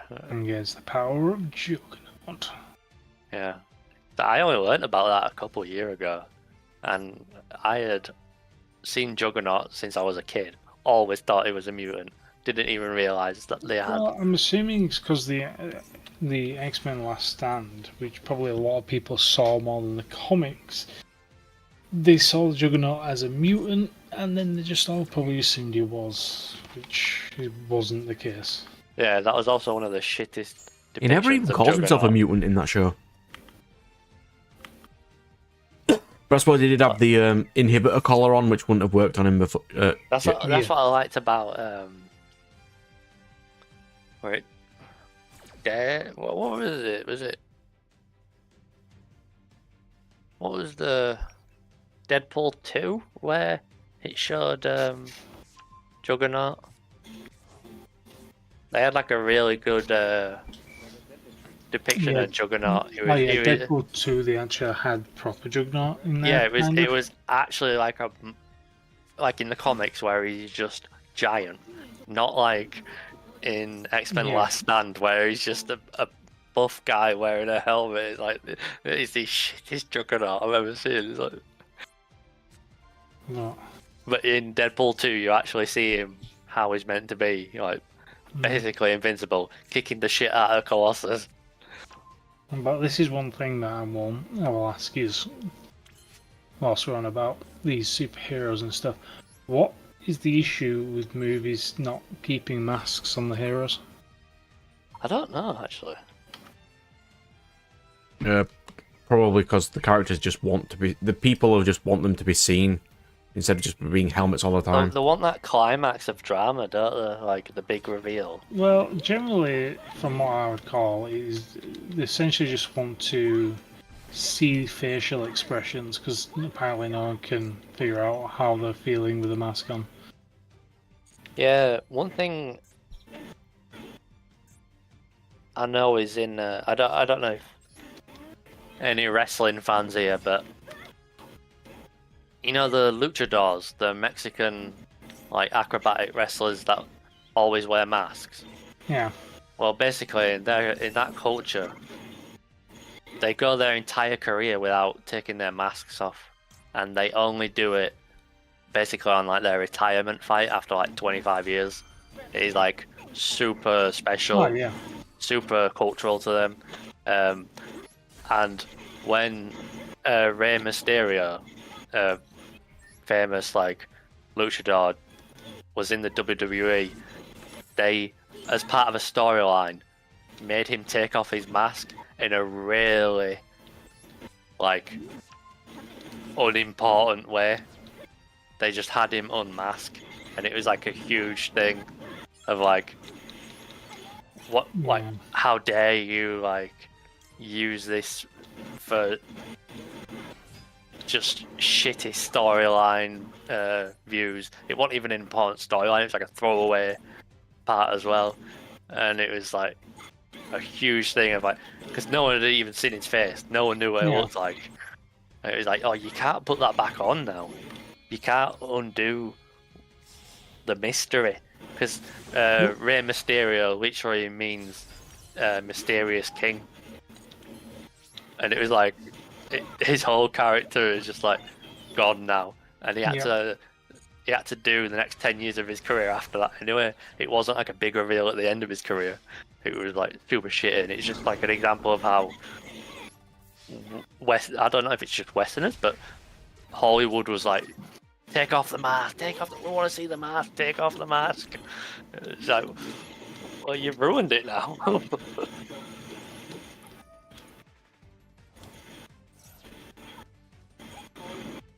You know how rare it is I've ever got down to 28 seconds?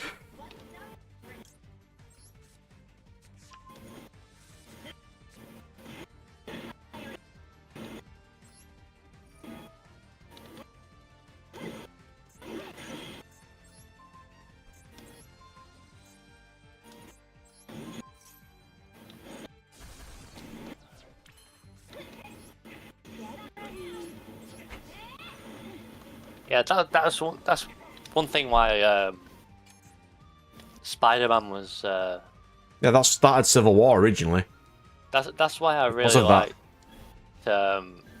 Spider-Man's character, because being Spider-Man is actually like super sucky for Peter Parker. Like being Spider-Man. Spider-Man is like even though like you're one of the furthest heroes going, he's like the worst gig going, because apparently he can never be happy. Yeah, you look at like what it does to his personal life. It like destroys all his relationships, his career. He's such a loser. Everything's going wrong for him because he has like this responsibility to always be Spider-Man. It's like, I like that. That's like a conflict of like what you think it should be. I really like that. No. That feels quite realistic, because you cannot have people find out your secret identity, because the first thing you're doing is your loved ones. Like, that's realistic. Unless you're so powerful that the mere thought of doing that is incredibly stupid. Which is why what Joker does to kills Lois Lane and Superman destroys the world. Genius. Yeah, but that's what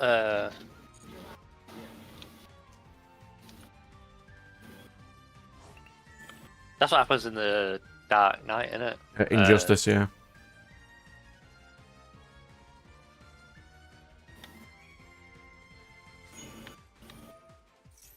Really? Swords are revealing light impurely. I don't like Peter Parker being a well-rounded guy. That's why I didn't like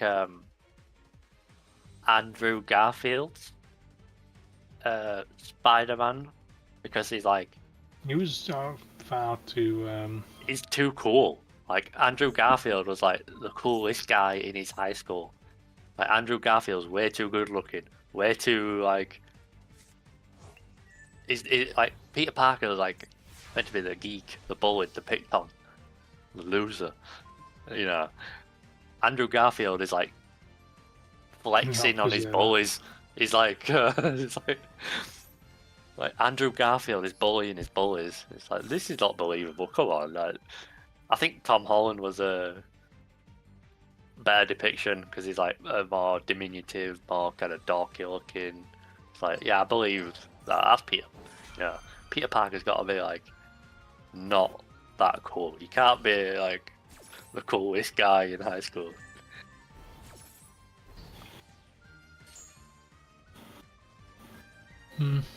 But yeah. I didn't like Tom Holland's Spider-Man suit.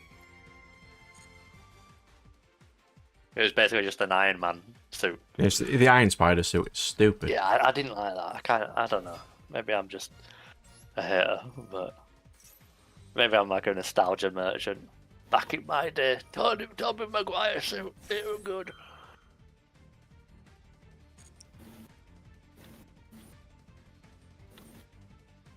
I also like the idea of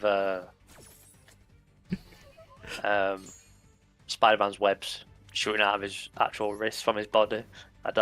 Even though I think you've told me it's not canon. I think that the earliest version was he invents them. Yeah. So generally, he has his web catchers. That's generally was a major plot point of his thing about him running out. That makes sense, but I just think it doesn't make sense that. Oh, I guess wasn't he meant to be really smart? He's like the third smartest in all of MCU. Yeah, so he's like an inventor. He uses his combination of his. Yeah, I get it. That makes sense. But also, the irony is that with him is that a lot of other people have made suits for him, but he just always makes himself a basic suit for some reason. Yeah, I did. You remember just like... in the first Spider-Man movie? It's just like pajamas. That's one of his. That's one of the suits he uses all the time. That was so funny. It was like a hockey suit. Like, yeah, Firewall. Because always every few episodes they need his love interest to get what's it called? Refrigerated. Where you just end up chopped up in fridge. Oh, fridging. Yeah, something like that.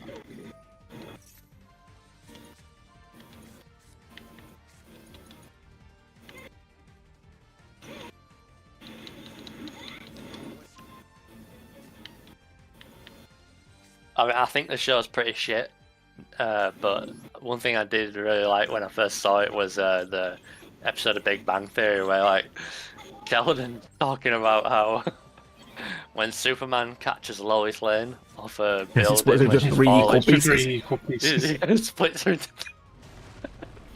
He just like chops her up. But he decelerated in what space? It's like fucking hilarious. It's like I literally never thought about that ever. Well, if you think about it's like how when the Flash does things and touches people, they do not immediately die. Yeah, that's one thing I liked about it. I don't know if you've seen the series The Boys. I've seen the first season. It's like a gritty version of superheroes, and in the very first episode, their version of the Flash, this guy who runs really fast, completely literally eviscerates the main character's girlfriend in front of him just by running through her at like max speed, and he stops and he's just like, "Oh, sorry, gotta go." Like, and he's just holding his girlfriend's hands in his hands, and the hands are not attached to anything because she's just a pile of like the train scene in Invincible where he just stands in front of the train and doesn't move, and the train goes through he goes through the train and it just buckles around him. Yeah. Now, the Speed Force is just a convenient reason of, yeah, it just happens. Yeah, I just love that. It's like, yeah. Oh my god, I just got 5 legacy packs. If he really loved it, he would have let it hit the ground. Well, Spider-Man has a similar thing, to be fair, in his... Oh yeah, doesn't it break Gwen's because Stacy's back. basically he goes and grabs Gwen Stacy, and it's like she just snaps, an X just snaps. Yeah, which makes a lot of sense. Which is why in the newest movie he saves their one because he couldn't save his own. Yeah. Because you could argue his arms would rip off if he wasn't. Isn't he like durable? Spider-Man is incredibly durable. Yeah, he's not like a normal human's body, is he? He's actually like resistant, because you'd think his arms would rip off. Like when he's doing some of the... Yeah, some of the comics show that about just how much he actually generally holds back when he's actually fighting people, so... Which is quite impressive, really.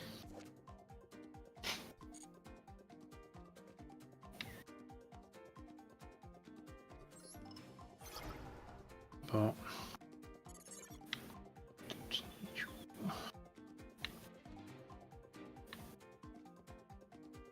Yeah, this is where we're getting to required secondary powers.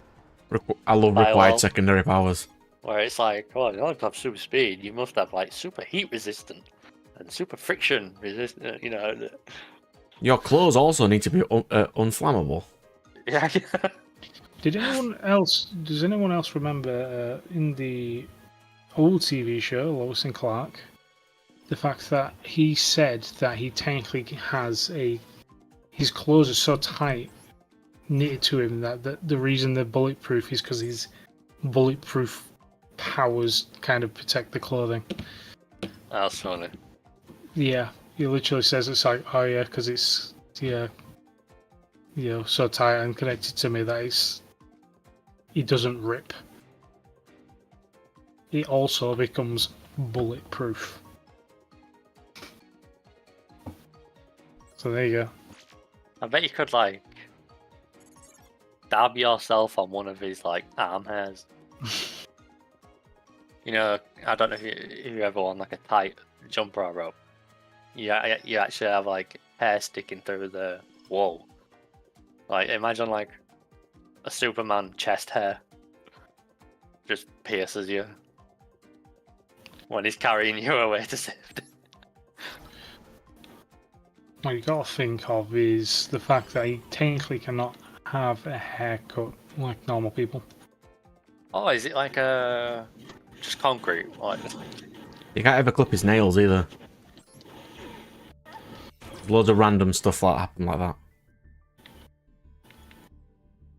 And like one thing they don't show is like when he's picking up a plane, that plane is not as strong as he is, so he should just buckle his hand straight through it immediately.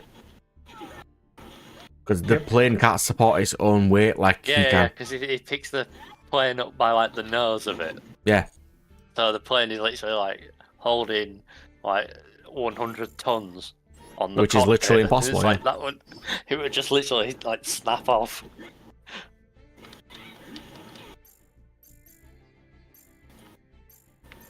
Yeah, there's a lot of things like that in there. Oh yeah, Superman uses his heat vision to shave as well. Fucking hell, imagine That is insurance sure, on yeah. his place. It's like heat vision into mirrors and stuff. Do not tell me mirrors reflect heat vision. Yeah. Well, how else is he going to shave with it? Fuck off. I mean, I just imagine he shot it and then flew in front of it. Oh, he shoots into a mirror and then it deflects and then... Like, what's he Have going you to do? ever Shoot has a the shave. heat vision into the sky and conveniently see the heat beams which don't look like anything because they're just heat, and just conveniently go into the middle in front of them. Well, I imagine he has extra vision, like you can see like gamma rays and stuff like that. That humans need like lenses to be able to detect. Well, he does have extra vision, so you never know what else he has. Have you ever seen those movies where they're in like a bulletproof room, someone fires a gun, and the bullet just flies around the room? I just imagine that with his heat vision, like on a mirror. It's like, what the fuck? Yeah, it's like convenient secondary powers. It's very convenient that the Flash is rich, considering how much he would have to eat. Oh, yeah. Never thought of that. Yeah, you'd need, Imagine Superman would have to eat a lot too. Wait, how would you... No, because, like, how would he have that much calories? Because, just so we're clear, Michael Phelps, a human, a pretty good human, but just a regular human, my best swimmer ever, used to eat 11,000 calories a day to be able to train to swim as much as he did. How does the Flash's human stomach... How much did they say? He metabolizes really fast. Oh yeah, yeah. Got like hyper metabolism. Yeah, but that's worse. That's why he can't get Why drunk. Yeah, The second he drinks Isn't it, that worse, it immediately though? goes out of his system. Isn't that worse? Because you can literally never feed yourself enough, and you would also be pissing yourself like every 2 minutes. Okay, imagine this. Imagine this. He gets ill and has to sleep for 12 hours. He hasn't eaten in that 12 hours. He would almost be dead. Yeah, Yeah. Because think of the exertion. Speed Force. Even if he doesn't run far, let's just say he runs what a normal human would run in a week, and he runs it in like 2 minutes. Like, how are you going to get a week's worth of food through your system? Firewalls answered it. Because reasons. Okay. Because I was thinking, are we going to have like required secondary power, special digestive system? No, he just digests really fast because of his high metabolism. It's why he doesn't but- get drunk and stuff. Yeah, but he still needs to eat. Yeah, he eats really fast. Yeah, which means he needs to eat more because he's eating fast. It's like a net loss. It's like It depends how much of the calories he's eating at once, and I suppose he's not in super speed mode this all the time. conversation is so shit. Yeah. I would assume he's not in super speed mode all the time, but... Oh my god. That's fucking shit. This Yes, is it is. absolutely awful. Yep. This could be an episode of Big Bang Theory. He just was complaining about stuff again. This is so unrealistic. What, the guy shooting lasers out of his eyes is unrealistic? No. I just don't believe it could happen. It's like...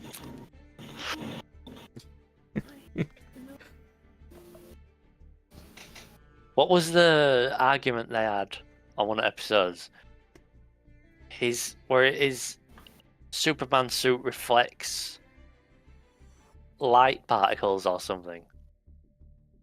There was also the... Like, how does he fly? Like, he reflects... Like, no, it was is it a feat of strength or not?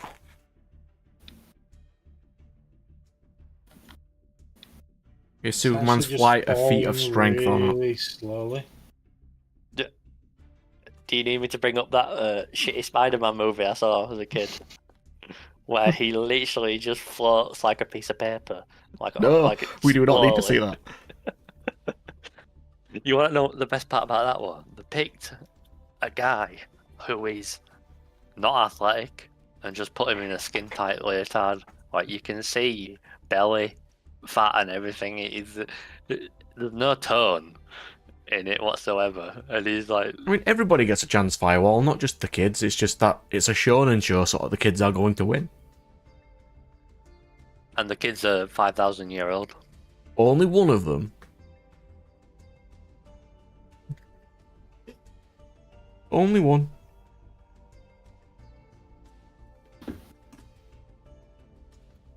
Yeah, that's why I don't watch a lot of shonen anymore. Because a lot of it is just, well, the kid's the most powerful in the universe because of reasons. How does Batman do anything? Is he just not the most, like, useless, like, vigilante ever? That's kind of why I appreciated that he does kind of use guns and stuff in the newest one. Not even, like, not so much the killing thing, but he needs to be more I mean, he's the brain, but even then, it's like, can he do much? Yeah, but what do you do? Like, you can't show up to a gunfight. He does. All the time. It's like, imagine you're in the DC universe.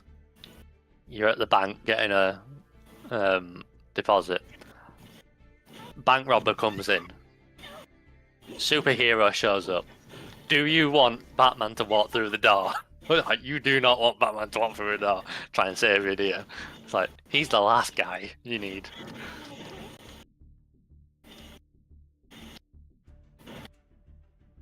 Oh yeah, because that brings up the, like, original Superman couldn't fly, it was just, he jumped. Like, It's like, oh my god, it's a bank robbery. Help! Help! We need a hero! And he's like, I'm Batman. And they're like, fuck off, go get someone useful. that would work if they were in Gotham, considering everyone's scared of him in Gotham, but if not, probably, yeah. Go get a policeman.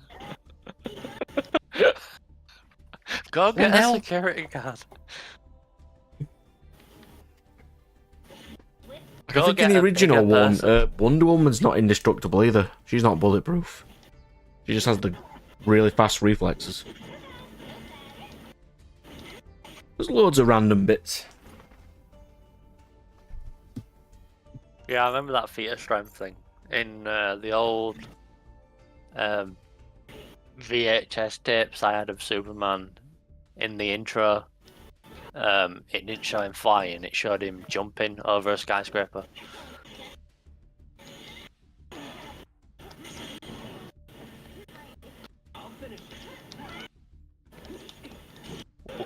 Why did the underpants over the leggings become a thing? I think it was just That was contrast because based his off suit's of blue. Muscleman. I don't know. It's like I the thought it was just original contrast strongmen. myself. No, they were based off the original strongmen of the time. So obviously these were like 70s, was it? 60s, 70s? And obviously the strongmen at the time used to wear them leotards with underwear on top of them for something. I do vaguely remember that. So yeah, so it's basically just that, really.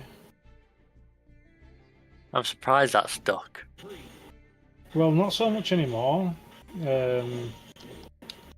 Nowadays, it's like you'd be People are annoyed by it more than that now. Yeah, they've kind of updated the suits because obviously you got Superman. He's now got a belt instead of the underwear and all that kind of stuff. So they have shifted away from that now. Let's make this last proxy.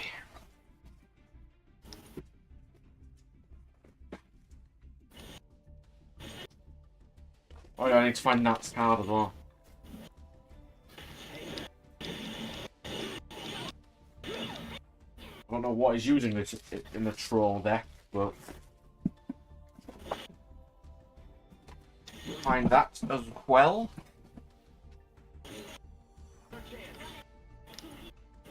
Can't have that many hits, surely.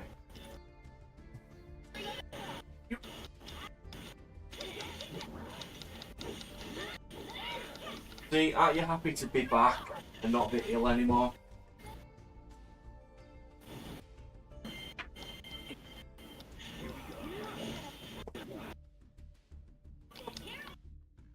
Yeah, I am. It's been fun talking to you, lads. It's been a while. But you're not talking to your best friend. He slips your computer I'm for you talking now. to him tomorrow or today. Anyway, I am gonna have to go to bed now. Yeah, I'm gonna go in as soon as I found this card. So yeah, I might see you next week. It is possible. Toodles. Indeed, sir.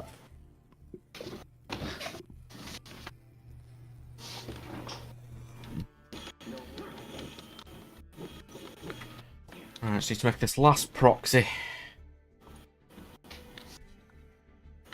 And then we're okay.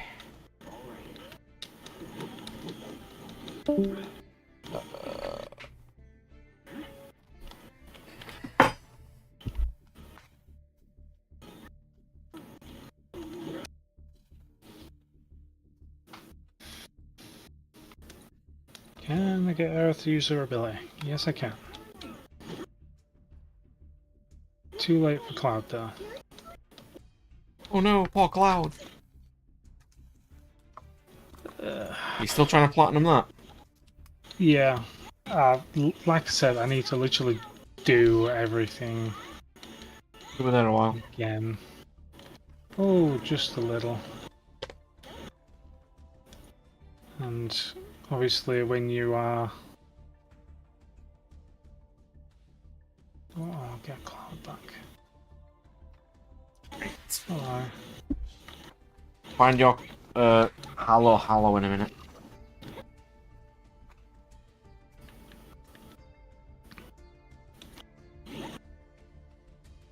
Yeah, so I've got to do everything like again, like hard, and it's just a pain.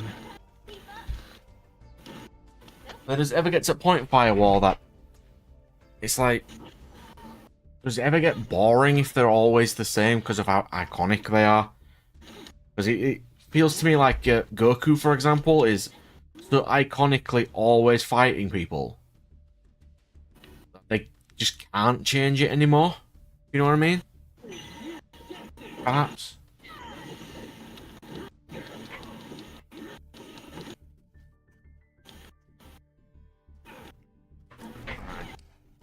Hallow is a normal monster, yeah? Yeah.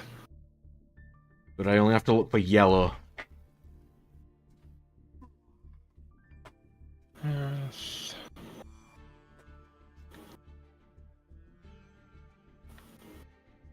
Yellow, yellow, yellow. Yellow. You'd certainly assume I'd have some Hallow anyway. And yes, I don't know why Nat needs Hallow, but you've asked me to look through my jank for copies of Hallow. How many do you need, Nat? 3? 2. Lucky, I just immediately found 2. There you go. You now have Hallow.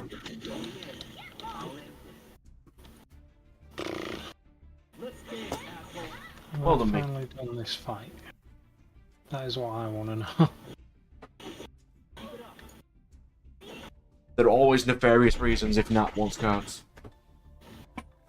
Obviously.